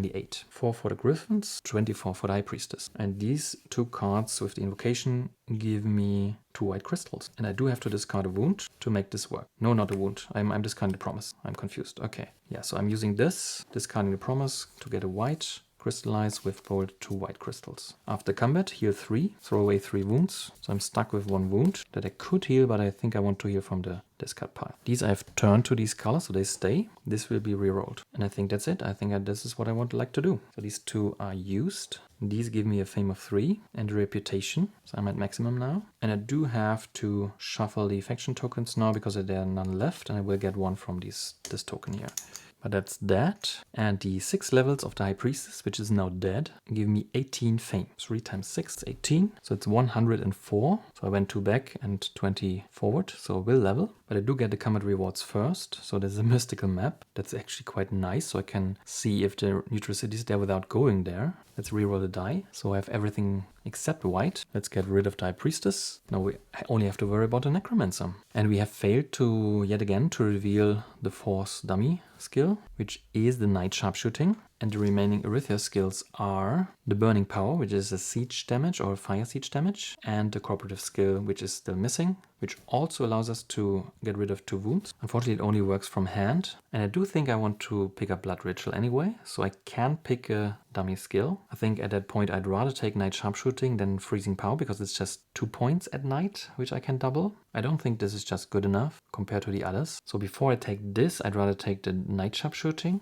Could take this, especially since I'm using Blood Ritual now, which could mean I could use this next turn and then get rid of the 2 wounds. That is an argument to be had. I don't see Resistance Break to be that useful, considering the tokens here, because none of them have double resistances, so it's just 1 armor. And the Shield Mastery, it's too defensive. I think I'd rather take the Knight Sharpshooting. And I think it's better than this. Choice is really between this and the Knight Sharpshooting. Do we use the Blood Ritual next turn? So what are we actually doing for our turns? We have 2 turns left now. I think I will use the map and see if there's the city. Then I can go there and maybe hire the Fire Mages. But it might not be the right city, and it might not be a city at all. Do I take the Refreshing Walk? This could also heal, and it could move me, and I need movement. And I don't know what's left in the deck. I know that I got rid of 2 stamina cards right in the beginning. And there's a march, so there's only 1 march left. I should probably just take the Refreshing Walk to heal the wound. Is the Blood Ritual worth it? I will get a lot of mana via sacrifice. At least that's the plan. But I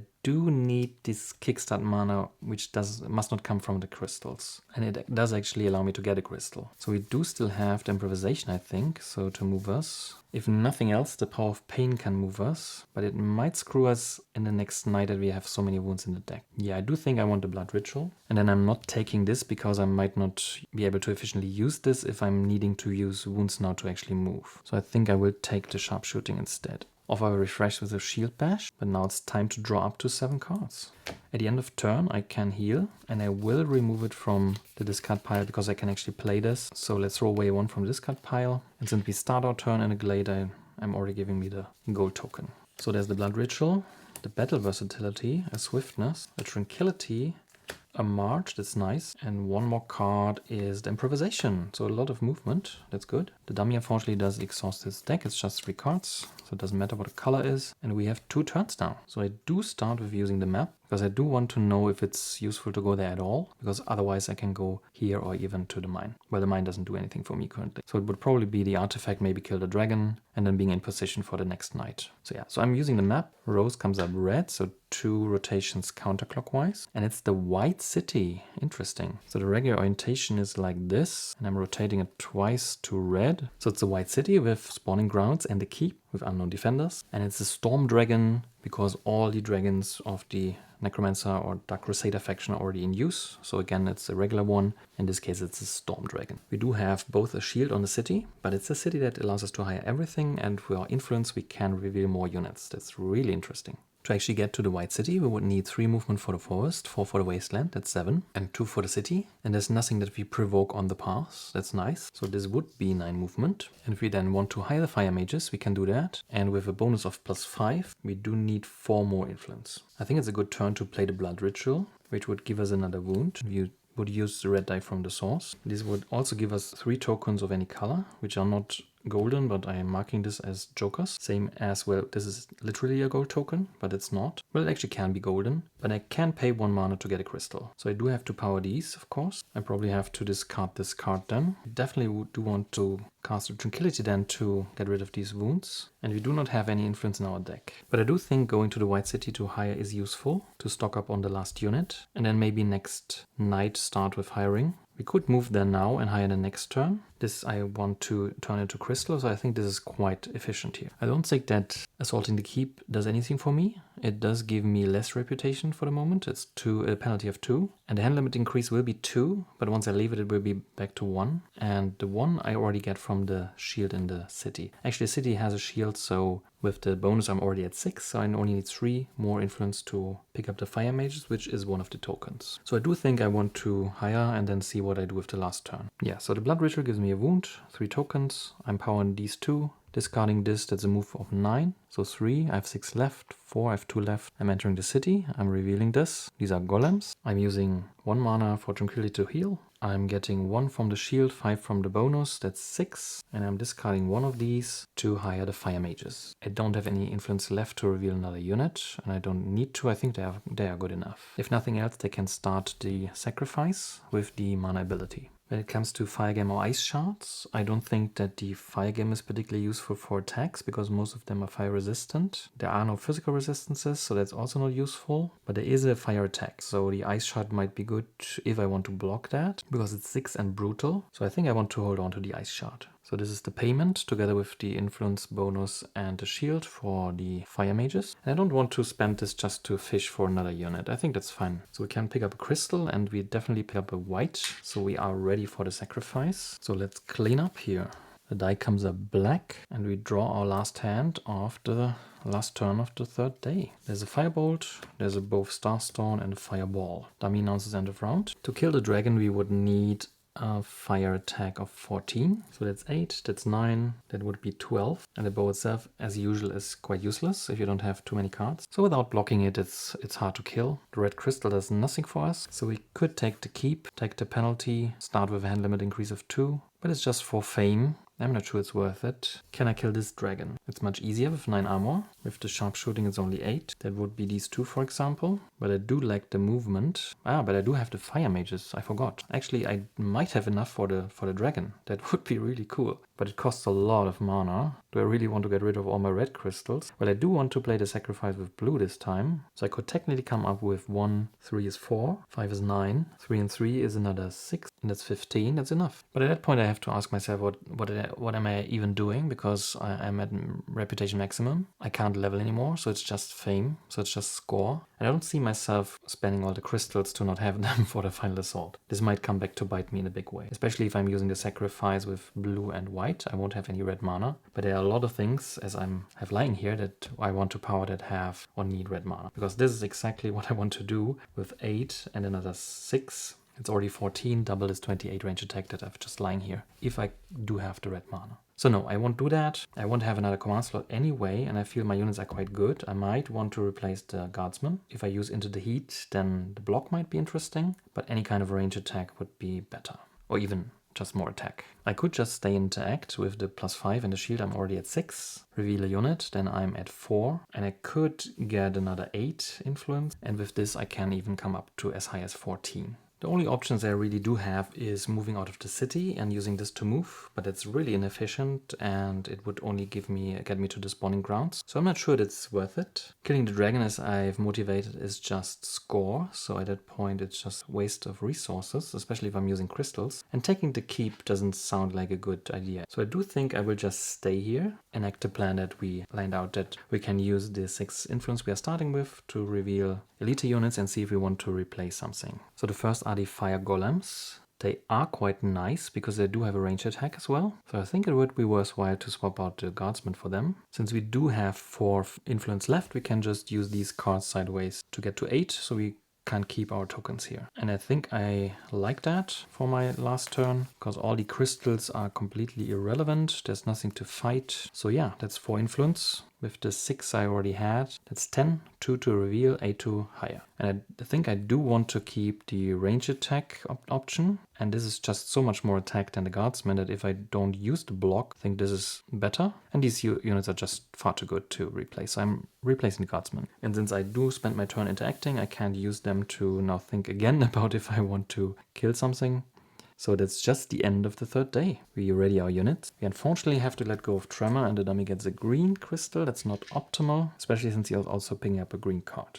At that point, the underground travel is quite pointless, so we get rid of it. And it's quite unlikely that we actually get another spell on advanced action, so it probably doesn't matter too much. And I do want to get rid of the ritual attack. Advanced actions are ambush and maximal effect, really interesting. And the spells are Wings of Wind and Snowstorm, also good. But again, as I said, I probably can't pick them up anyway. Not that it matters, but the agility of the monastery refreshes with the ice shield. The final silver unit is thugs, and the 2 final gold units, unless I'm revealing more, are sorcerers. That's huge, maybe. And ice mages. We do refresh our skills. We burn the day tactics. We will have to decide between the long night and preparation. That also depends on our opening hand. This gives us more time. But then again, with preparing for these assaults, you want to see certain cards for your combos, for example, sacrifice. So there might be a point in just picking it up and you're not spending that much time to prepare and just go for a first assault. And then have a lot more time to finish up. If you go for the long night and then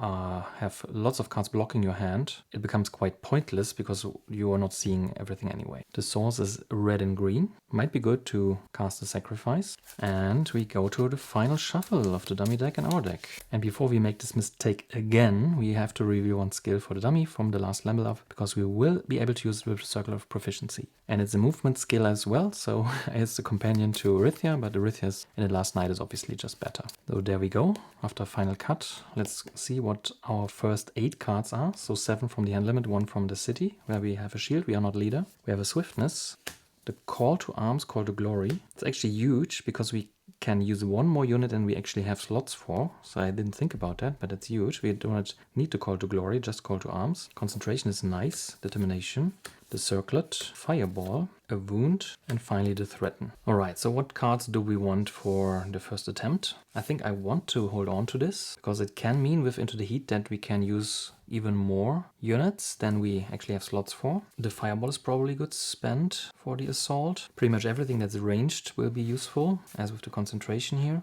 I do think that I want to go for a very quick first attempt, so not to idle too much, so to not be too dependent on too much. But I do need the offering or the sacrifice, and ideally also the Bow of Starstorm. Probably also Into the Heat. So I need 3 cards. And the question really is, should I pick out one? But it seems a bit pointless if I have one of these and not the others. So maybe I should get into position and then play the motivation, or at least one at least. So I will have 9 cards at least, and then see what I can do. And then the question arises again, do I go first with Long Night? Or is there one card that's so essential that I want to pick it up?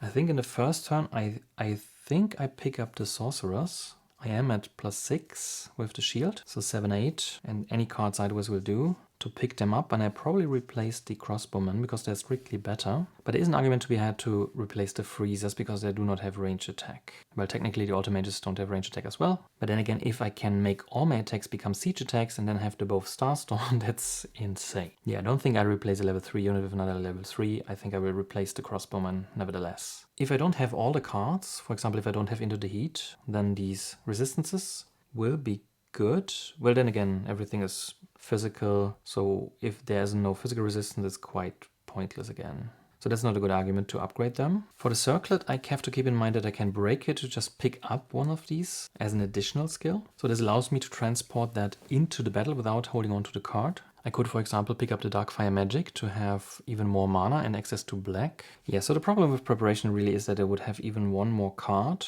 which makes me draw even less. And once I leave the city, I have a hand limit of 7, not 8. So I would pick up a 9th card, and I would have to play 3 to even draw anything. And it's just not that useful. I would probably get rid of the wound with the Power of Pain to get even more influence. So together with the threaten, it's already 4. So I'm at 10. And this allows me to pick up the Sorcerers. I probably don't want to hold on to the determination. That's just too slow. And I do want to break this because using something like the Darkfire Magic doesn't help me because the black mana will not be accessible. And I do think I need black mana. Not a lot, but any mana I think will help. So I'm definitely not dragging this around. So I either play it or break it. And I do think I break it. It's just too tempting to get the black mana. Especially if I want to use the auto mages, for example, to turn regular attack into siege as well and double it with the Bow of Starstorm. So the decision remains, do I play the Long Night or the preparation? I think I'm going with the Long Night just to have one more turn. And maybe I can, as I said, make a quick assault that that I then recover from and even use the Long Night. I've never done this, but I do not want to just stall for 4 turns just to swap out 1 or 2 cards. I think that's not cutting it. So I do hope that I get some movement. I think ideally I would get the Temporal Portal to just portal here. Otherwise I would have to circumvent the dragon, because I really don't want to kill it. Circumventing the dragon would mean 4 movement, 5 movement and 3. So 12. Maybe the preparation,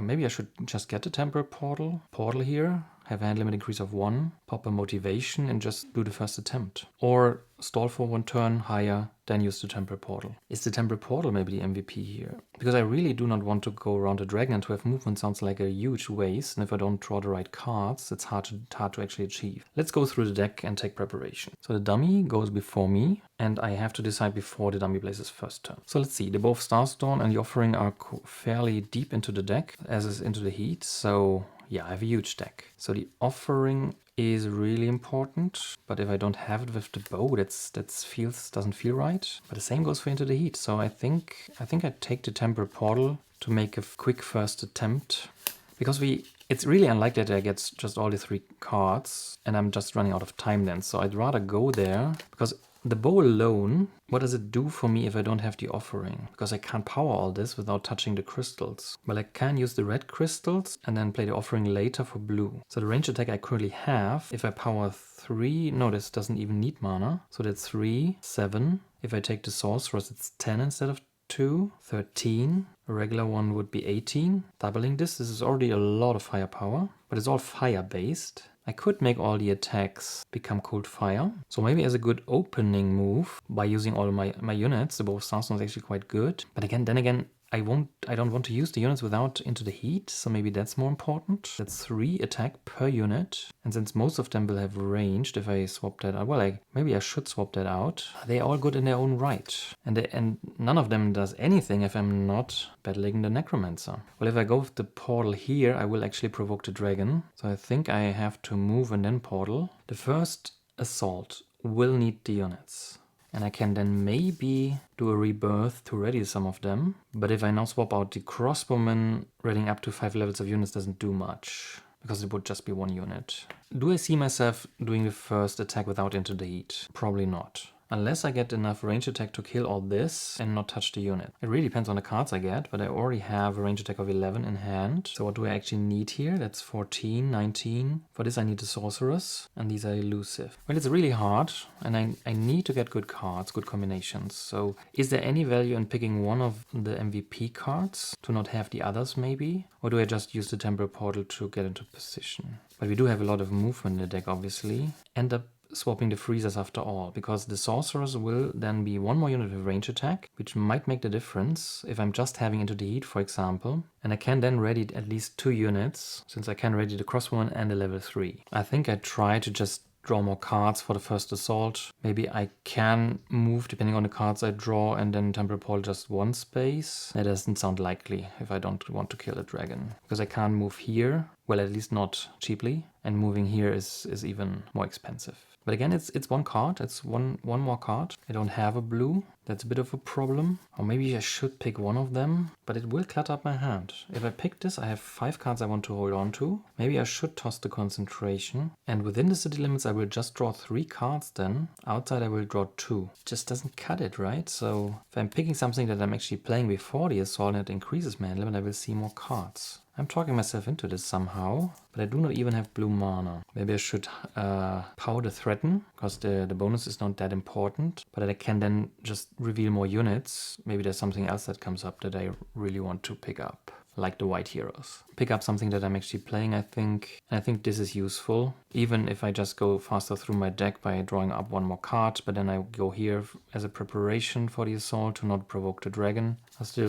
I think it's still useful. So I'm not sure if this is the right choice here, but I'm going with the Temporal Portal. So this card I wanted to toss at the end of turn, but I could discard it for green or white. But I think I want to reroll 1 die of the source, so that's Threaten. I could use the wound to get black and just hire something with Call to Glory, because this does clutter up my hand. If I'm not getting Into the Heat, it's quite pointless. Well, it's not pointless. I can still use an additional unit.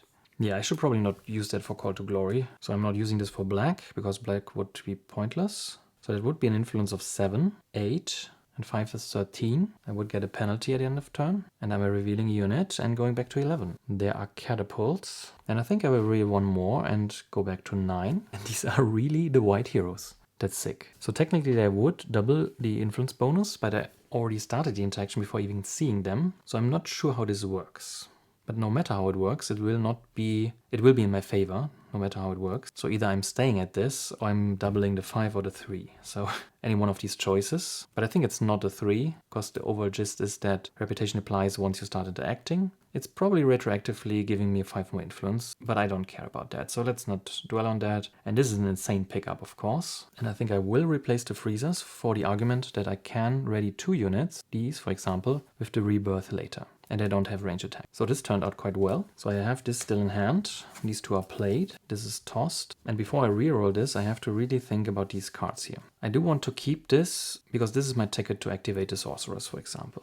This is range attack, so I want to keep it, as with the swiftness. Especially if I'm using an offering, I will have enough white mana to power this. This is probably arguable, because it's just +2 to anything, and it's also mana. But I don't think that mana is the problem. I need to see more cards. And this I want to keep, obviously, because I want to move away from the city. So I do toss the concentration. I do not want to regret holding on too long to cards. The swiftness is also something you could argue about. But if I get the offering, I will have white mana. That's the reasoning here, and it's range attack as well. So I think 4 cards is okay. Since I'm staying here for a turn, I will draw 4 more cards. So this rerolls green, unfortunately. So still no blue. And we will draw 4 cards. Let's hope that I get some of the most essential cards. Crystallize, Improvisation, Blood Ritual, and the Restoration. That's not what I wanted to see. But let's see what the dummy does. Blue, green. That's 4 more. Blue, white, white, and red. It's not the best first turn, but at least it's 3 blue cards, and I think we never gave him one, so that's good. Also red and a green is eliminated, but also 2 white. I think it's quite balanced, but the most important part is that the blue cards are already almost exhausted. Alright, so what do? We do want to play the Temporal Portal, and we do need another blue crystal for the sacrifice. So I think I want to crystallize, which means that I do need a lot of mana, and especially 2 blue. So it sounds like I'm playing the Blood Ritual, which gives me a wound. This I want to really cast after the first assault, and I do want to power this, so I have all the options that I want. So these are 2 blue, and I can crystallize the last one, so it could even be blue. But I think I just stock up on crystals, which pretty much means that I'm also taking a green. These 2 mean I have a full complement of crystals now. So this is all played. And I probably should not use this die, but use the invocation to get rid of the wound for the red. So I'm powering the blood. Now actually I got the wound from this, so this doesn't work. And I probably want to reroll this anyway. So can I get rid of the wound? I can play it for movement in the movement phase. I don't think there's anything preventing me from getting to movement and using it. But maybe I can actually move out and then use the Temporal Portal to go to the mine right away. So I do need movement 4 for this. Restoration is really bad. That's really a bad draw. Maybe I should not have held on to, so I'm already regretting this. But I do have another swiftness and a swift bolt in the deck. So maybe I should just use this. That's a movement 3, so it's 5. Temporal Portal would bring me to the mine, which doesn't do anything, but it's the best space to assault.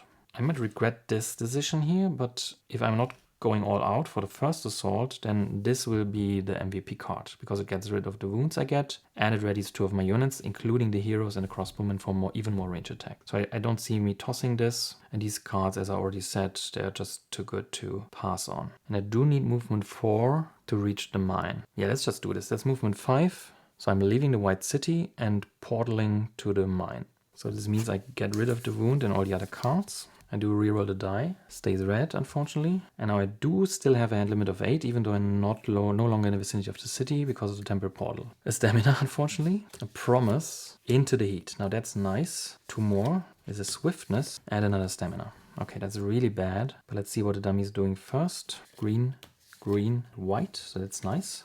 Hitting white is really the only color that makes the dummy play slow. But I think we already hit a few. But we did add a card here. So there's at least 2 more whites. Yeah, I hope it works out. So the swiftness probably want to hold on to. But these cards are no good. So I do have to toss them all, I think. There's really nothing I can do with them. Which does mean I'm drawing only 2. But I can't keep on tossing swiftness. And once I start using motivation, I'm done with redrawing. So I think I'll leave it at this. And I'm drawing 2 cards. So there's a Firebolt. and the battle versatility. So more range attack. So unfortunately it's yet another dummy turn. March, so green, white and green. That's 2 more. It's white and blue. So I think that's the last blue card, but also the white cards are gone. Although this is the second white card, I think. So maybe there is still one. All right, so but this pretty much means that we have to get going now, and we can only pop 1 motivation. And I do think I have to go with red here. So let's pop this, and then we have to get going. So we do produce a red mana token and get 2 more cards. Swift Bolt, that's nice. And above Starstorm.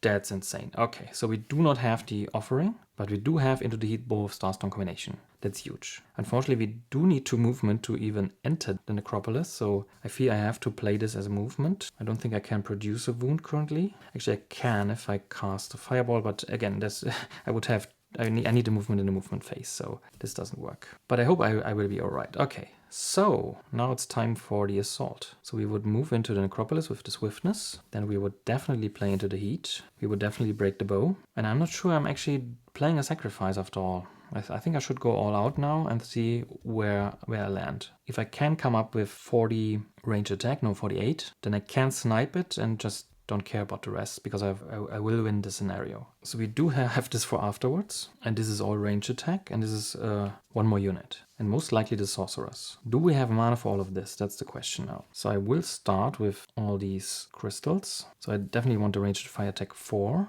I do need the range attack 7 definitely. This is also a lot of range attack. Well, actually I should use the fireball. Once I've used the crystals, I can then produce another crystal. So as long as I'm using it in a range attack phase, I think from the timing it will work out. So that's another red and a black. I think I want a black from this. So I could use it, for example, for Firestorm, but we will see. This would be the Call to Arms, and this would be the Swift Bolt. But if I use Call to Arms for the Sorceress to remove Fortification, that would need another white. So that's just range attack anyway. That's also just range attack. So it's only the mages that are left. Maybe if I make all attacks Cold Fire, it will mean that I do not need to use the Sorcerer's mana ability. Just the range attack will do. Because then the Fireball will all be Cold Fire. So the siege damage can kill them without being inefficient. Actually, in the next turn, I could draw the offering and make it a ice siege attack. It's so sad that I cannot make this into a cold fire attack because it's not an action card. I could use the Call to Arms on the ice mages because with Into the Heat they have a siege ice attack of 7, but unfortunately 7 is not 8.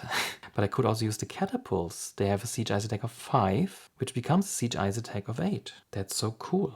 So let's get rid of the restoration for now, so because we don't want to play it, so we have more space for the rest. I'm not sure if I should even think about the units. Let's quickly calculate how much range damage we have. So that would be 5, but in the end it will be doubled, but doesn't matter at now. But let's just calculate it without the Bow of Starstorm. So it would be 5, 7 is 12, 10 is 22, 6 is 28. Let's take the regular one here. So that's 5 is 33, 3 is 38, 3 is 41, 4 is 45. And I can use a unit and double it. So it's like almost 90 range attack. That's insane. Okay, so we do care about the units, I think. So I'm not sure where the black mana goes, but either here or there, I think. So let's try to kill units as well. So the Call to Arms will use the catapults. Let's make some space here. Call to Arms catapults, which doesn't need a blue mana, and that would be with Into the Heat. Siege Ice attack of 8, that just kills them. But the Bow of Starstorm could double it, but it would lose its siege, and that defeats the purpose. So I'm losing 8 damage, but I can deal with the fortification. That might be worth it. So let's not double this. So the regular Utum Crossbowman would have an attack of 5. The Bow of Starstorm would double it to 10. And since it's physical, it can kill the Blood Demon and 1 Skeletal Warrior. The heroes have a range attack of 10 with Into the Heat, which is doubled to 20, and that's a Vampiric Dragon, Elusive 16, and another Skeleton Warrior. This also means that we have taken care of all the enemies that are fire resistant, so we can now use the fire damage as well. So these Pain Wraith are elusive with 8, and the Zombie Horde is 5, that's combined of 13, and the Fire Golems have an attack of 7, doubled to 14. So that's 1 point wasted, but let's see if this matters or not. Because this would already take care of all the tokens, which means that for the Necromancer we do have the Fire Mages that have a range fire attack of 6, doubled to 12, 16, 19, 22, Oh, I forgot that these are still doubled. We don't have Into the Heat for them, but they are still doubled. So we are at 12 plus 3 times 2 is 12. Plus 8 is actually 20. Plus 6 is 26. Plus 6 is 32. Plus 10 is 42. And I can get another 6. So 3 doubled for 48. And I think that's it. And I'm killing the Necromancer and his entourage in just one assault. And I haven't used the Knight Sharpshooting yet, but I won't get any wounds, so I don't need a Cloak of Shielding, which also means I don't need a Restoration. But maybe we can do something with these dragons for the last turn. Alright, so if this really works, that's insane. And I didn't even use the Altar Mages, so maybe we should also provoke the dragons right away. Not really. Not really. Now's the time when range attack is doubled, but I have doubled on my range attack, so if I'm producing more attack it will not be doubled. Yeah, let's not worry about that. Let's just kill the Necromancer. So I'm using a movement 2 to go into the Necropolis. That's already taken care of. I will then use the mana I had from my motivation, from Arythea's motivation, for Into the Heat. So all units get +3. And I'm breaking the both Starstorm. So all units +3, all range attacks are doubled. I will then use Call to Arms with a white crystal and a blue crystal to use the catapults as if they were my units. So I'm using a Siege Ice Attack 5 with Into the Heat. It's Siege Ice Attack 8. I could double it, but I do not want to because I would lose the Siege element. And Siege Ice Attack 8 kills this token. I then activate Jotun Crossbowman for range attack of 2. Into the Heat is 5. Both Starstorm means it's 10. This kills these two at range. They are not fortified and not physical resistant. I then activate the Fire Golems with a crystal for range fire attack 4. Into the Heat is 7. Doubled is 14. And the Pain Wraith is elusive with an armor of 8 plus 5 from the Horde. It's 13. That's more. It's fire. They are not physical. Well, doesn't matter. They are not fire resistant. So these two are killed. I will then use a crystal to activate the heroes with a range attack of 7. Into the Heat is 10. Both Starstorm is 20. Elusive 16 plus 4. They are not physical resistant. Those two are killed. I then use the Fire Mages for range fire attack of 3. Into the Heat makes it 6. Both Starstorm doubles it to 12. Swift Bolt is 4, double to 8, 20. And at that point maybe we just reduce the armor by 5 levels. So from level 12 to 7. The Necromancer does not have any resistances at level 12. But we do go on and we do cast the Battle Versatility for range attack of 3, that's doubled to 6. Range fire attack of 3, that's doubled to 6, that's 12. That's another 3 levels. And then we cast a Firestorm, taking a wound, using the black token we got from the Darkfire magic to have a Siege fire attack of 8 that we can double to a ranged fire attack of 16. And that's another 4 levels, and the Necromancer is dead. We would have a ranged attack of 4 here. That might allow us to hold back on something, but I don't think we did produce a single instance of 4, so 2 range attacks, so the minimum is always 3, which is double to 6, and also these are at 5 due to the Into the Heat, so I don't think we can replace any of our attacks. We might want to group this, that would be a single point of damage, but at this point I think we should really not try to optimize it any further. So we do have a wound in the end. The Necromancer does not attack us because he was dead, but we would have had the cloak here. This would prevent the paralysis. And the 10 would just be 3 wounds, 1 would be prevented, so it's just another 2 wounds. So it would not have been a big deal.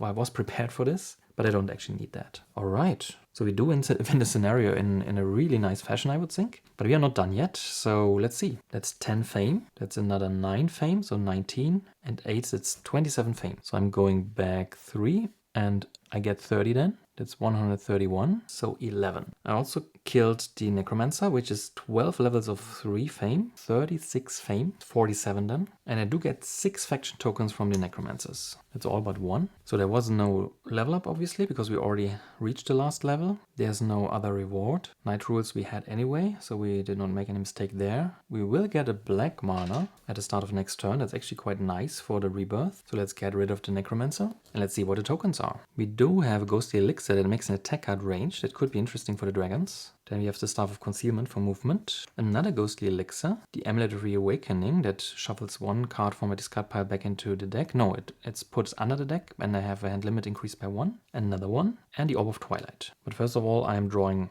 back to 7 cards. I don't have that many in my deck anyway, I think. I have 6 cards and I have 1 wound, so I'm drawing them all. No, actually I have 2 cards in my hand, because I did not get rid of the wound. I don't think I want to at that point. Well, I will have only 1. Well, I have the motivation, so it doesn't matter. So I'm drawing a March, a Rage, a Mana Pull, another March. The Offering of Sacrifice is the second to last card in the deck. And that's 7 cards. The dummy actually does not get another turn. So we are now in our last turn. And we of course do pop the motivation to also get a blue mana in addition to the black from the graveyard. I do draw the last card, which is a Tranquility. So unfortunately I cannot even use these because I could not use them at the end of the last turn because I just got them after my turn, and using them now is quite pointless. Well, actually I could have used one to then draw 2 cards with the motivation. I think I should do that. Actually the Tranquility would allow me to draw the other card. Yeah, let's do that. I don't think these are useful at the end of the game, so I'm shuffling in 2 cards. And then I'm playing the Tranquility and the motivation to draw them both. It might be that I'm cheating. Was this the last card I've drawn? Well, it doesn't matter. I should have thought about that before. So at the start of the turn I'm using this before I pop motivation. I think that much is clear that this would be unconditionally be useful. And then I have all my regular cards and one of from here. And then I play the other one to draw another card of Tranquility. So I think it works out. So these are the 2 cards. First I would draw a wound, okay. And then a crystallize. That's actually huge because this means I can produce another crystal to then play the sacrifice. That might be huge. And we do have another wound here. So I might want to use this to ready units and heal. So let's see what we have here. With the Rage and Ghostly Elixir, we could have a range attack of 4. And we have 2 already, that's already 6. If we ready the heroes, but we do need the mana, but we do have a mana pull. And we can at least produce white to then get 2 mana of whatever color. I think we want to do that. So let's use the invocation for white and drop a march. That allows me to use a mana pull. So I can take 2 dice and put them to whatever side I want, except gold. So I, again, do just use these as white cards. And I do have black from the graveyard, and I probably want another black. And I did not use a regular die yet. This I actually got from the motivation of Tovak. So I'm crystallizing this. But I can use a regular die. So let's say the mana pulls these 2. And so the regular green goes here. And then I do use a red. I don't need the Orb of Twilight then. And the Elixir won't do much. I don't need to move. I will get green and blue mana. So I don't need this die after all. And there was a red in the source. So maybe that's better. Well, actually, I can't. I should cast it before going to battle. So I do need this before I actually get access to green. So I don't think this is too useful. Let's see, how much do I need? If I don't block, it's 16 and 9. That's 25. The sacrifice, unfortunately, is only 12. So I would need 13 more. And I don't think I can actually power the heroes. So that's 2. That's 2. That's 4 at least. Together with the 12, that's 16. That does kill this dragon here. So can I come up with 9 if I'm readying units? Of course I can, but I need a white mana. Well, I can produce mana with the Altar Mages, so I get 2 more tokens of any color. So it will work out, I think. So we did play the invocation with March to get this white. Use mana pull to get these 2. The regular mana die goes here with the graveyard.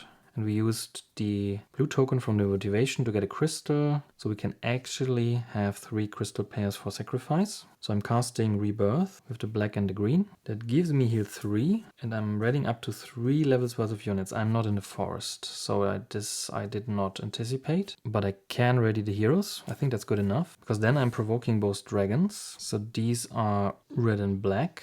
Doesn't matter too much. I have these 3 crystal pairs of blue and green, which gives me Siege Ice Attack 12. And I'm using the Altar Mages to get a white and a red. The red powers the Rage with a Ghostly Elixir, that's 4 more. So that's 16. That does kill this dragon. And the white token with the white heroes gives me a range attack of 7 with Night Sharpshooting. That's 9. That kills the other dragon.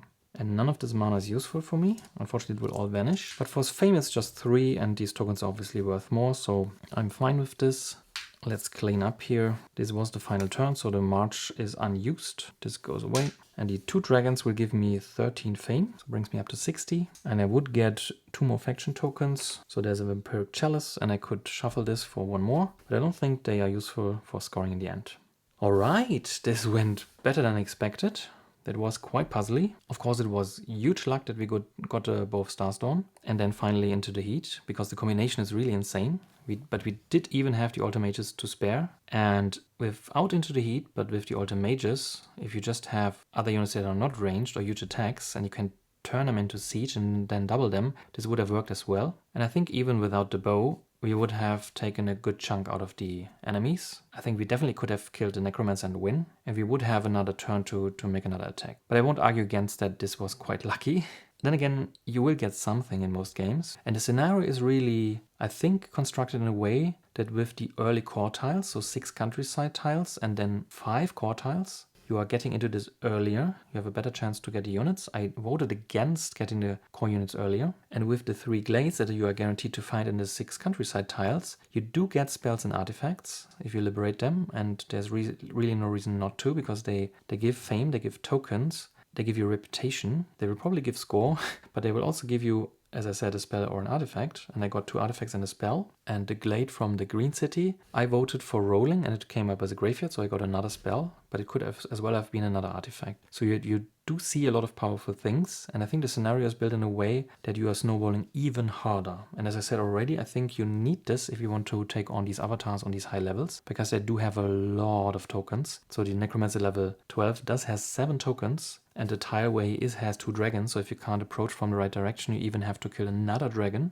And then the level 12 Necromancer is hard by itself. And I think the High Priestess is not that much better. We this time battled her at level 9, because we decided to go with 9 and 12. The scenario only makes sense if you get all this power. Makes it a really nice scenario for me. I love this, because you can do this strategic or tactical play, or more strategic play, because you do have all this open information. Once you reveal the Necropolis or the Hidden Valley, you do know all the tokens that comes up, and while playing through the first rounds, you will see all these double tokens on the graveyards and glades. And glades and graveyards are also nice, because liberating glade also means that you get access to more mana, you can heal. The graveyard gives you really nice opportunities to cast spells even a day for their powerful version. So trance is something I should really consider next time. But there's also stuff like time bending, for example, that could be really good. So yeah, I think I still do love the regular City Assault, because it's a bit more pure and less snowbally. But if you really want to play power fantasy, I think Life and Death is